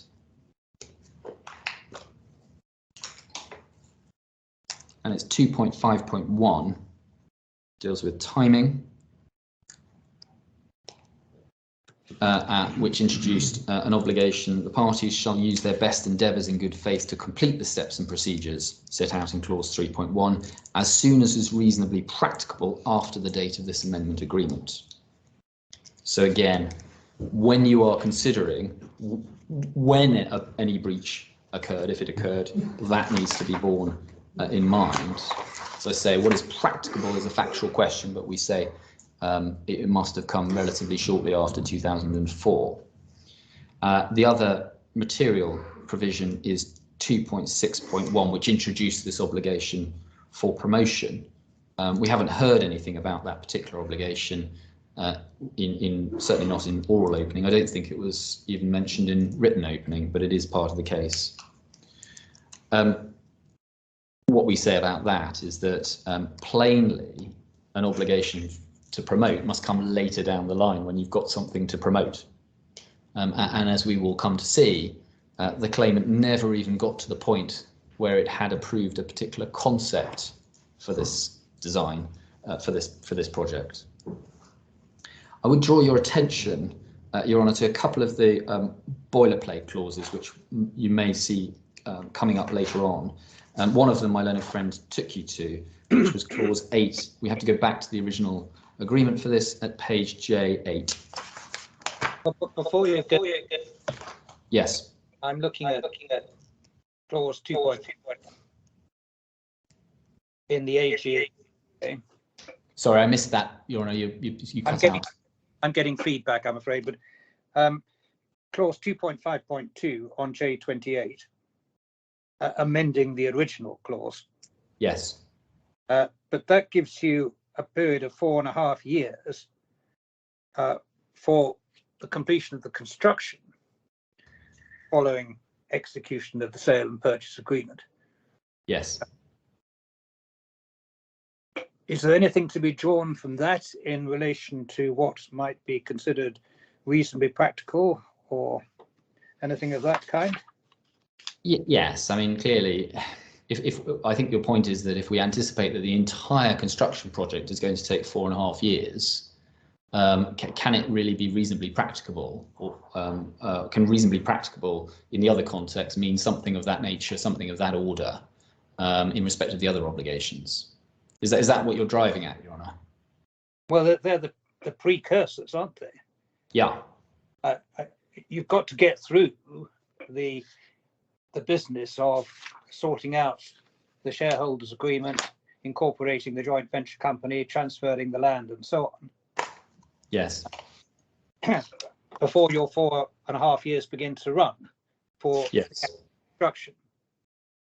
And the question I'm asking is whether there are any submissions as to what therefore could be considered, I'm not saying a reasonable time, because it's as soon as is reasonably practicable. I mean, you know, it on the face of it, it can't be years, can it? Well, quite. I mean, there is an indication in the original terms of the JVA. Well, I know that's 12 weeks. 12 weeks, precisely. Now, that was obviously deleted. Yes. And so, but it is, we would say, at least helpful in identifying the sorts of timeframes that the parties were considering around these times. If your project is going to take 4.5 years, the parties are not agreeing, it would seem to me, I would suggest, that they will not get even to the starting point for a number of years. Yes, but there's a further element in all this, because on the face of it, before the shareholdings in Hexagon have changed, you would have thought the relevant time had expired. So by the time you get to 2006, this clause is effectively a dead letter, because the parties continue and negotiate and talk in 2006 as if that clause didn't exist. Or maybe they take the view as soon as reasonably practical starts us all over again with new shareholders. Well, no, I mean, I think the question really is, you know, what is that clause worth when the parties in practice start talking in 2006 and actually finish up with a shareholders agreement in 2008? Yes, well, but it's worth identifying what actually are the terms of the contract and identifying whether or not and when any party might have been in breach. The fact that the parties go on and then actually negotiate a solution to a position doesn't somehow reset the clock. The obligation is to do these things as soon as reasonably practicable. If it's in the past, it's in the past. If the parties carry on and say, actually, we still want to do a deal, but let's, and you'll see actually what happens is that they don't negotiate an agreement that's consistent with the JVA at all. They negotiate an entirely different agreement. They move forward in a very different direction. It's been said that the 2008 shareholders agreement is consistent with the JVA. It isn't at all, even if you get over the fact that it isn't even Hexagon that's to be a party to it, which is rather brushed away. Well, do you accept that both parties, there is mutual breach on your terms by the time you get to January 2006? If there is a breach, then yes, that must be right. Well, I think again, just speaking on an uninformed basis, I can't see how it could possibly be reasonably practical. How far it could be reasonably impracticable to have sorted those things out between the dates of May 2004 and January 2006. Well, quite. It's an extraordinary length of time. Yes, I agree. And then it becomes even more extraordinary when one thinks about how far one has to push that line in order to get within the limitation period for this claim. You're talking about bringing it forward all the way to 2012. So it only works if you accept my learned friend's submission that somehow there's some sort of repeating nature to these obligations. Somehow that they're just at large and they impose and they're breached every single day by both of the parties. Well, if you treat the time provisions of the clauses as being waived. Well, nobody's ever suggested, well, I think that's it. I know that. I know, but I know no one's pleaded waiver of those clauses at all. But, you know, one only has to look at a history that goes on for years and years and years to think, you know, the parties are paying little or no attention to the contract. Well, that might be right, but then the question is, if all of those negotiations fall apart, yes, then where do we go from there? The answer is back to the contracts. Now, waiver has not been raised. I can't see how it works, if I'm honest, on the facts. Tell me why. Well, because you need an unequivocal statement on the facts. You need an unequivocal statement that those particular provisions were not going to be enforced. And when one looks at it, that can certainly, there's no express statement to that effect at any stage. And then you'd have to imply from the fact that, and I think that what your lordship's focusing on is the ongoing negotiation and the near completion of a deal in 2008. One have to imply from that the parties weren't going to say that there's an obligation to do it within those within those timeframes. The mere fact that you go on and achieve the end goal of a contractual obligations doesn't mean that you waive the breaches. And in fact, I imagine that there's a no waiver breach in this contract somewhere, somewhere, but we'll have to look at that.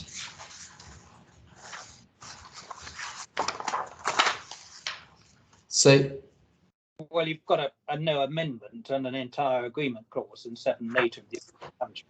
You do that. As far as I think. Yeah. Well, I mean, I think. Look, I mean, I'm responding to your lordship's suggestion on the fly. I think if I was to answer a case that somehow these obligations have been waived, I mean, but where does that then take my learned friend? Well, I know. I can see why he doesn't want it for the purpose of his case. I'm just trying to explore what the realities might be. Parties have been known to advance propositions that only help them on both sides of the fence. Yes, of course, of course. And yes. You know, if the court were to think there was some other explanation, the court is obliged to ask the parties for their submissions on it, which is why I raise many completely irrelevant and hopeless questions, but occasionally something that is relevant and apposite. I certainly wasn't complaining. So if that was the impression that was being given, then I apologise. No, I'm not. No complaints. No, I mean I'm rather like my learned friend. It's better from my perspective if we have engagement, because then I understand what your lordship needs. Yes. There's no point in me talking about things that you don't need. Yes. Sorry. No, I was just going to say it enables counsel to put the judge right when he's off on some frolic of his own, which happens self-evidently. Anyway, on you go. Thank you. I was actually just going to show you the no amendment provision, which you will. So that's J8 paragraph clause 8. Yeah. Now that says no all variations, and we know from English law that those clauses are quite meaningful. Actually, they're sort of baked into DIFC law, and so DIFC law takes the position on the statutes that they mean what they say, which is where we've got to in the Supreme Court in England eventually. But my learned friend said, well, that puts paid to the estoppel point as well, and that is not right. That's absolutely not right. And in fact, there's provision in the DIFC contract law which says that that is not right. So Article 31, I don't need to necessarily bring it up, but Article 31 deals with written modification clauses in contracts. And what that says is that a contract in writing which contains a clause requiring any modification or termination by agreement to be in writing may not be otherwise modified or terminated. That's the first part. But then it goes on to say, however, a party may be precluded by its conduct from asserting such a clause to the extent that the other party has acted in reliance on that conduct. So there is scope for estoppel. There is an estoppel case in relation to the company formation point. But my learned friend says, well, it doesn't work because of the provision. He's just wrong about that on the law. Is that just estoppel by representation then, on the terms of 31? It says precluded by its conduct. We would say that that might incorporate a broader scope. It might include stop by convention, for example. Yeah. Which is probably the way that we put it at its highest. Yes. All right. Clause 9 is in relation to the assignment.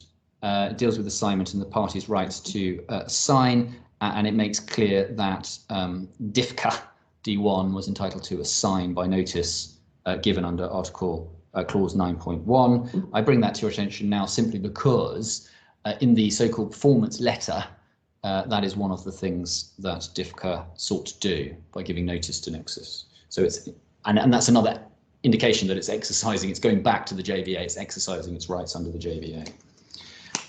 Just looking then forwards, so if we turn to page 12, J12, we see the plot itself. It's probably worth Your Honour getting a feel for where this plot actually is. If Your Honour is aware of the building Burj Daman and next to it Sky Gardens, which was the subject of the Talim litigation, if you're looking at them across, so they're both across the road, the next plot to the left as you look from the DIFC on the corner of the DIFC is the plot that we're talking about. It's plot PA01. It looks like some words have been added after that because you'll see there's reference to Hexagon on that page, which is, and this is a document that was actually created before Hexagon came onto the scene. So those words I think that are typed on came later. But in any event, it might be helpful for Your Honour to have a feel for where the plot actually stands. And then it schedules. Sorry. Where's the ruler's palace? I believe it's behind, isn't it?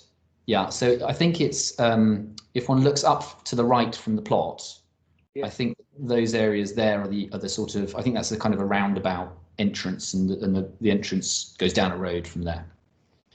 But what you see to the left of the plot in the sort of shaded line is the road that runs down past and through the centre of the DIFC. So I think that's a 3-lane highway each way. So that's a 6-lane highway that moves past them. Some of that might become relevant later when it comes to the expert evidence. There are differences about how much rent you are likely to get for a plot that is across that particular road. As I say, it may be worth Your Honour just having a wander and having a look, just to orient where exactly that plot is at some stage. I wasn't suggesting a formal view, but if we have a moment, we could all go for a walk. I suppose it's not far away. Well, it's a long way from where I am in London.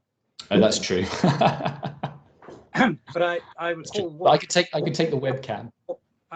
Yes, I recall walking past the palace at one stage on the grounds, and I was trying to locate it by reference to that. But I can't quite place it. But the road over which there was an issue as to its width and the affection area and so on, is that the road we're talking about that's on the left of the plot? No, I don't think it is. I think it's a road that comes around the top of the plot. I think that's where the affection plan becomes relevant. So the RTA, the Road Traffic Authority, yes, was trying to impose an 18-metre wide. Yes. Yes, whereas the actual road there is already of that width and more, probably. And more, precisely. So if Your Honour has ever been to Zuma, the restaurant, you may know there's a set of escalators that there's a lift actually down there, and then next to that lift, the lift is the entrance to Zuma, and then next to that there's a double escalator which comes up into the Gate Village. I don't know if you know that. It's quite a long escalator. Yes. So that is the DIFC gate side of that road, and it's the other side of the road. There's a fairly newish building, Burj Daman, which has the Waldorf Astoria in it, and then next to that is Talim, the Sky Gardens building, which is a sort of black, very tall residential, and then I think there's a water cooling plant just the other side of this particular plot, and it's sandwiched between those two. I believe. If at some stage, I know there are photographs in the bundle, if someone could point it out by reference to the photographs, that would help, but no way about that. Thank you. Yeah, you're right though, it would have been a long walk. I'm sorry, I'm sitting in Dubai, I'm assuming everyone else is as well, but there we are. Just coming back to the contract, Schedule C sets out the main, the shape of the sale and purchase agreement. And you will see that there's reference to the purchase price, paragraph 1, for the project land being calculated in accordance with the provisions of Schedule E, and we'll come on to that in a moment, and shall be payable by the joint venture company to the master developer in the form of shares in the joint venture company in the proportion specified in paragraph 2, and we'll come on to that in a moment. Actually, if we go forward to J17, you've seen some of this. J17 then shows you the project price and the estimated project capital. That of course changed, and you've been shown some of the changes, and we go forward for that to J27, which is where it specifies the new price, and it's 2.2.1. The purchase price provision in Schedule E shall be deleted and replaced with the following provision, and then it identifies the purchase price for the project land shall be based on the total built-up area project, excluding parking, and shall be a particular price based on the minimum total built-up area.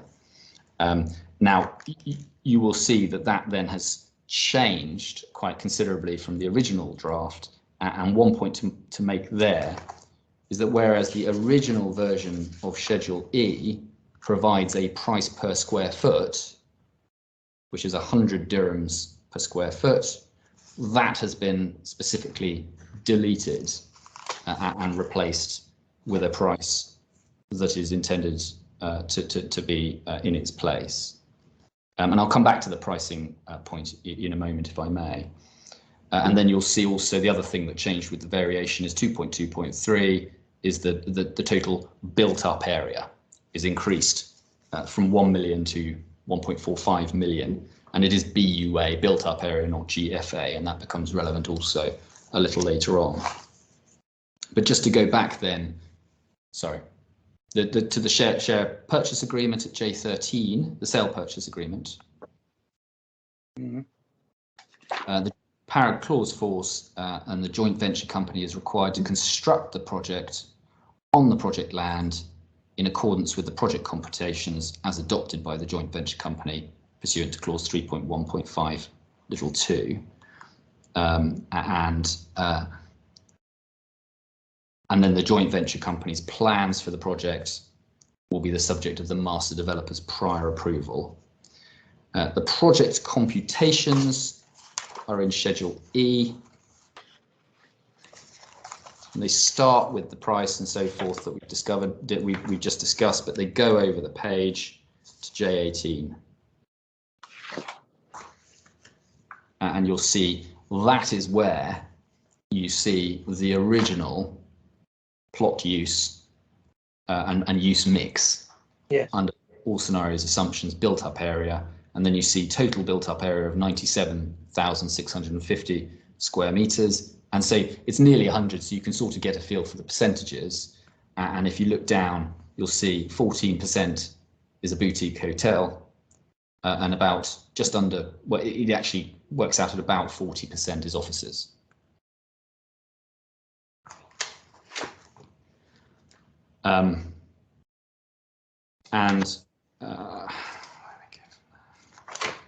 Going back then to the sale and purchase agreement, it makes the point of J14 clause 9 that the land is sold subject to the master community declaration.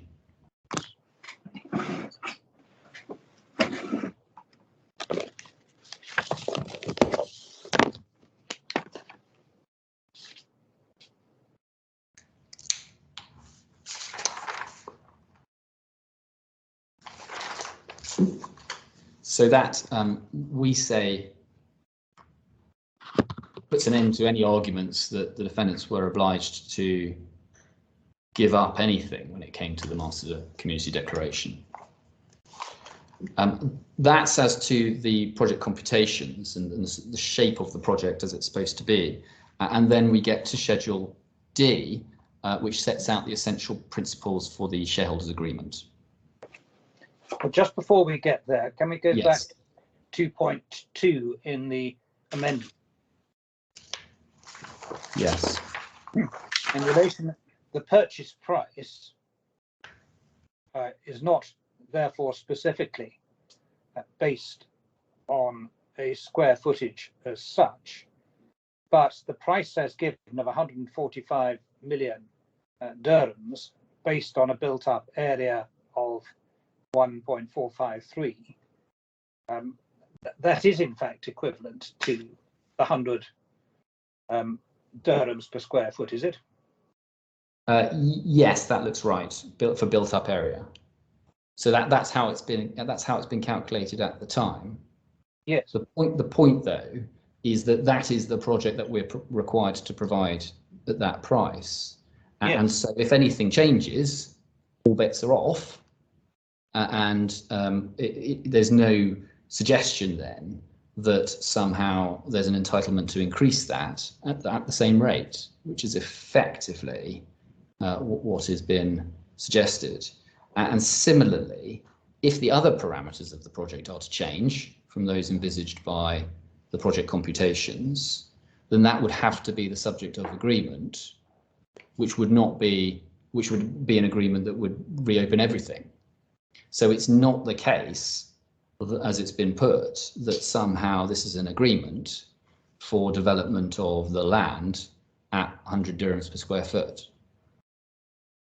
In whatever way that might work. It's one, as I say, it's specific to that moment in time.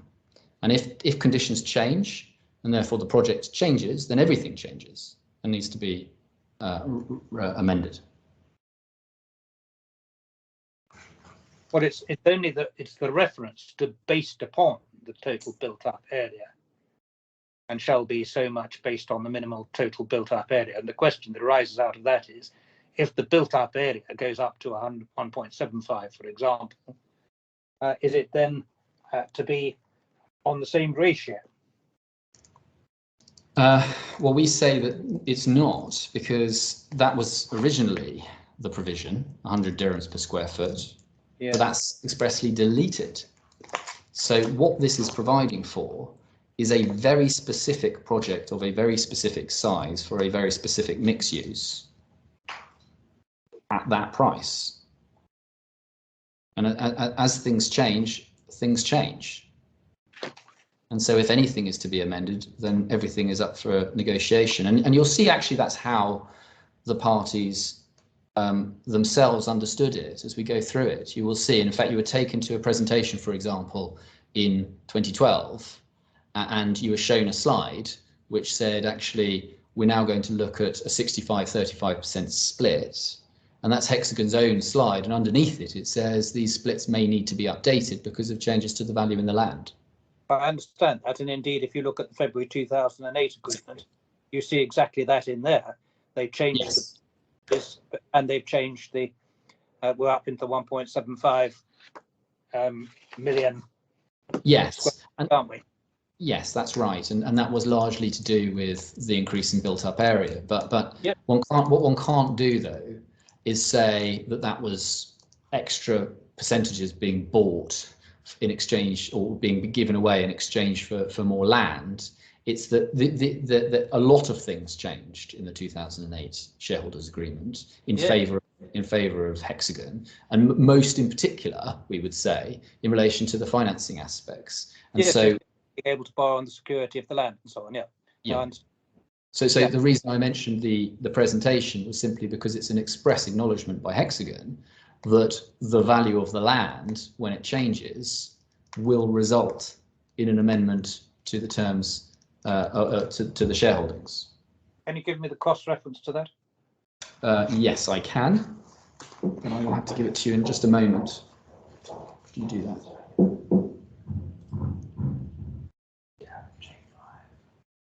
Is it J5, is it? Yeah, it's in bundle J, tab J5, and the page number is page 83. Yeah. The actual words are: the proposed shareholding split was based on the valuation of the land in 2008. That's obviously referring back to the 2008 shareholding agreement, and the project costs as based on older design and may need to be adjusted.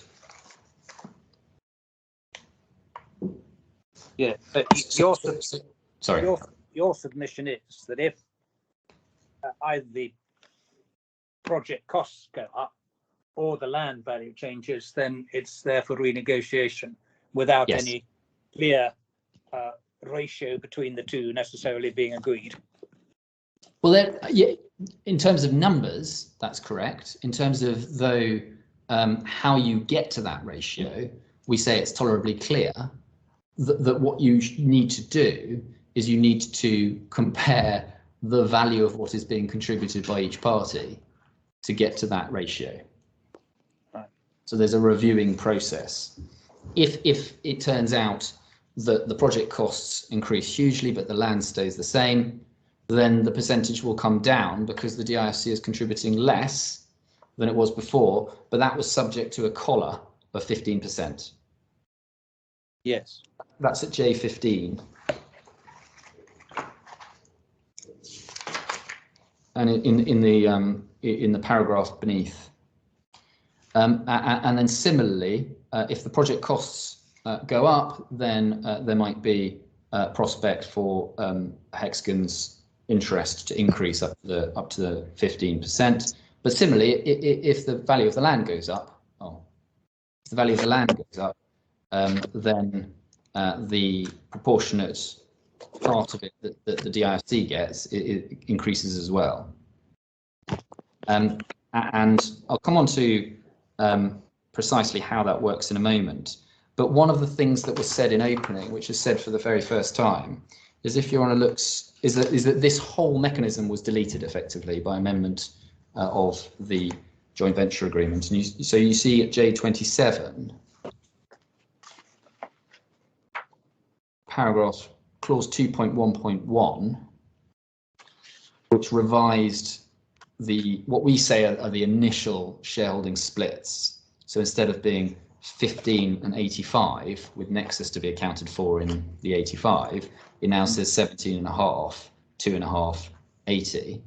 And I think what my learned friend Mr. Williams was saying is, well, actually, the effect of this is to replace the entirety of paragraph 2. And so if you go back to J15, what he now says is that the bit underneath the shareholding split actually is just deleted. That's the first time that submission's ever been made.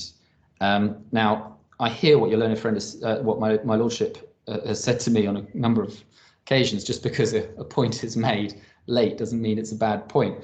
The problem, though, is that it can affect the party's ability to respond to it. And here there is clear evidence that the submission is wrong. We'll need to introduce it. It's one of Hexagon's own documents. But effectively what's said now is that the effect of amendment was to delete this passage. Do you see on J15, the bit underneath paragraph 2, which deals with the revision of the shareholding? Hexagon's own document shows a sort of marked up version of the first agreement, which introduces these amended shareholdings but retains the provision, which it's now being said is to be deleted. Under the provisions, as you know, of DIFC contract law, the parties' negotiations are to be taken into account in interpreting what they have to say. So we will have to introduce that document and show you that it is perfectly clear that what was being negotiated here was an amendment to the top half of clause 2, leaving the bottom half of clause 2 in place.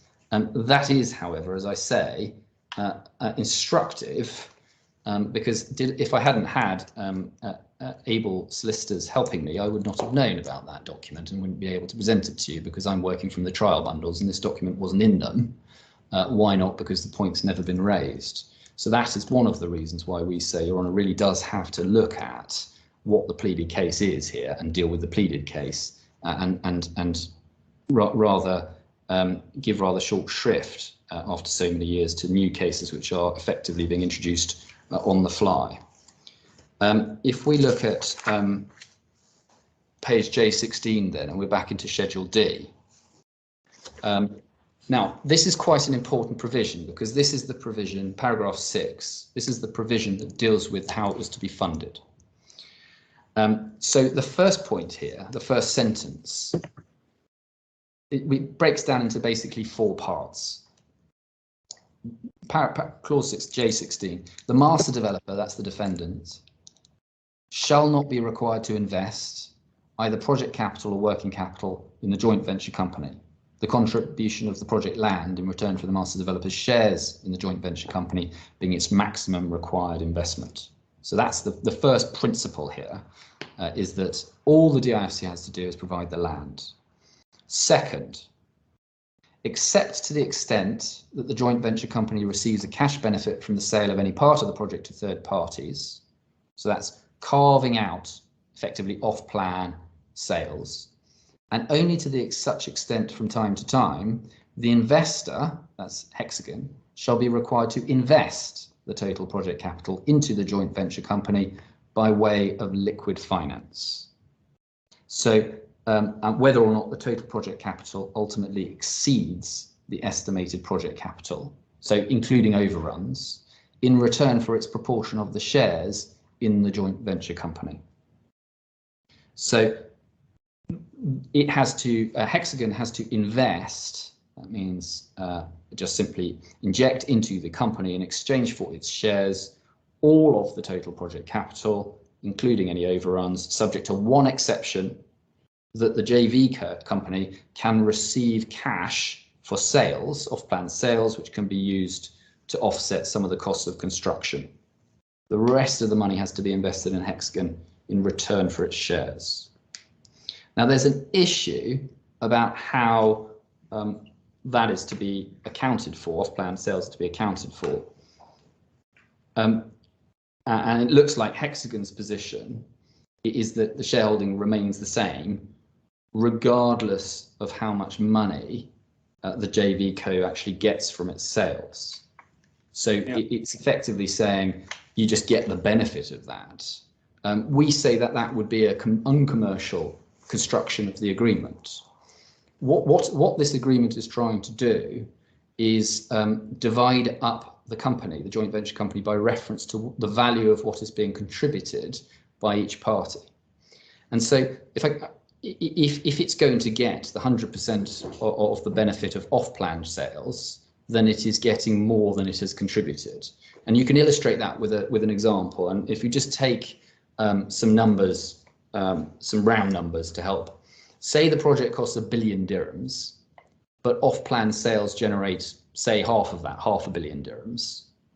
Then there's a funding requirement of $500 million dirhams, and that's what Hexagon has to provide.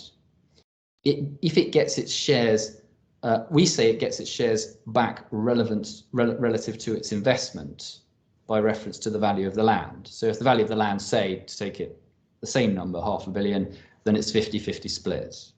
It doesn't get its shares by reference to the total cost of the project, including the money that has been generated from sales, because otherwise it gets twice the benefit of its actual investment. So on the difference there is between a 2/3 split to Hexagon and a 50% split from Hexagon. So that we say, yeah. It's a cash flow provision. It's a what now? It's a cash flow provision. Yes, precisely. But by reference, so exactly. So it's saying you can take cash from off-plan sales, but that doesn't go to determine what you get back, because otherwise you're getting something for nothing. And that's obviously going to develop a bit over the course of the project, because we don't know precisely what the total project capital is, and we don't know what the off-plan sales are going to be until the end of the project. So there's going to be a reckoning at various different stages, and at that stage the value of the land is going to be compared with the actual investment of Hexagon, and you're going to get to the shareholding and the distribution of profits and so forth. And then The third sentence, or the third relevant part of this, it says the shareholders agreement. Do you have that? The shareholders agreement shall more fully enunciate the arrangements for the investment of the liquid finance by the investor, so as to ensure the timely availability of funds to undertake the construction and the completion of the project within the deadline referred to in paragraph 4 of Schedule C, which is the 3.5 years, which has gone up to 4.5 years with amendment. And then the fourth part is also very important. 4. No part of the total project capital shall be borrowed by the joint venture company, whether from the investor or otherwise, save as aforesaid additional capital requirements of the joint venture company from time to time shall be met in the manner as resolved by the shareholders. So no part of the cost of the project is going to be borrowed by the joint venture company. And my learned friend characterised my case as saying that Hexagon wasn't allowed to borrow. We don't say that at all. What we say is that the joint venture company is not allowed to borrow, and that is critical, because otherwise the joint venture company simply raises the cash. Hexagon could, rather than invest, it can lend to the company, and then all Hexagon's doing is arranging finance but getting 2/3 of the company. It's not actually investing anything, because if it's lending to the company, it can recover that loan, and if the company's borrowing, then the company has to repay it out of the profits of the out of its profits before distribution. So the result of that, if that were allowed, would be that Hexagon's getting something for nothing. And that's a critical point, because you'll see as we go forwards that is one of the key things that Hexagon changes in the 2000, or that is changed in the 2008 agreement, but that Hexagon seeks to have changed going forward as well.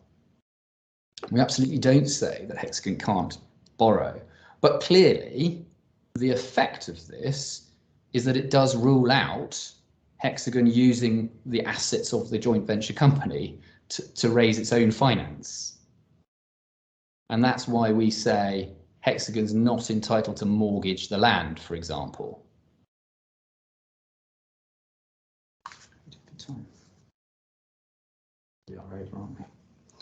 Actually, my learned friend appeared to suggest that it wasn't a provision of the contract that they weren't allowed to mortgage the land. I had understood him to have conceded that in his opening at paragraph 16.2, where he effectively accepts that the effect of the joint venture company is that the project land could not be used to raise finance. Again, why not? Well, because otherwise, what is Hexagon contributing? It's not investing its own liquid cash to make this happen. It's just arranging finance. My lord, there is plenty more to come, I'm afraid. It is, however, in Dubai 7:15, and I'm aware that we are getting towards the, well, we are past the time when we are supposed to adjourn for today. I'm a little bit behind where we hope to be, but I have to say we've got plenty of time in the trial timetable. So I was going to come back and pick up with that. I was going to move on from the JVA after this in any event. But if you've got any particular questions about what I've been saying about the JVA, then I'm very happy to answer them. Otherwise, I might suggest that, subject to anything Your Honour has, we might adjourn. That's fine. In terms of what's best for this, would I be better focusing on the F bundles or the experts? For this week, the F bundles. I will tell you a little bit about the experts at the end of my submissions, but other than give you some broad headlines, we're not going to be getting to the experts until early next week. I might just read the joint report. That might be the sensible thing to do, mind it, from the experts, so that I can make more sense of what Mr. Williams said and what you're likely to say. Yes, I hope you can make more sense of that. But I'll give you some submissions about precisely where the fault lines lie. Effectively, I mean, I don't necessarily disagree with Mr. Williams that ultimately the central problem we see in the claimant's valuation is the failure to use any kind of discounting whatsoever. And it's not right that most of the money came before. You'll see these are 12-year projects. And so what's happening is, and often with most of the money coming at the end of the project. And so what's happened is Mr. Williamson's valued effectively the profits that are going to come 12 years from today, or sorry, more like 8 years from today, for example, if you take the 2018 model, but not discounted them for future receipt. So that's a central problem. What happened to the 4.5 years for completion of the project? Yes, so that's built in to the models, but the way that Mr. Williamson has modelled it out is that effectively there would be there'd be some off-plan sales in certain scenarios, and then there would be renting out and waiting until it achieves stability, which takes a bit of time, and then once those have achieved stability, then sale. So he models, I think it's an 11.25 year process.